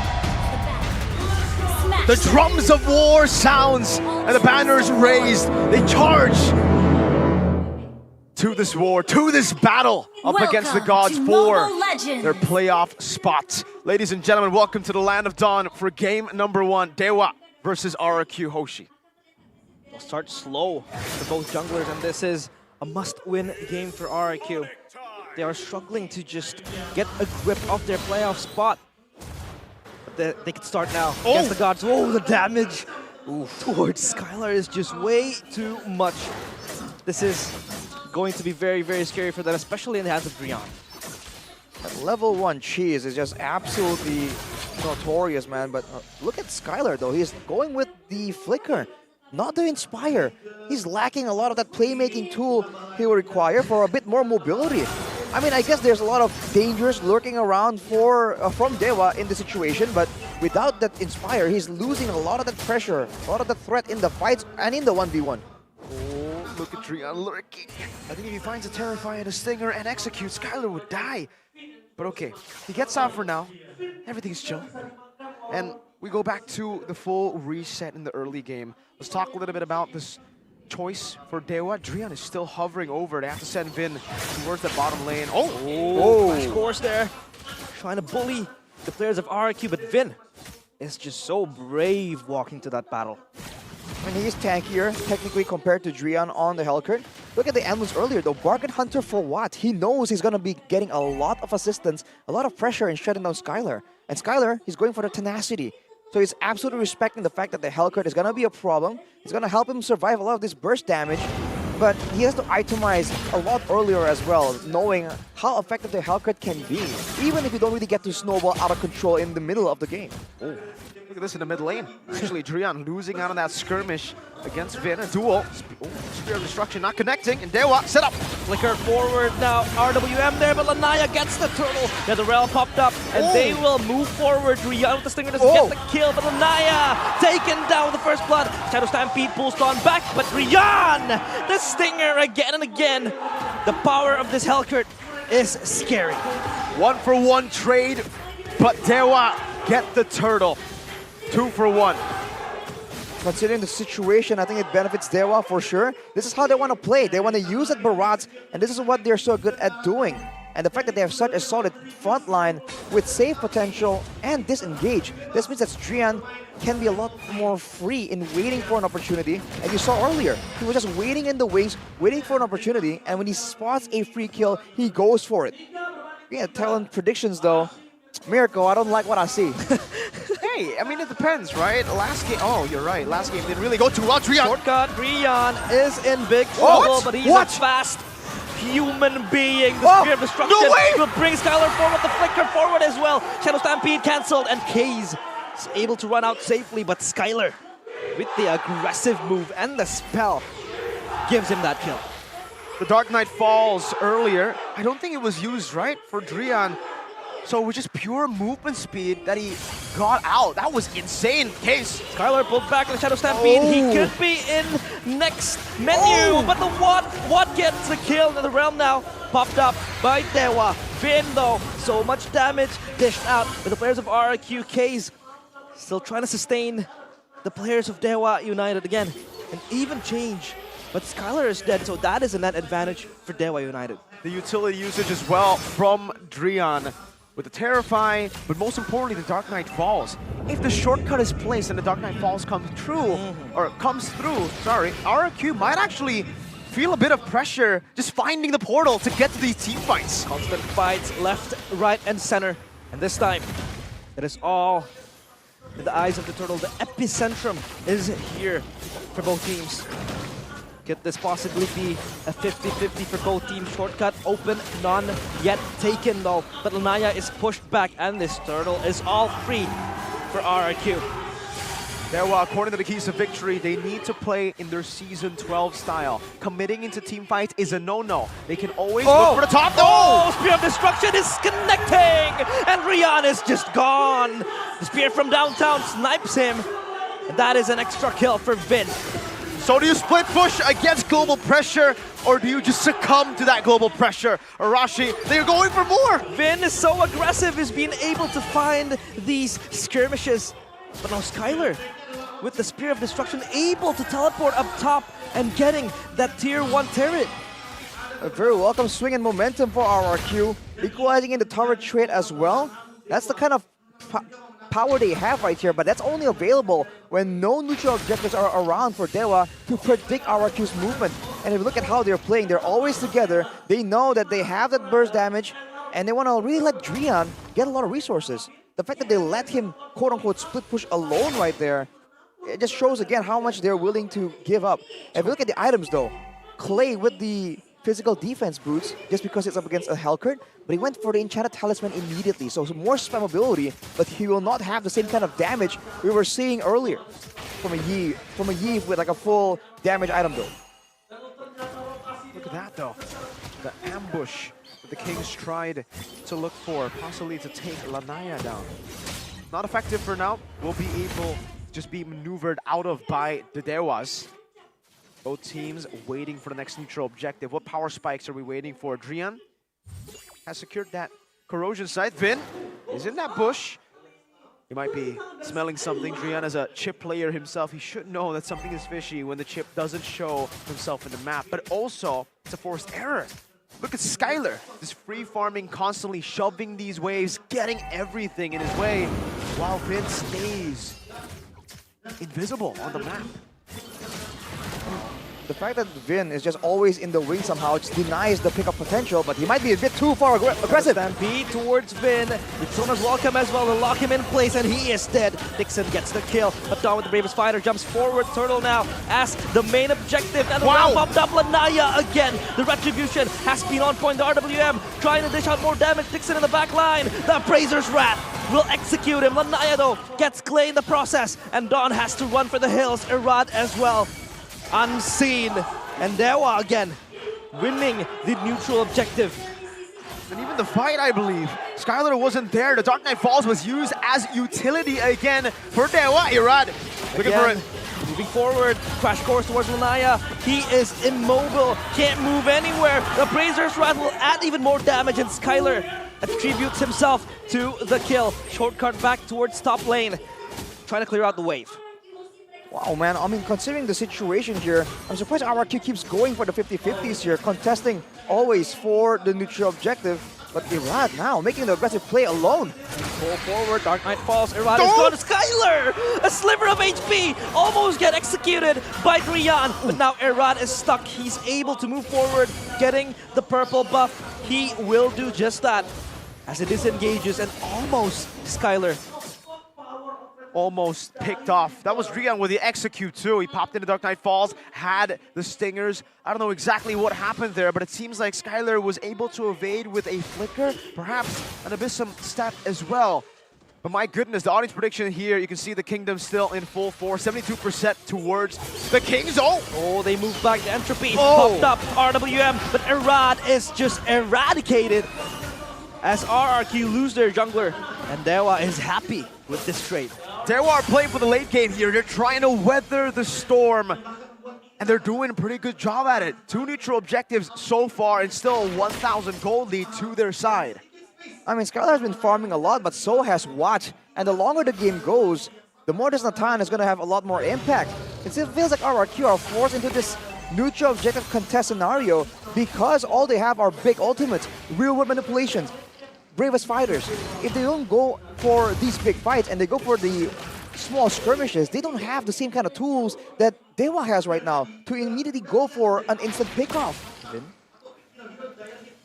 He's there back in the back line. He's trying to create a flank angle because he could just pop up the shortcut, and you have 4 members just running into the portal. Ooh, that is going to be very scary. It could be this flank if they find Watts. By the way, Holy Crystal Hole! Super fast atomization, 9th minute of the game. That's a power spike. Dewa doing a good job at that. They spot Finn. They can't even go for the ambush that the Kings have planted in the back. Their captain now has been revealed by Kaze. And they even have that wave up top with Drian constantly going back and forth. The gods manipulating these waves perfectly for now. Dawn, though, will be sent up top to clear it. Right now, RRQ's main advantage is the poke that they have from the Yeeve, the AoE as well. But oh, there you go, Dixon actually not getting the engage. And now RRQ, they can play around with this. Finn can still play, but it's pulled inside. The backline of Dewa United, the Tona's welcome, but Dixon will be safe with another realm. Watt again with the double kill. He's just spamming the damage. Dawn in the midst of it all will die to the hands of Drian. The RWM is not enough. As again, the Kings slowly losing their throne. The foundation of their towers, Watt! Watt again, just stepping forward! And Skylar, the Crown Prince, loses his crown. It is snatched by Watt. Take a bow. The Season 1 veteran, the god in Dewa United. What is a king to a god, he says, as he blinks forward and takes RQ down. Lanaya secures the Lord. Oh my goodness, Dewa! That was a terrible fight for RRQ, losing everything. And Dewa takes the fight, they take the neutral objective, and now with the Lord at their backs, RRQ no longer can just push around and leave Vin to look for weird flank angles with the portals. Now they will have full control, and they're going to be using the waves efficiently as well. Probably trying to time all of it, and Watt is just still constantly farming. He's already on the Divine Glaive, by the way, working on his final item. Skylar has a 3-item power spike, but without an Inspire, without even more items, still concerned about the burst damage. He does not compare to Watt in damage output. How are they going to withstand the siege? How are they going to withstand Watt in the fronts? Vin looks for a flank, but even then, every time he's been looking for it, he gets decimated by the Natan damage. He even can get close, he even can pop the shortcut, and by the time he does, he's dead.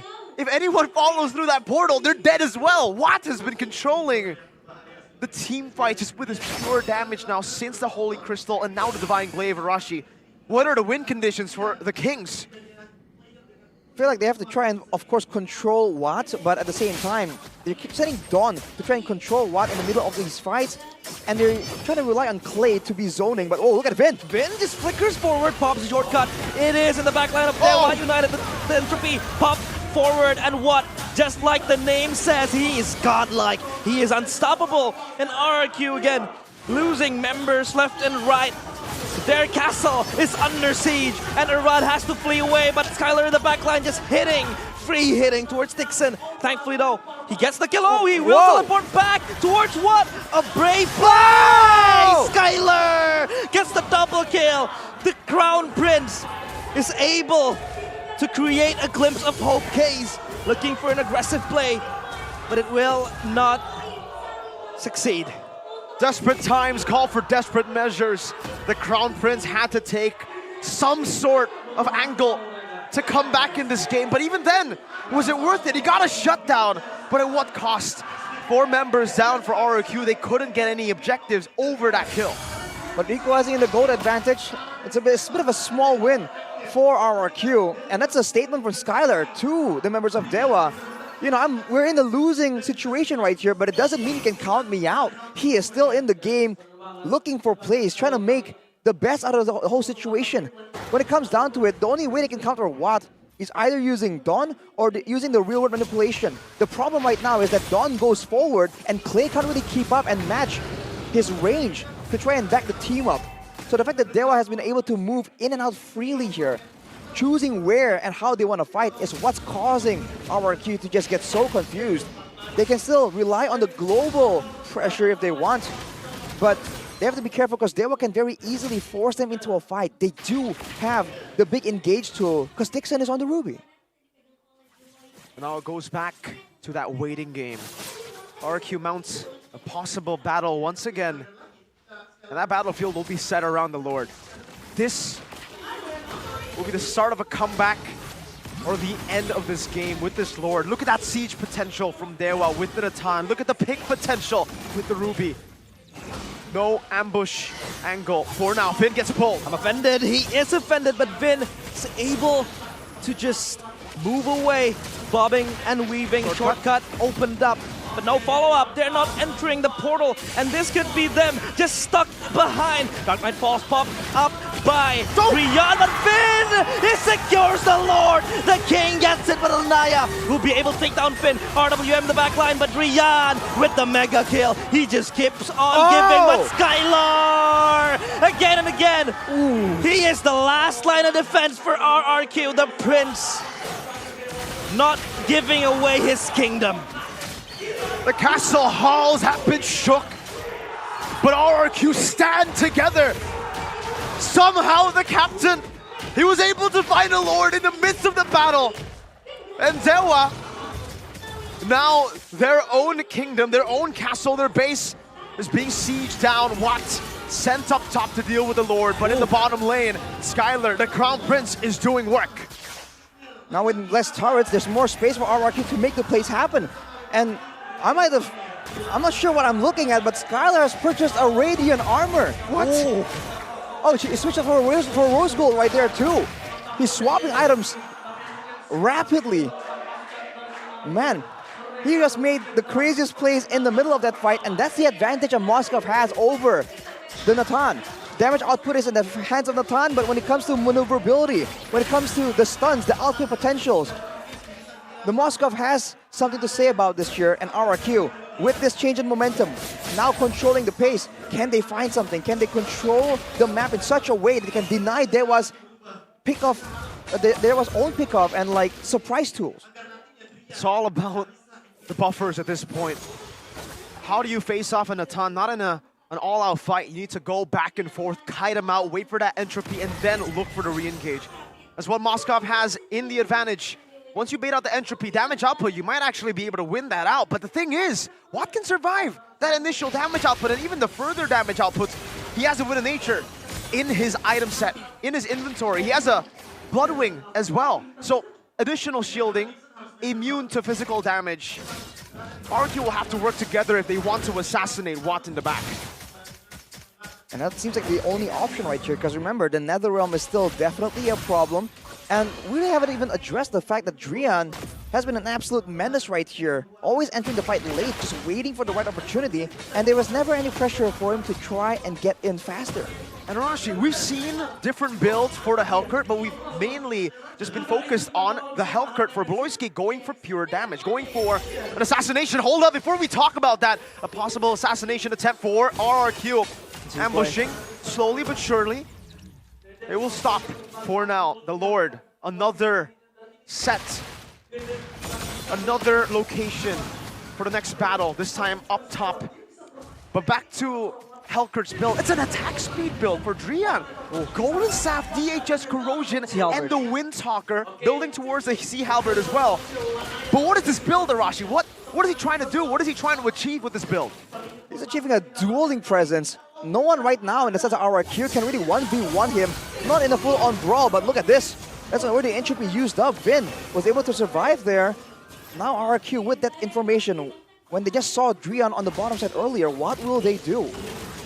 They can't really bank on being able to get a miracle steal like we saw just earlier. They have to have a different plan. A window of opportunity, but that opportunity is so slim. It's a tight window that RRQ cannot fit in. Look at the ult, look at the entropy, it's back up again. It's practically a 10 seconds in the cooldown.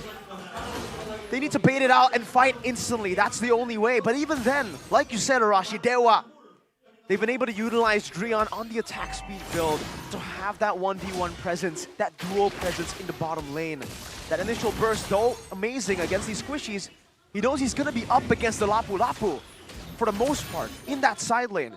He'll be able to dish out so much damage that the Lapu will be the one forced back. The Lapu will be the one making these desperate attempts and maybe even going and in the shortcut, in the portal. Skylar, Queen's Wings, what did he swap for that? Whoa. Seems like not the Rose Gold. Dixon. Well, towards Vin, he is caught. The Night Knight falls. Rian looking for Skylar. Skylar, you have to be careful, but there he goes with the Vin Walker. He's gonna fight back, and he gets the kill towards Rian. Now in the back line though, that realm popped up, and it is going to silence the players of Dewa United. But RRQ goes forward. Case is low. Clay gets one. It is down, and they run for the hills. The gods has been slain. And Dewa United, they crumble. Piece by piece, one by one. Erat gets Case. And this could be the kingdom slowly rejoicing.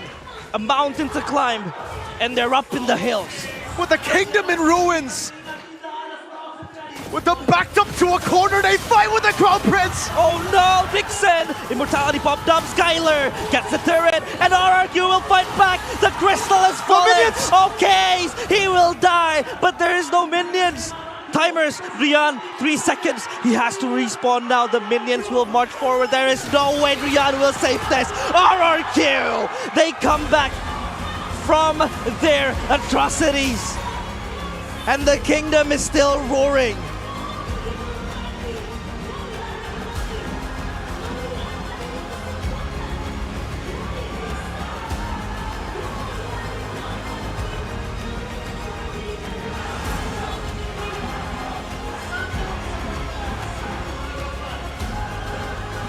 in a battle that looks lost. The Crown Prince leads, the kingdom leads his army to a miraculous comeback. 1-0 start. The miracle, the run still alive for RRQ Hoshi. It's gonna take everything that they have right here to adapt, to come up with more ways to win in these crazy games, but they are doing it, and they're definitely not going down without pushing Dewa to their limits, taking the first game, getting that much closer to potentially reaching that playoff stage. Still an uphill battle for the Kingdom. 1 game victory to shift the momentum, to get them in a better spot, but my goodness, that game was close. A bit too close for comfort, even for RRQ. All back to a complete reset now as we wait for the next game. Dewa, they had all the keys to victory in their hands. They had everything. That game was theirs to lose, and they lost it. What happened? What was the catalyst to this comeback? I think it began with the fact that both teams were just waiting around. Of course, there's more damage coming in from the Lord. There's poke damage coming in from Clay on the Eve. But the macro game, right? We thought that the Spear of Destruction and the portals are going to allow RRQ to be the ones that's going to be a bit more troublesome when it comes to the split push, the macro. But it turns out it was Drian with the 1v1 build, just split pushing. Right there, he gets caught off guard, and Skylar was able to just secure that kill. With the flicker that we were questioning, he was able to close the distance, and even in the end right there, they were able to find Watt somehow, some way. Player of the game, presented by our official tournament smartphone, Samsung Galaxy S24 series. Who else could it be but Skylar? Wow. He has 2 items gone by the way. You can look at him just, swapping items. And you can tell, yeah, he was swapping items. He was buying the Queen's Wings, he was buying the Radiant armor as well, and just swapping it for the RGM. So this guy, time and time again, has been the building block for RRQ. And he's just performing, he was just delivering. I thought that RRQ would crumble in that last fight because Drian was specifically targeting Skylar in that 1v1. But he was able to, escape with the Abyss Walker, and he was able to dish out the damage. And Watt, in the meantime, just burst it down. Who in their right mind would expect a Moskov, a guy who doesn't have Purify, to win out of the 1v1 against an assassin, that being Helker too, with an execute. He did it. Flicker, Abyssum Sep, whatever it was, to outplay Drian. Let's walk us through this game again, Arashi, to see the brilliance of the Crown Prince, who led his team to victory. I mean, even earlier, man, here, there was a heartbreaking moment, and I think a lot of people would have been like, wow, this really is over. But not RRQ, not the Crown Prince, still defending, still finding ways. And right here, out of nowhere, making the play. I don't think they were expecting that at all. And he goes in, knowing that he lands the stun, gets a double. And again, there were just great moments. Even here, the captain finding the Lord out of nowhere. They did not win out in the fight, but it definitely bought them valuable time to try and find moments of success. And even there, when they are the ones chasing, when they are just approaching RRQ, here's the moment here from Skylar. Drian walks there, and he thought he was out, but then the flicker comes in too. And just like that, I believe he walks up here and then joins the fight. And Watt right there was actually caught, even though he did have the Purify. He had the Wind of Nature. There was a good mix of damage coming in from RRQ. We talked about the Yeeve impact, and we didn't see a lot of it. Not a lot of game-changing moments, but right there, the fact that the Wind of Nature was up and he got deleted by Clay really won RRQ that fight. We can really take a look at a few shades in the early game. How Skylar really want to approach this game is the fact that he was kind of an assassin, I'd say, because he was jumping up top, getting the kill towards Drian, and then in that mid snipe against Watt. But the problem was that Skylar was faced with so many obstacles. If he just teleports backline, there's Dark Knight Falls, and he's gonna be slowed down with all of the movements. And I feel like RRQ was like, okay, Skylar, you gotta make a play. You gotta be an assassin at some point. even with all the obstacles given by Dewa United, you know, the Netherrealm, the Dark Knight Falls, he's still able to get the kills, get the snipes, get the assassinations, and just kind of like transcend into the late game as this quick and just strong marksman. And he just delivered. This is your crown prince, Skylar. It's phenomenal stuff, really, from Skylar, how he's able to evade from the constant attempts at his life, on his life, from a Hellcurt. But did this build have a negative impact as well to how much burst he could apply to Skylar? Was that an issue here for Drian? Because sure, he would win in the 1v1 against a tankier member like Don. But in initial burst, does he not have that initial burst that you would usually have on a Hellcurt to assassinate a marksman? I think when it comes down to it, if he lands the full combo, he can still definitely one-shot Skylar. And considering the fact that Skylar wasn't really hanging on to the Wind of Nature, swapping out items left and right, I feel like if he didn't walk into Skylar in a bush the way he did in that final sequence, it would have been a whole different story. But the fact that Dewa United are the ones who have the control, who have the late game, who are managing the waves technically better due to the Hellcurt presence, Drian just, through his experience, decided there's a play to be made right there. And if it worked, it would have been an amazing moment. And that's the risk that he took. He went for the 50-50. He walked into the uncharted territory of RRQ's jungle. And unfortunately for him, Skylar, of all people, read through it and punished him. And again, you don't usually see the Moskov with a flicker. So at some point, I think Drian himself would also feel like, okay, I got out. That was close. But then, whoa, Moskov, 2 gap closers? What was that? Yeah. The Abyss Walker, the Flicker, you just have so much mobility to either re-aggress or save yourself. And for Skylar, that was re-aggression. I think it's cool that he didn't really attempt to try and match a Natan, you know, in a full front to back, in a full damage output showdown, because we've seen it again and again. You just don't do it. You just can't do it. So he goes for the other alternative. He plays riskier. He buys items like the Radiant Armor, all these weird items, so he can go a bit more aggressive and find something crazy. And when all was lost, even hope as well, at one point with Watts slaying Skylar to Heartbreak, the kingdom still prevails and hope is still in the air. The last hope remains for RRQ, but it isn't just a one-game victory type of deal for them. It's an uphill battle where they need to win all their matches and preferably for them all their games. Even if they will get one game, it gets tough for them. Yep. So far, so good for RRQ. Let's see the adaptations for game number 2. Very, very soon we will have that game, but I still cannot believe that comeback happened. Against a Natan who got a Divine Glaive at the 10th minute of the game. Holy Crystal as well, was so Holy quick. Crystal at 9 minutes. That, in any other game, usually you would see that and you'd be like, all right, GG's. What can you do against a Natan that's snowballing? A Natan that waits for late game can deal that crazy damage, can just come back a game, and that's what we saw from Geekfam versus RQ last week. Right. The snowballing Natan. They came back against a snowballing Natan. That wasn't a snowball from the Natan, it was an avalanche. And it was so unstoppable to a certain degree, but then Skylar showed up with a Moskov, a Flicker as well, and the audacity to jump in and assassinate Watt. I think that was just crazy.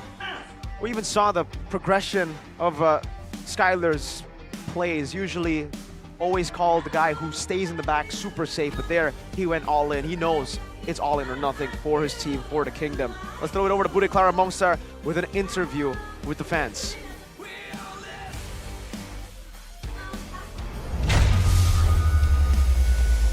Kalian lagi ngomongin apa tentang kemenangan ini, tentang minggu ini? Banyak banget sih kalau misalnya kalian join WhatsApp channelnya RRQ, di situ tuh kita ada kayak spesial foto yang kalian gak bisa dapetin dari tempat lain gitu. Khusus dari tim RRQ-nya. Yang gak dipublish di sosmed? Gak dipublish di sosmed. Jadi kayak ada foto-foto player, video player gitu. Selain itu juga ada random question sama ada giveaway eksklusif. Wih. Bentar, ada banyak nih ya. Tapi Bude mau penasaran sama random question. Oke. Itu semuanya bisa ikut dong? Semuanya bisa ikutan. Kapan tuh? Pokoknya kalau random question tuh biasanya diadain hari Selasa sama Jumat. Oh jadi harus mantengin ya Selasa harus Jumat tuh? Harus mantengin. Dan biasanya nanti tuh ada voting gitu kayak playernya siapa yang pengen kalian tanya. Nanti kalian bisa nanya di situ. Mau nanya apapun bebas. Bebas. Pertanyaannya kita kasih Keteng. Iya, yang jawab yang bebas kan? Iya. Nah kalau giveaway? Ih, Ya. udah juga mau atuh. Aduh, kan kalau giveaway buat Kingdom dulu ya yang pertama ya Bude ya. Di giveaway itu tiap hari tiap hari, hari Rabu ternyata. Hari Rabu, jadi kan kemarin-kemarin udah ngadain juga giveaway itu Bude. Nah nanti hari Rabu tanggal 22 Mei juga bakal ada giveaway eksklusif buat 5 orang pemenang. Jadi harus dipantengin terus tuh WhatsApp channelnya RRQ. Biasanya giveaway-nya ada apa aja tuh? Merchandise Bude, merchandise eksklusif RRQ. Ih banyak banget ya. Kalau foto-fotonya berarti foto-foto di backstage ada nih? Ada. Foto- Dari turun mobil juga ada fotonya. Foto player lagi selfie ada nggak? Ada. Ada. Pokoknya dicek aja. Udah selalu mau, tapi cara joinnya gimana? Oh, cara joinnya gampang banget. Jadi kalian masuk ke WhatsApp yang pertama, terus kan ada tab updates tuh. Diklik tab updates-nya, terus diklik juga tuh ada tanda panah. Kok panah sih ini apa? Plus. Iya, tanda plus terus nanti tinggal search aja RRQ. Nanti kalian tinggal klik plus lagi, tinggal join deh. Wah, enak banget di situ. Kingdom udah pada ngumpul ya. Udah pada ngumpul, udah banyak banget Bude di sana. Jadi update-annya selalu terupdate, info-info juga ada di situ. Foto-foto player talent juga ada dong. Talent kadang ada, kadang enggak. Ya pokoknya banyak lah di sana. Pokoknya tim RRQ di sana ada semua. Dari Valorant, Mobile Legends, FF juga ada. Pokoknya semuanya ada di situ, keluarga besar RRQ dikumpulin.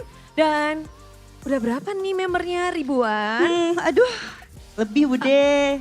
Hampir ratusan ribu. Lebih lagi. Ke atas? Ke atas. Oke. 100 ribu, 200 ribu? Enggak, hampir 2 M Bude. Hah? 2 juta? Betul, hampir 2 juta. Sekarang 1,8 M sih. Waduh, jangan sampai kelewatan. Coba dong diajakin semuanya. Ayo. Ayo, Kingdom jangan lupa join WhatsApp channelnya RRQ. Ini bisa scan di sini, udah Lemon pegangin barcode-nya. Ada. Udah tunjukin juga dan sepertinya sembari kalian join WhatsApp channel dari RRQ dan nge-scan yang ada di tangan Lemon, kalian bisa langsung menikmati game yang kedua. Karena game pertama sudah didapatkan oleh RRQ, bagaimana halnya dengan game yang kedua? Akan ke Dewa menyamai kedudukan atau akan ada 2-0?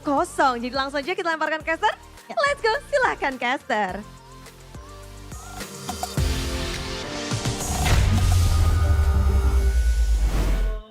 For those of you who want to join the kingdom, there you go. There was a WhatsApp group where you guys can join and, mingle with the rest of the kingdom. I think after that win especially, there's going to be a lot of new fans of RRQ supporting RRQ. But we'll have to see the outcome of game number 2 first. Whew, what a game. Oh, what do you think, realizing that game, man? Game number 2 in the horizon, very, very close. But I have to tell you something though, before we get into game number 2. What's that? That game was gold. It was MLBB gold. It was MLBB gold and UBS gold, Arashi. And for you, Arashi actually got the previous collaboration. You guys can get the new one. Coming soon, epic collaboration limited series, UBS Gold X MPL Season 13. Stay tuned in May 2024 on at ubs.gold and at ubs.lifestyle. And it's also available for you guys to check at ubslifestyle.com or any UBS Lifestyle e-commerce. I mean, this collaboration is not just golden, it's epic. It's very epic. It's legendary. It's godlike. But I don't know if mythical you want to be immortal. godlike, because what was godlike in that game? He was. And you lost. So perhaps you might want to just stay humble, Like, you don't need those titles. Maybe what you need is just an amazing device so you guys can enjoy your life and also get all the benefits. Look at these people, the couple. Love Team birds. Galaxy Zone. They're in the Galaxy Zone because they got that Samsung phone. All of them have the Samsung phone. And if you guys want to join in the Galaxy Zone, come join us in the MPL Arena with your Galaxies. That's privilege. I mean, coming to MPL Arena, you have your Samsung Galaxy phone. You'll just become a VIP, man. Yeah, Arashi, that's why he is the VIP here. He is the VVIP. VIP because, his team just won, game number 1, and he has a Samsung S24. Always puts me in the front row with all the cool people, all the other cool kids, like you nerds. So are we cool kids or are we nerds? You gotta choose, man. Yeah. Well, I'm with the cool kids. Y'all nerds, because if you ain't using the Samsung. But I am. Oh, you are? Oh, then we are all part of the cool kids club. And whoa, Just speaking like about them. the club, Speaking newcomers. of the cool kids, we got Vivian, Cindy, Chell, Vival and Fumi just recently welcomed them to Team Vitality. An acquisition from Bigatron Era to now Vitality. And we're really excited to welcome Team Vitality as a major international esports organization. A team with so much history from different games, man. FPS titles, I've been following them. And even MOBA titles on PC. It's been really fun to see their journey. And now to see them in MLBB, in the Indonesian MLBB esports scene. It's amazing. They're well known for their kind of like French type of Yes, it's a team, French organization lineups, but now they're branching away globally, so I feel like this could herald something great for MPL Indonesia. A lot of people are asking though, like, this is a team with a unbroken streak.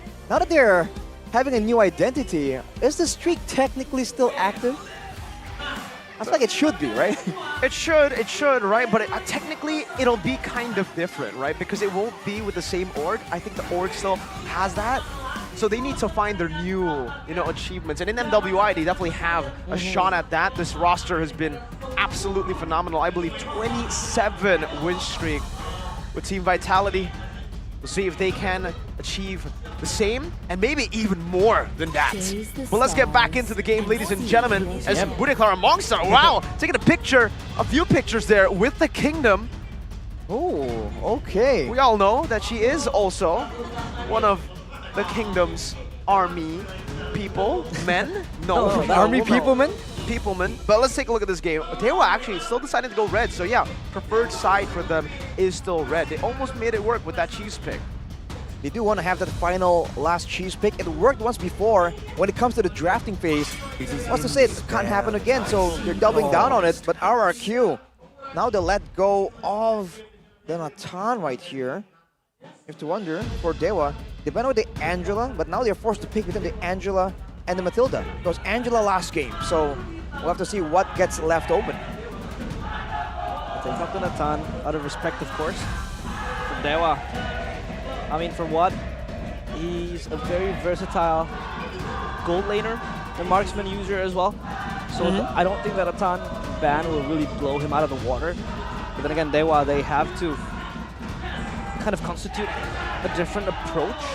Maybe re-pick the health card if it's not bad, but again, RRQ, they have the first pick, so they can also pick it up for themselves, but we have not really seen either Vin or Arad play this health card. Yeah, I wonder if Dewa are also kind of unconsciously locked into a Claude right here. With a Nathan not available, the second best similar pick that operates about the same way is usually the Claude, and Watt is known to play that, and if it's left open, feels like RRQ will definitely try and go for it, so they might be kind of indirectly forced into that pick. And here we have a comment from the big boss, Bigatron Alpha, Ko Edwin. RRQ, there's still hope for playoffs for them, so Tupa Ape, don't give up via his Instagram story. BTR star list from a Bigatron, CEO to an RRQ CEO, from a Bigatron fan to the Kingdoms. Good luck, good luck. There's still hope, Arashi, don't give up. I'll say the same thing here, as RRQ do the same thing too. The Angela is left up for grabs, by the way. Unlike game number 1, and they've actually ignored it. They've gone for the Fredrin instead, so Dewa, Angela pickup, very possible. A very possible one for Dewa to just take this Angela. It either goes to Case or to Drian, but I don't really think Drian really wants to play the Angela, but maybe that could just provide them with another layer of support and kind of like the sustainability for the team fights where RRQ really wants to brawl out later on. If they draft accordingly to that need, but they will pick up the Angela and a Claude. A comfort pick for what? And also taking away Skylar's potential hero. Goal presence, Arashi. Do they try to go for again. Instant Moskov? This is a new favorite for Skylar here. Going up against the old signature pick for Skylar, the Claude. But it's a great move from Dewa here to go for the Angela and Claude instead.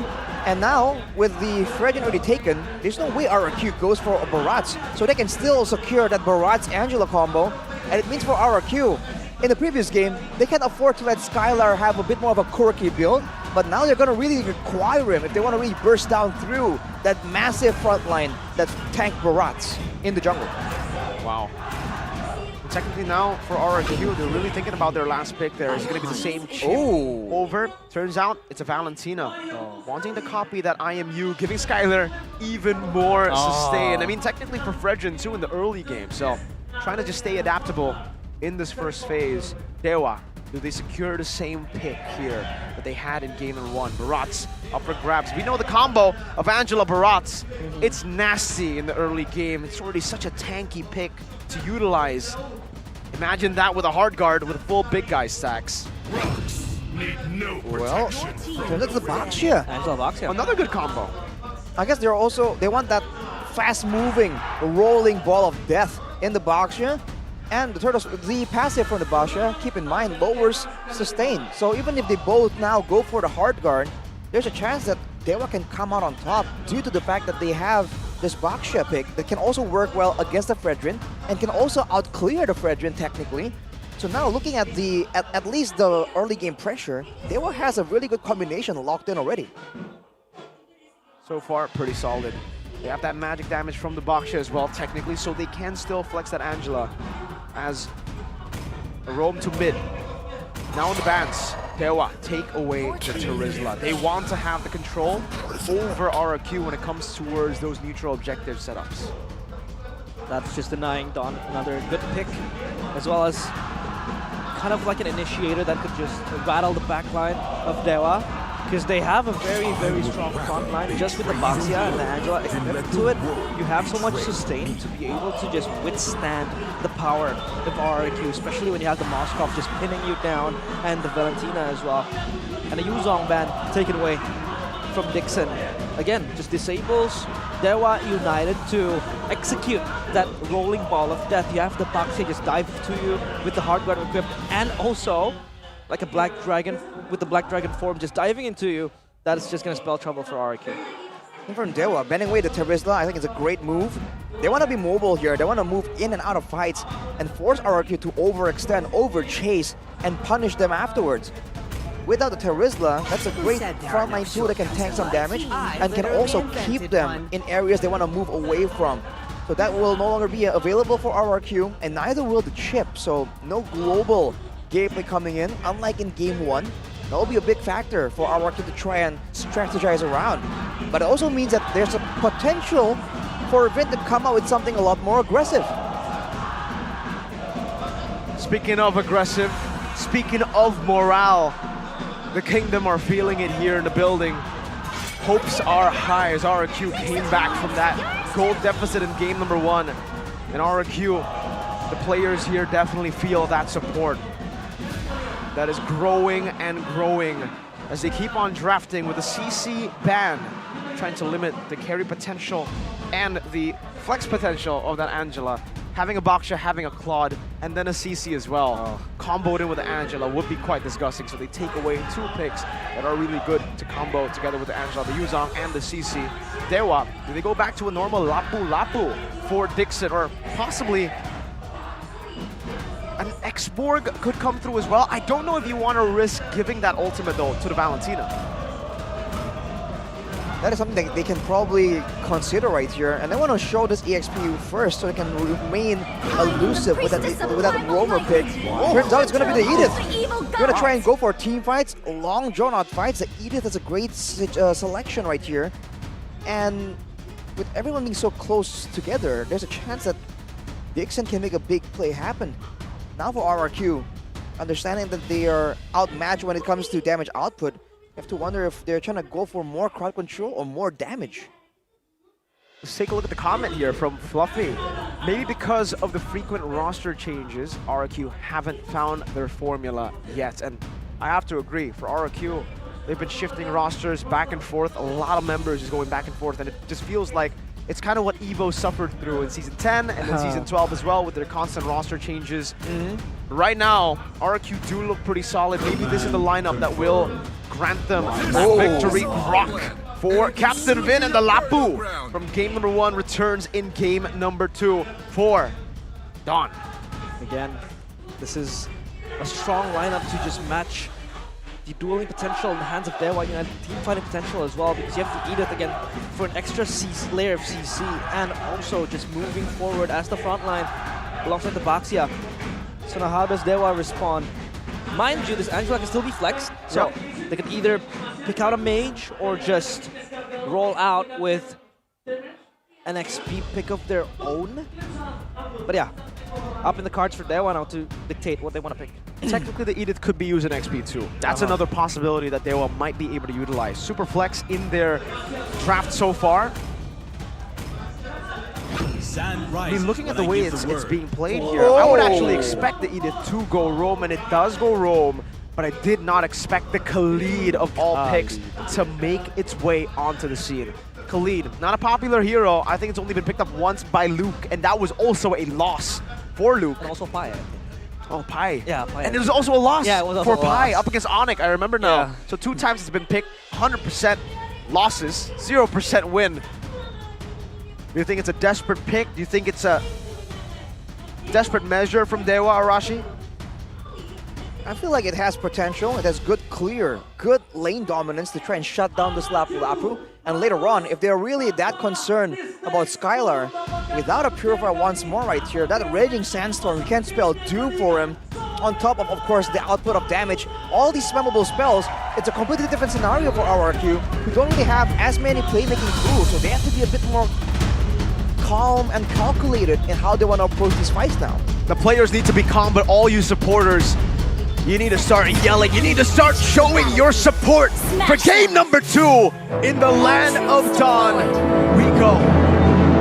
The decider for RRQ, whether they can clean sweep Dewa, or will they be forced to a game 3? Lanaya versus Irad in the jungle, the Baxia versus the Frederick. There they go, of course.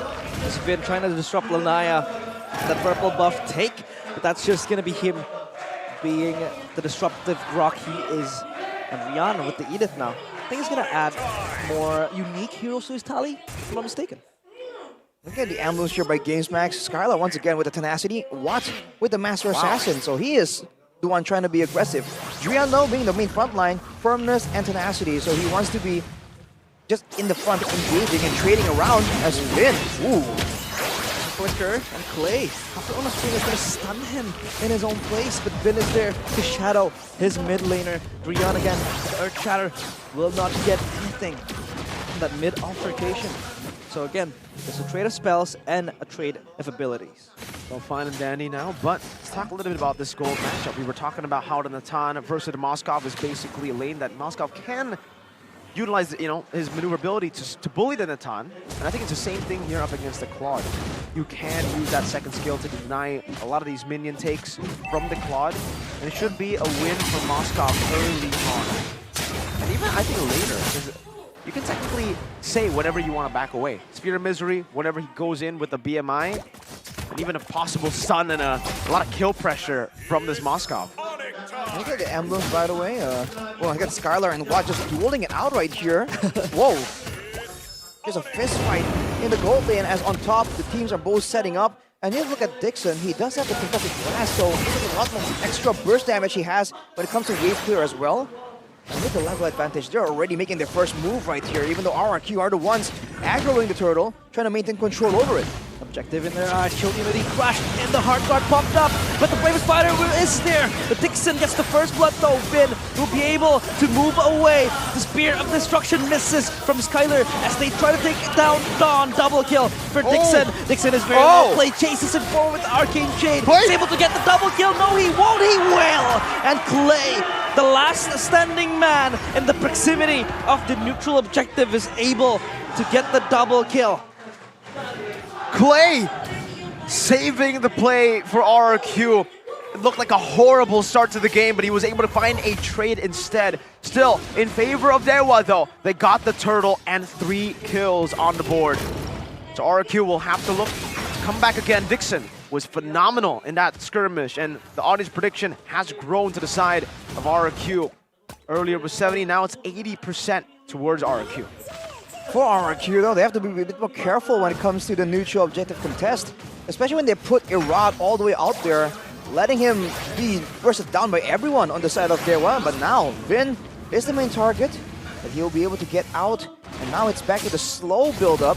And for the most part, it does seem like RRQ just reacting. Oh, Maya crashing in towards Finn. The Hard Guard as well equipped the Guardian's barriers there to just help him delay the arrival of Rian. But there goes the puppet on a string. Case though, in the back line, he's able to just weave away the Bracer's Wrath, getting the kill, and then that is going to be Clay. Meanwhile, Watt will join to the fray. Skylar in the back line is able to jump forward, and again, Clay collecting the bounties, collecting the kills. We were talking about how they still needed to look for a little bit of a comeback there from the win that Dewa got, and they got it instantly. Been able to force out a fight, and now Skylar is doing whatever he wants to the turret. RRQ skirmishing good, Irad stopping any play from Dewa from happening. And now the gold lead is in favor of RRQ. I gotta say, man, the pressure that Clay is exerting right now, winning when it comes to the wave clear, of course, against an Angela, but also always finding the Primal Wrath, matching the extra damage output that Dewa supposedly should have. He rushed for the Necklace of Clearance, and despite going for the Quantum Charge, more sustain, more movements, maneuverability in the middle of fights, he won't be running. He will be suffering from a last mana, but he seems to be managing the mana quite well. Skylar under danger. He's able to weave away, but no, he won't. The chain CC is perfect, but at least RRQ get a cross-map play in the turtle. As they zone away Lanaya, this is a sure turtle for Irad. For a second there, I actually thought Skylar was able to flicker out of the Raging Sandstorm too, but it still caught him. That last pixel of the AoE stun from Dixon. That will halt Skylar from snowballing, but Vin. Watt, while charged towards Watt, he will be taken down by Skylar. And that is an important kill towards the gold laner of Dewa, just trying to disrupt his progress, his farm, his gold, and his items. Usually we see both these gold laners virtually untouchable, but now with a single setup tool, it seems they're just trading blows left and right as Rian tries to save the turret. Might be a bit too greedy though. This could be a dive. Rian is able to pop out from his stack form. Skylar now in danger. Case flickers forward. Skylar looking to just dodge it, but no, he will die in the hands of Rian. Backup is here though. Vin and Clay trying to avenge the death of the prince as Rian is able to hide the concealment. He's playing with the bush, and now Watt pops the blazing duet with the hard guard popped as well. They're able to just escape from that misery. Losing Skylar was a blow, and they almost lost themselves. Spear of Destruction? No, he will jump forward. Wow. But there is still a follow-up there. Prolonged fight, Irad with the taunt. Will try to get Rian. Rian is down. And again, Clay, 5 kills to his name. Unstoppable. No, we're not stopping Dawn! A lot of fights happening in the land of Dawn now. And Dawn pops the bravest fighter, but Dixon is able to flee away. And the action is just not stopping. So many skirmishes all across the map continuously happening. What the heck? Who won that rush? I dare say RRQ, the fact that they came out with a structure and a comeback kill despite losing it out, it really seems like they're using the Spear of Destruction to really match the hard guard pressure, which is a weird situation to be in, but RRQ is making it work. Now going for the turtle. I think they have to go for fights first though. Lanaya crashing to a danger zone. Raging Sandstorm from Dixon. But there goes the wild charge and the bravest fighter as well. Turtle is just neglected for now as they fight their way towards the backline. Dawn flees away. Spear of Destruction will hit teleport. Still holding the trigger as Skylar is able to get the turret up top. But the turtle now is going to be secured by Irad. He jumps forward, but Dewa United is not stopping. Case gets the kill, and Clay pulls one back. The Blazing Duet will not be able to take anyone down. Clay now is going to be shut down by Rian. A large bounty in the hands of the roamer of Dewa United. Dawn could be here to save his captain. The bravest fighter popped up, but Dewa, they're able to evacuate 2 turrets for Skylar. A cross-map play for the Crown Prince. During the battle, the chaotic battle in the bottom lane, the Crown Prince was sieging the turrets down up top, and they get another objective to translate over that victory. Despite the man advantage that Dewa got, despite more kills that they got, they lost on the objective game. Drian! Dixon! The hard guard will save him temporarily, but not forever, as Skylar is able to get Dixon under that turret. No minions, no problem. RRQ just out for blood again and again. And the mind games from Skylar, landing the Spear of Destruction, and for once, not going in to follow up with the play. That has allowed him to just clear the top side, confuse Dewa, and despite having a man disadvantage, they were able to get the neutral objective and get a relatively equal fight. And now they go for this bottom side turret. They have pressure and control all across this jungle. He's just trying to disrupt RRQ stakes towards his turret, but no, it will freely fall in the hands of Skylar. Again, the turret demolisher. All 3 Tier 1s taken down, 2 Tier 2s already for RRQ. And only 1 Tier 2 left standing in the mid lane. And they haven't even started with the Lord. 4,000 gold lead for RRQ, and Irad, oh, a big item power spike there with the Sky Guardian helmet. Expect some more damage with the Appraiser's Wrath HP. Naya desperately looking for Skylar, because Spear of Misery. Spear of Misery just tries to buy him some time to move away, but Watt behind, trying to dish out the damage. Dawn jumps in. Spear of Destruction, where Skylar jumped. The Raging Sandstorm is there. It is perfect, but Dixon gets Skylar. This is turning around for Dewa United. The Appraiser's Wrath will get Dixon in the process, but it's just Irad living to tell the tale. A spicy one at that, as he just lost his comrades in that battle, and he is next on the blacklist. As Dewa United, the gods, just mighted the kingdom from up above. A big smite down towards all 5 members. Straight to the Lord they go. Only Vin's up, and they won't be able to reach it. That's a free Lord to Dewa United. A comeback in game 2. Over aggressive from RRQ, trying to extend their lead, but losing everything instead. Now with the Lord taken, they can still clear it, but they have to be careful, and they have to find a solution right here. That is not the first time Skylar has been deleted by the Raging Sandstorm, by the big burst damage play from Dewa United. Let's take a look at the replay by the Samsung Galaxy S24 series. It was looking so good for RRQ, kiting away from the bulk of the damage, using Dawn as a re-engage tool. But watch this, look at Dixon coming in. Just like that. The damage, the crowd control, and even though Clay has a Primal Wrath to try and trade back that damage, it just wasn't enough. Now RRQ on the back foot. Can they avoid more plays coming in from Dewa United? Jan's just walking into the Lion's Den. But thankfully, though, he's okay. Dixon looking for a flank angle. Vin could be the next target. No, he's holding his sword and his trigger. So they just try to tone down the aggressiveness. It's all good for Dewa. They have dealt with the 4,000 gold lead that RRQ had. Now it's mounting up, the momentum shifting similarly to game number 1 to Dewa, but this time the different side.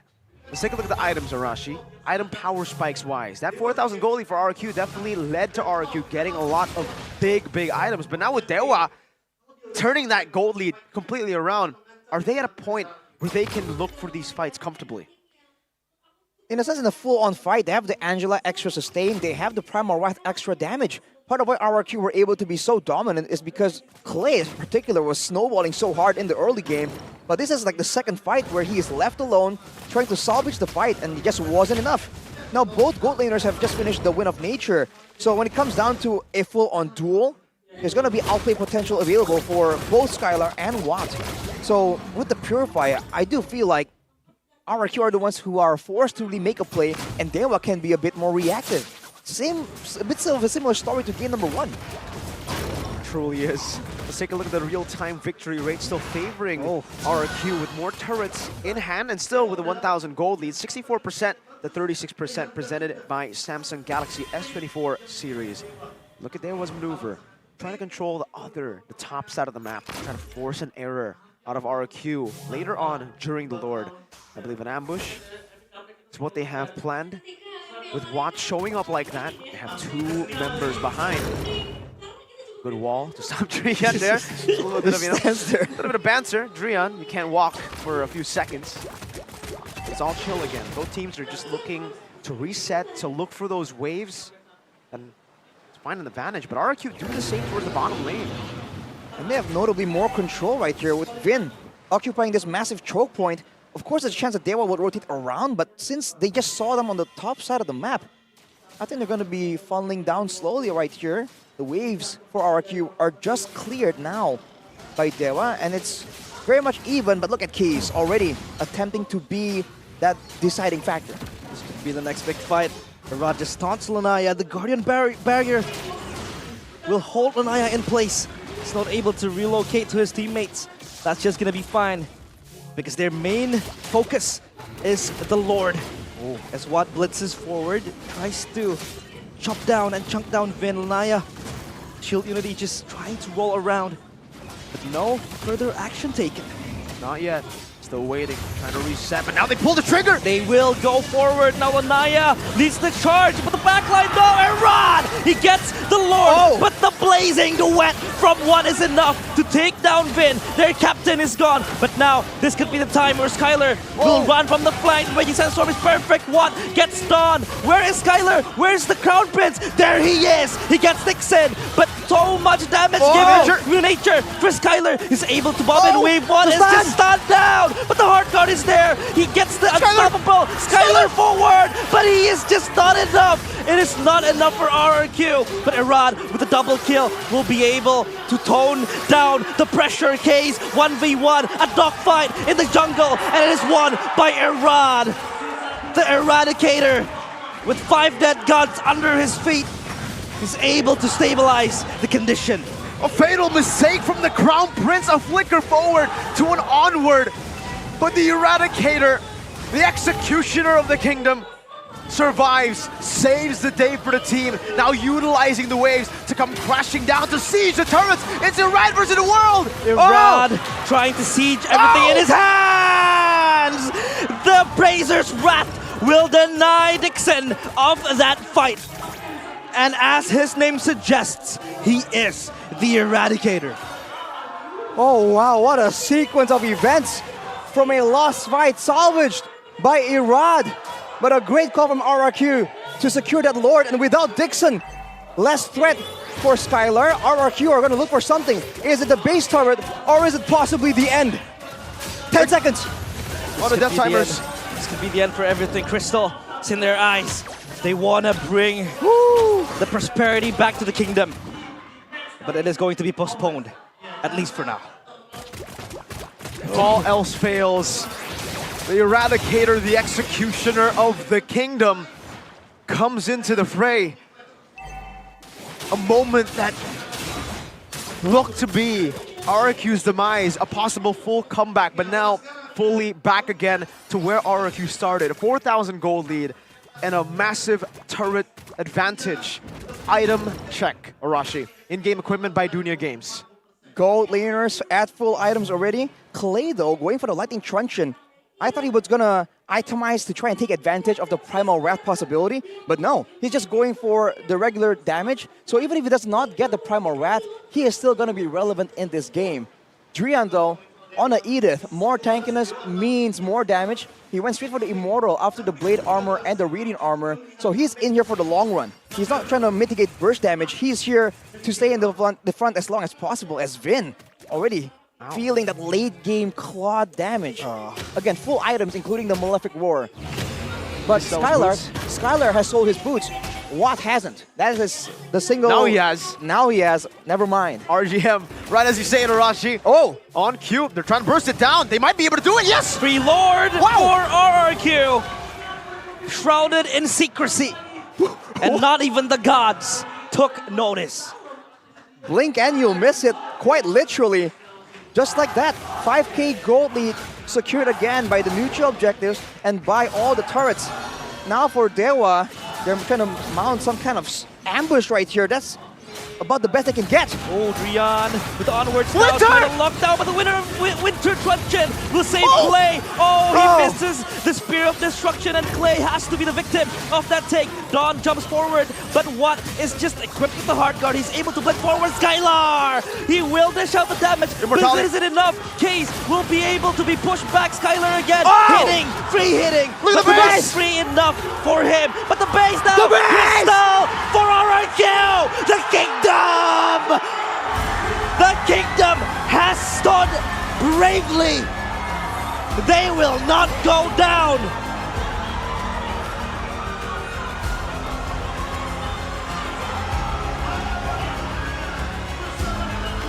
Dewa won the battle, but they lost the war.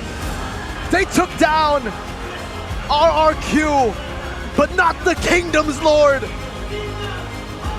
Poetic, the same way Dewa United crumbled in the grand finals of the MDL finals, the MDL playoffs, to a Lord. Last time it was evolved, this time it was enhanced. It happened again to Dewa, but this time up against the Kings instead of the Tigers. Stopping the 4-loss streak, RRQ increases their chances for the playoffs. The Kingdom ordered a 2-0 win, and the players answered their calls. Express delivery through tough weather. That is what RRQ as a team was able to achieve. It looked messy and it looked so close in some of those moments, but in the end they got it done. What a moment for RRQ right here. It's not over just yet. They're still not at their goal, but this is a great step forward for now. Their hopes of playoffs still alive. Better than ever with a 2-0 victory against Dewa United. Their next match, Alter Ego Esports. Another win that they need to get up against the 3-faced masks. But today, it is a day of celebration for the Kingdom of its glory against Dewa United. We'll throw it over to the stage for Dewa United. Dan pada akhirnya perjalanan dari Dewa United harus berakhir di hari ini. Inilah dia perjalanan mereka dari awal season hingga akhir ini. Namun kita tak bisa bertemu mereka lagi di hari selanjutnya ataupun babak playoff. So Dewa United, adakah yang ingin disampaikan? This is your last chance. Sebenarnya nggak ada yang mau disampaikan. sorry. Pertama buat semua anak Dewa, mau itu internal atau eksternal, terima kasih banyak udah dukung kita sepanjang musim.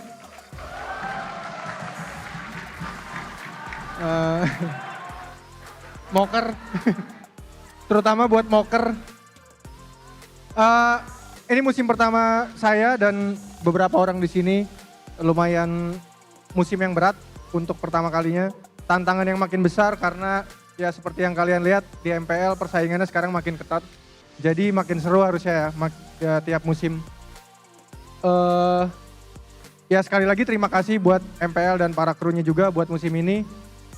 Nggak ada lagi sih yang mau disampaikan, mungkin itu aja. Pengen nambahin satu aja sih. Buat yang udah nonton hari ini ya kita kasih match lumayan seru lah ya. Ada perang-perang terus lah ya. Daripada biasa kita main pasif-pasif gitu ya. Terutama buat anak-anak Dewa, buat Om David juga, buat semua. Sorry belum bisa bawa lolos playoff lagi kayak season lalu. Terutama buat Moker tuh yang di sana tuh. Datang tiap hari, setiap ada match Dewa ya. Jangan kapoker. Ya. Terutama buat semua lah ya, buat teman-teman gua nih yang udah try hard, yang mau belajar bareng juga sama kita ya cuma bisa bilang sorry. See you next season 14. See you next season. Mari kita beri tepuk tangan. Apresiasi akhir untuk tim Dewa United Esports. Come back stronger. Dan sampai berjumpa di season selanjutnya. Ini adalah season kedua mereka. Season pertama mereka berhasil masuk babak playoff. Tapi season kali ini memang betul-betul season yang penuh dramatis. Dan tentu saja kemenangan dramatis baru saja didapatkan oleh tim RRQ Hosi. Mari kita sambut sang pemenang dari match kita yang kedua. Tim RRQ Hosi, silakan.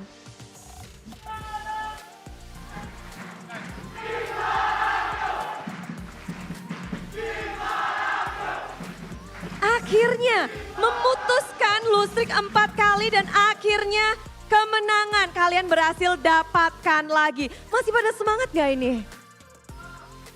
Still strong? Semangat. Semangat.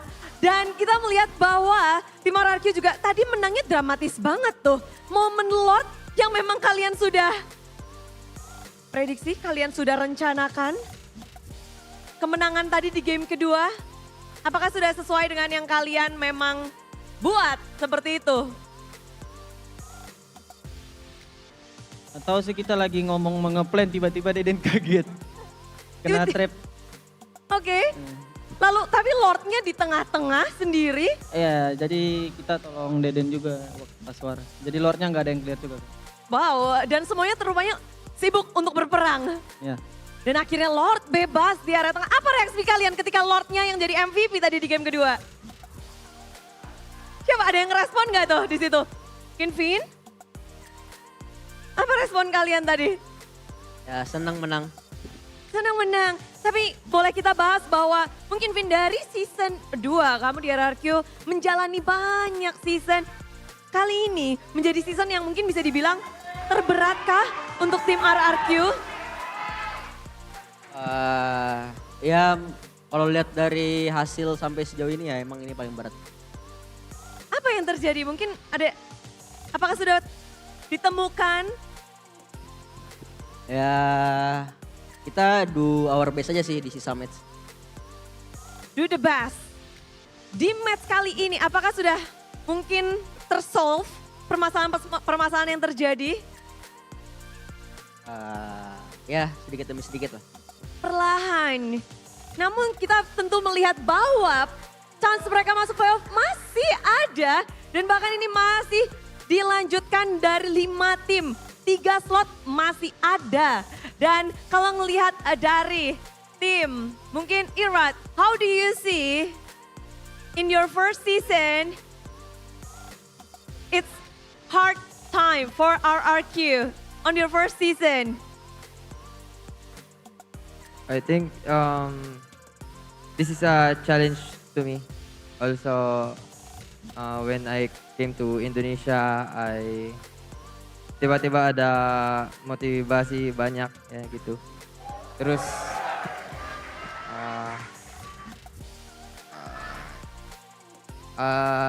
for me, I think in life we need to lose to learn. Yeah. I mean, whatever happens to you, you deserve this. Yeah. Ya, jadi memang dari Irat sendiri, ini adalah challenge untuk dia ketika datang ke Indonesia. Banyak pelajaran yang bisa dia dapatkan pula. Dan terkadang memang ada kekalahan juga, ada pelajaran yang didapatkan. But how do you deal with this pressure being on the bottom of MPL Indonesia? We are nothing to lose sekarang. Bantu Den. Bantu Den.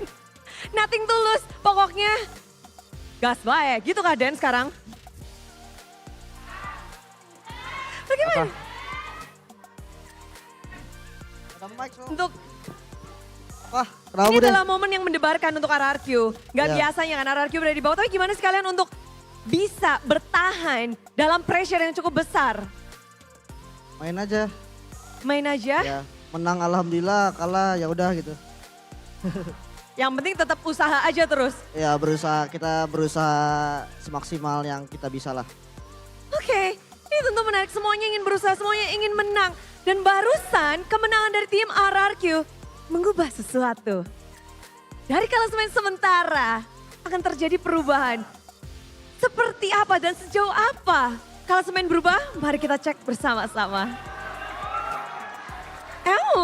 Naik 1 peringkat ke peringkat yang ke-7 dengan match win yang sama dengan posisi 6. Dan tim RRQ masih punya 1 match lagi esok hari melawan tim Alter Ego. Jadi nggak menutup kemungkinan RRQ bisa naik bahkan bisa aja ke posisi bahkan 4 kalau atas-atasnya juga tidak punya kemenangan. Gimana kalian ngelihat hal ini? Dengan cukup tipis kemenangan ataupun kekalahan masuk playoff tuh kok tipis antara ada dan tiada. Gimana sih Don ngelihat hal ini? Ya kalau kita nothing tulus aja sih, udah mau menang atau kalah ya kita tetap kasih yang terbaik aja. Oke, dan ini menariknya, chance mereka untuk masuk ke babak playoff sangat besar ketika dari match mereka menang lawan Alter Ego besok, lalu EVOS Rebellion. Jika EVOS menang, maka Rebellion akan turun. Lalu kalau RRQ menang lawan Alter Ego, RRQ jadi masuk. Challenge kalian berarti memenangkan lawan Alter Ego. Susah gak sih ngelawan Alter Ego? Susah gak untuk kalian? Susah. Susah? Ya, semua tim susah. Untuk season ini memang susah? Iya. Tersusah bagi Skylar atau bagi... Susah tapi kita ya bakal tryhard lah buat besok. Dan mereka diem-diem nih ya. Tapi dari Alter Ego sendiri, apa yang paling kalian mungkin, ini kan benar-benar di depan mata ya ngelawan tim Alter Ego. Tim yang lagi juga tipis untuk masuk ke babak playoff. Apa sih yang mungkin kalian perhatikan betul dari tim Alter Ego yang paling kalian point out sebagai lawan kalian esok? Aku deh. Alter Ego lawan kalian besok nih. Apa yang paling kalian mungkin perhatiin banget dari Alter Ego sebagai last match kalian? Ya mungkin link tas aja sih, link. Linknya tas, Ya. kunciin aja. Nggak tahu, lihat besok aja. Lihat besok aja. Tapi menarik pastinya. Dan kemenangan hari ini, kemenangan yang sudah dinantikan. Budi juga kangen banget sama tim RRQ di sini. Setelah 4 kali streak kali ini, kemenangan hadir di tangan RRQ. Esok hari mungkin akan terjadi lagi, kita nggak akan tahu. Tapi ada yang mau disampaikan nggak sih dengan kemenangan kalian hari ini dan musik dan mungkin untuk esok hari? Terima kasih lah buat Kingdom yang udah support kita dari awal sampai akhir. Semoga kita kasih hasil yang terbaik. Dan makasih buat Bang Bul. Oh iya, sudah datang ya? Ini ada buluk efek. Ada Bang Buluk. Bang Buluk, terima kasih kepada Kingdom dan juga Bang Buluk. Dan inilah dia kemenangan dari tim RRQ.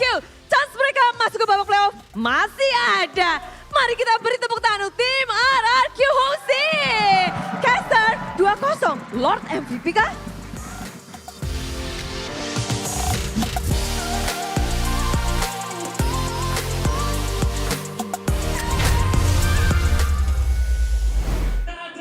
From the fall to the rise of the Kingdom now, 4 loss streak. They denied it away from themselves and now they're on their way to possibly making it to playoffs. Hope is still super, super high for RRQ Hoshi in Season 13 and we can't wait to see tomorrow's match as well. That will determine whether they can have a better chance, an even better chance to make it to the playoffs in their match against Alter Ego. I remember in the first opening weeks of MPL ID Season 13, we were all like, everything is so close. It's interchangeable. No one is safe. It's susceptible, precarious.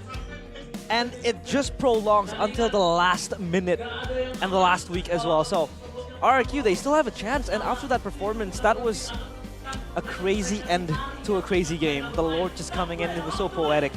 Wow. It truly was, Arashi, and I think I will have to give it to you to announce our player of the match. MVP, presented by our official tournament smartphone, Samsung Galaxy S24 series. It's your boy, Skylar! Skylar. The new Moskov on the block. No Inspire, no problem. Both games, man, the plays that this guy was able to do, insane in game number 1, and even in game number 2, there were just some moments where you're just clenching your fists, just anxiously waiting for the moment that this guy just gets online. Boy, what a performance from Skylar. I do want to let everybody watching back at home know that this is player of the match, not player of the game, because personally for me, player of the game of game number 2 is Irad / Lord. Slash Lord. Could be debatable there for Irad or Lord, but this is player of the match. So the entire match, and Skylar through game 1 and then game 2. But let's take a look at the highlights here presented by UBS Gold. begins with all this scrappy fighting, and I believe early on, it was Clay that was able to make this insane play with the Primal Wrath. He actually has my vote for the player of the game. Of course, Irad had great moments, but Clay, from the beginning, was able to make such a great swing of momentum for RRQ.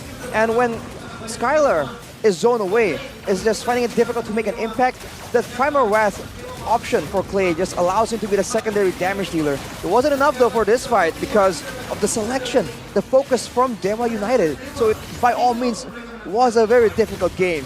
When it comes down to this Lord fights here, it just seems like RRQ had the better, more decisive decision making, and through that decision making, they were able to get so much advantage until here where it just looks so crazy. Let this play out here where Skylar was so low. Wind of Nature's traded out. This is it. And he was trying to get in here.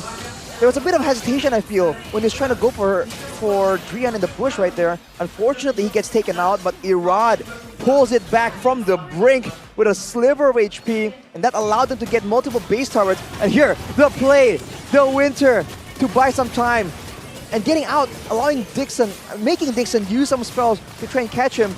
Afterwards, it was once again just a frantic scramble from both these teams, where Skylar once again gets taken out by the collective effort, but the MVP! Lord MVP seals the deal.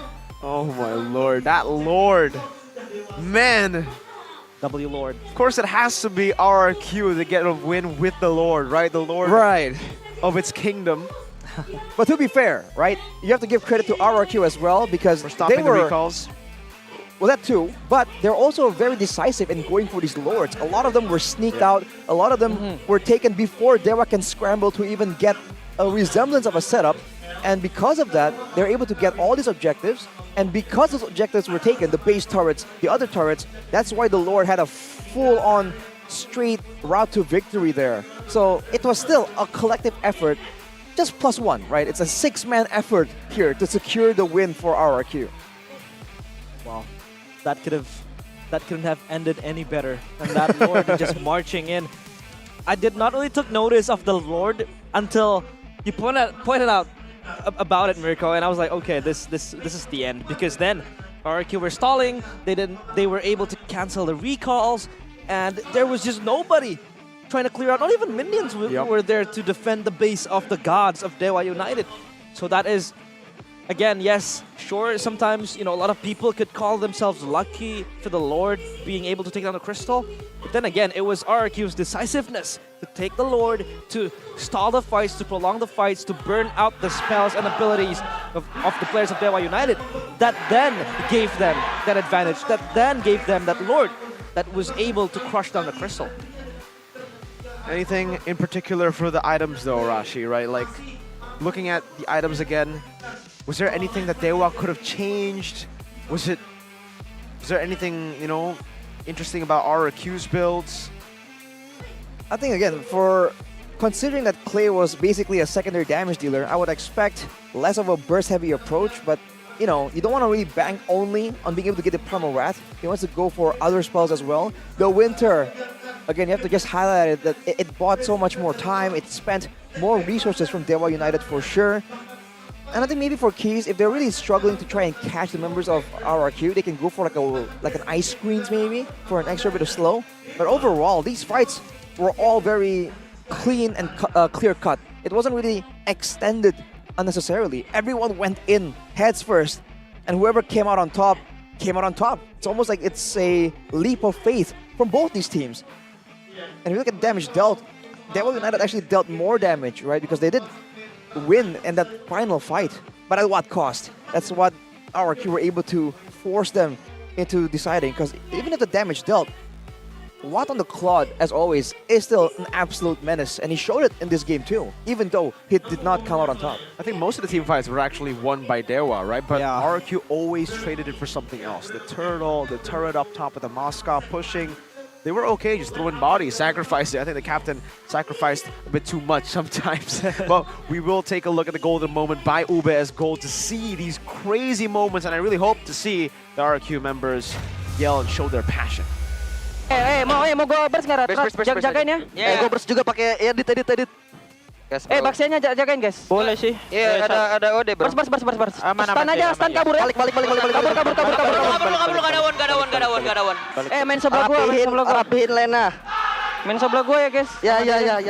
Ntar kalitnya Enggak apa-apa lu enggak nge-kill, Cok. Yang penting lu. Gua atas aja. Jangan coba mati dia ini guys. Di aggro jangan mati. Gua solo atas ATT. Go winter guys. Backup guys. Lihat tengahnya, Lep.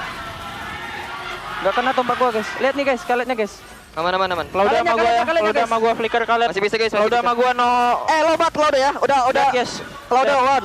Udah gua sudah. Imo. Klaudanya left. Aman dia kena Lord. Bisa Enco. Ayo Lord please. Nice guys.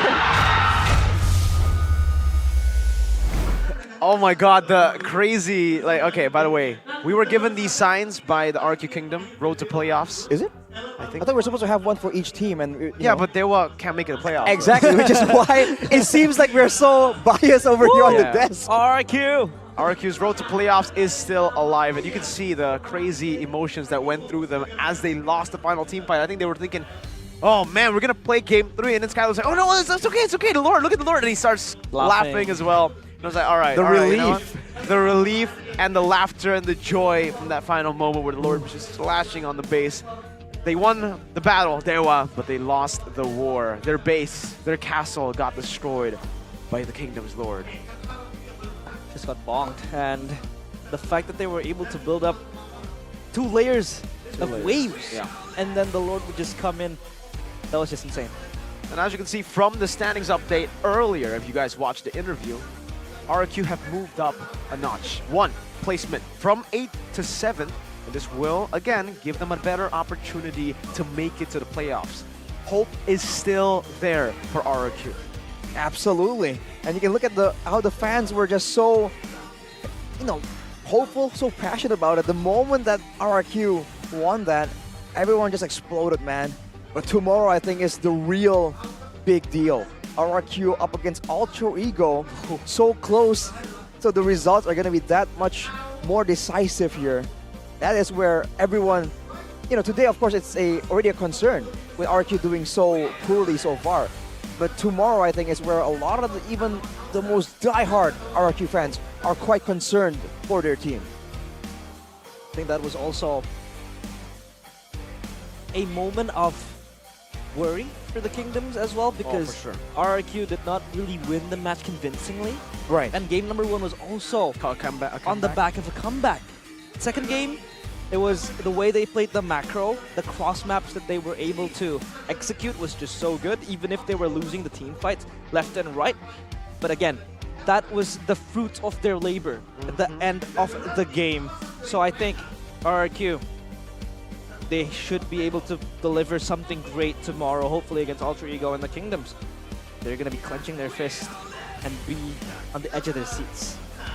I think now we have to think about all the other possibilities, because again, even if RQ win both their matches, they do not secure playoffs just like that. They will still have to hope that Rebellion loses, that EVOS. Oh my god, there's so many ways, by the way, for RQ to make it or to not make it. So we'll leave it to tomorrow. Or you guys can just watch videos online, that show you, or even the Instagram posts from MPL ID that show you the exact scenario of how these teams make it to playoffs. But let's take a look at tomorrow's schedule. The Rebellion will be facing off against the White Tigers. EVOS Glory versus Rebellion. And there you go, the match that we were talking about. The last hope for RQ and also the last hope for Alter Ego. That should just be the last battle, technically, but it's not the last battle. Alter Ego versus RQ, and then, last but definitely not least, my personal most hyped up matchup, though it doesn't affect the standings. Onyx can win 2-0, and Bigachan will still be number 1. That's the battle of number 1 and number 2. That's the battle 69. of the top. It was match 69 and it's as match well. 69. That's nice. All right, man. It's bragging rights, both teams. It's so insane, though. Momentum. If you go online and you look at people who are making lists of possibilities for each team, there's 4 different bullet points explaining the possibilities for each team. So there's just so many possibilities right now. We can't possibly highlight everything for you guys at home. I will let you know my personal favorite possibility. Evos loses twice, Rebellion lose once, and win once, RQ wins twice. That'll put them at a point of a 3-way tiebreaker. So I'm just waiting for that. You guys should be waiting for that as well, because when you go and fight for that crazy slot of playoffs in a 3-way tie, you'll need the best connection possible. And Realize will help you realize. You have to realize the fastest connection you can get is from Games Max Booster. Watching your favorite team compete in MPL ID or just, playing competitive game of rank makes you really want to perform at the best. And to be the best, you have to use the best connection ever, and that is Games Max Booster. To make your gaming session smoother, you can use Games Max Booster. Prices starts from 25,000 rupiah, and you can get up to 36 gigabytes of data. Wow. That's all. And you get so much 35 gigs. Value out of that. Hurry up and buy the package. Activate the booster in the Dunia Games app for all you people who are looking for stable connection while you game. Well, honestly, you might have the stable connection. You might also have a good device with the Samsung S24. You still need some audio, right? You need some buds. And Mr. Arashiman here knows the product to recommend to you guys. It is called Oraimo. Oraimo, right? Because you have to check out their FreePods right now. The FreePods Lite, it's just so comfortable. It's an exclusive Edith edition. The ultimate choice for gamers. With Edith's distinctive sound and gaming mode, it'll take your gaming experience to the next level. And it's an official partner of MPL, man. The quality is absolutely guaranteed. And you can get a 10% discount at the Oraimo official store or at the Orange store with the code Oraimo MPL. Very simple. Oraimo MPL, no space. Simply enter the code in the coupon section before your checkout and unleash that unstoppable sound that can just allow you to just get that much more performance. You can listen to the audio cues. It's a big deal. And while you're at it as well, you've already enhanced your audio, enhanced your gaming experience with the phone, the device, and also the crazy connection. Well, invest in yourself, man. Looks, it could be looks, it could also be getting a prescribed sunglasses. Prescribed sunglasses or glasses, it really depends. But if you guys want to look swagger, like I've been looking the whole day with these Saturdays. Shout out Saturdays. Wow, I love it. Did those cure your eyesight? Because you were doing fine without the glasses. That's insane. Absolutely, it definitely did. For you guys who can gear up for the launch of Saturdays and MPL ID collaboration on the 4th of March. That was already 2 months ago, so what are you doing? Go and buy yours today. This eyewear is the secret weapon for dominating in the battlefield. For us, it's dominating on the desk. Through cast? How do you dominate casting? I don't know, but hey, it's available at www.saturdays.com and all Saturday stores. For more information, follow at saturdays.lifestyle on Instagram and TikTok. Wow. I mean, you look very professional and classy with that. And in Indonesia, it's actually kind of sunny now. It is. It is It's been very sunny. It's almost approaching summer, so the sunglasses help from Saturdays. That's true. I mean, whenever I'm driving to MPL, it's super sunny. I need these glasses. These are actually my personal glasses. But for you guys back at home, if you guys are thinking, hey man, I want to join in the fun, I want to go and watch playoffs, you guys can also join the MPL ID Festival.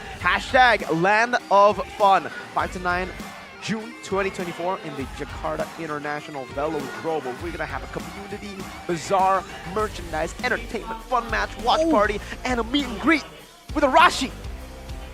Sure, with all of us. And many more. That's why there's many more. I've had very good memories with MPL ID Festival because this is where that's true. I was given the chance to be right here. I was judged by Oh, you're Miracle. right. That's true. I was judged by Miracle. I was judged by Wolf. I was judged by Lafel. And yeah, there's some sort of emotional attachment. I mean, I was judging for you me too. towards MPL ID Festival. Yeah, you were there with I was judging you unofficially, like this guy. He was judging from the stands as well. And if you guys want to try to judge, his performance here today, you need a good TV because you got to look at how he moves, etc. On a bad TV, you can't see the color. Maybe the color of the shirt and the suit doesn't match. You need to complain about that. But on a bad TV, you can't really see that, right? If you guys want to have intense gaming sessions as well, if you want to experience if you don't want to experience constant lag, mobile gaming is better on TV. Win any game with the FreeSync Premium Pro and the Motion Accelerator Turbo Pro from Neo QLED, making movements smoother and preventing stuttering. Experience more WOW. What does that stand for? Wow in gaming. That's how you do it, ladies and gentlemen. Wow. Wow gaming. Wow, very gaming. But You know what they should have done? Should have bought the Back. battle emotes. They should have backed. Yeah, they should. And you guys can do that to your opponents if they don't back like Dewa United, if the Lord is marching down with these emotes. Battle emotes. I mean, I've had a lot of fun using these emotes to flex towards my enemies. If I'm doing some good plays, godly plays like Skylar, I'm assassinating. I'm a Moskov assassin and I'm like, yo, I got you from the back, and I'm like, ente, kadang-kadang ente. Or maybe you could try the Pusapu if you feel like you're making moves like the Kage Rion, you're the Elder. Pusapu is a choice, so yeah, battle emotes is the way to go. So many different choices. It almost feels like there are even more choices, Arashi. For what? For battle emotes, or for battle bonuses, rather. Oh, you're talking about the MLBB ranked party? Yes. I think so. Exactly. MLBB's first ranked party will commence on the 11th of May. Yeah, so get ready for the ranked party bonuses frenzy, right? You accumulate your logins, you accumulate all these points by just playing the game, and you can get great gifts here. Free rewards such as the avatar, the borders, and there's emotes as well. Yes, emotes, exactly. My favorite part of this is when I open up the client and I'm in game. I open up this part of the navigation system and I'm like, there's this kind of like egg-shaped thing where you could just scrub. Bro, it's an orb. It's an orb? Okay, it's an orb. I love scrubbing it. And I'm like, oh, I got a free emote. That is satisfying. Yeah, that's I gotta admit. Yeah. It's an orb. Yeah, I'm sorry. I thought it was an egg. Whatever it is, an orb, an egg, you guys can get rewards from it, right? I think most of you guys don't care about if it's an orb or an egg. You guys care about the rewards, right? You can get free skins too, by the way. Free skins, emotes, everything. You guys can also get a free reward hub spawn effect and other rewards as well. So on weekends, I haven't even talked about the weekend bonuses, man. Right. But on weekends, you guys can get even more. Now, from the 18th of May to the 24th of May, Ranked Party Battle privileges will be live, granting you the privilege of star boosts per match and star protection for 3 matches, available for both solo and team-up matches. If you have no friends, no problem. If you have friends, no problem. Even better. Even better. Star protection. Yeah. And they can also enjoy the crazy weekends and boost their ranks from the 25th of May to the 27th of May. Wow. Insane boost. That's going to plummet you towards Mythical Immortal. Well, you know, you got the chance to shoutcast, to join us. For everybody out there who thinks they're the next Magic Chess National Champion, show yourself. I know KB is definitely going to be participating. KB, he yeah. might actually prioritize the Magic Chess competition over his casting job because of how good he is on at Magic Chess. Arashi is also very, very good, by the way. So Arashi has already made it to the finals. You guys will be facing him in the finals instantly if you get to the finals. But I'm joking because he's too good, he won't even participate. But you guys can go and participate. Who do you think is going to be the best? Is it you? Then join. Nerd. 5th K, the 9th. Who is that? In the Jakarta International Velodrome. Who's that? Yeah, who is that? That's Jason. Jason. Who's Jason? That's Jackson. Jackson. And for Jason and Jackson and everybody watching back at home, if they're students, what can they do, realize? They can jump in and plummet their career in esports. They can do just that through MDLCSR. For students who are interested in esports, let's register now for the MDLCSR program 2024. Get the opportunity for mentorship with expert mentors in esports and also internship opportunities There you go. in select companies. That is the MLBB esports partner. So of course, you can jump in, hands-on, work experience, and also join the internship in MDLCSR 2024. And all you need to do is scan the QR code earlier. That was on Rashi's side, I believe. So Over go and tap here-ish somewhere. on your Samsung phone backwards twice, or 4 times. 10 technically, times. depends on how long ago you missed it. Or if you already scanned it, then you're probably not here anymore. But still, we're still gonna be talking to you. Yeah. Marashi, you want Yes. to tell me something right now? You want to tell me a prediction right now of how tomorrow is gonna go? Well, see, I believe, with full faith, that... Wait, are you talking about a particular match or? You can go for all of it. Evo's RBL, RQ Alter Ego, Bigatron Onyx. See, I was thinking that if Rebellion wins against Evos, then Evos will be in a showdown for survival against Onyx, which is going to be hype, right? And then That's true. I believe RQ got what it takes to go up against Alter Ego. The final one, I think I'll have to copy your move and go like this. What about you, Realize? Someone's gonna win tomorrow. Wow! Wow, really? I thought Someone's everybody gonna, someone's gonna make an edit. Mirko Starboy edit with the sunglasses. I'm waiting for that to show up. I'm waiting for that, and I'm waiting for his prediction to come true. If it comes true, we'll never know. But if you guys want to know, catch us tomorrow. For today, though, unfortunately, we will be ending the show here on the English Desk. Thank you so much for watching, and stay tuned to see the results of who makes it to the playoffs. It's been me, Mirko. Realize. Arashi. MPL Indonesia Season 13. We own this!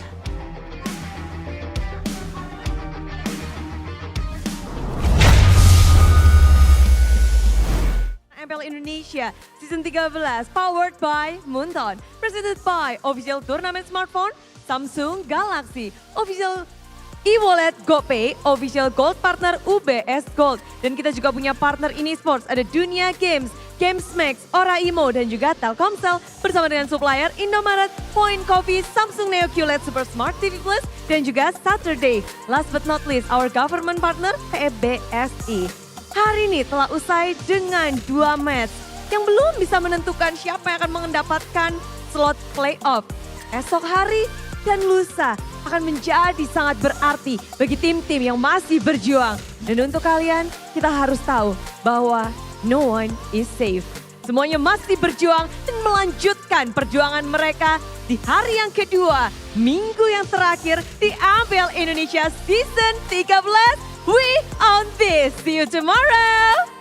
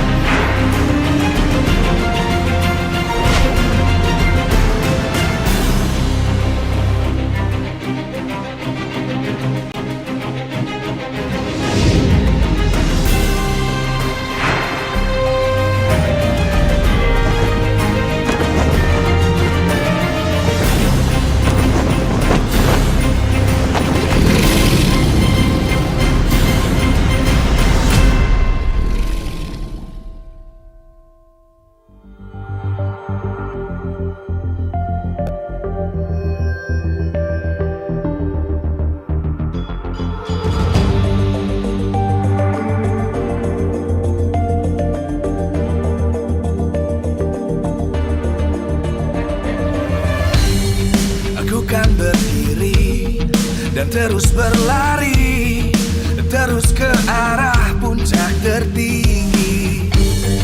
Ku takkan berhenti, hanya sampai di sini. Kemenangan abadi menanti. You know we won't miss if we unite our focus. And if you haven't noticed, we all live. Nyalakan apimu, hadapi semua tantangan, hadang semua serangan, jatuh bukan halangan. Bakar semangatmu, janganlah engkau menyerah. Kita akan buat sejarah. We all this, we won't miss. We all this, we won't miss. Saatnya beraksi, jalani ambisi. Aku kan menyawakan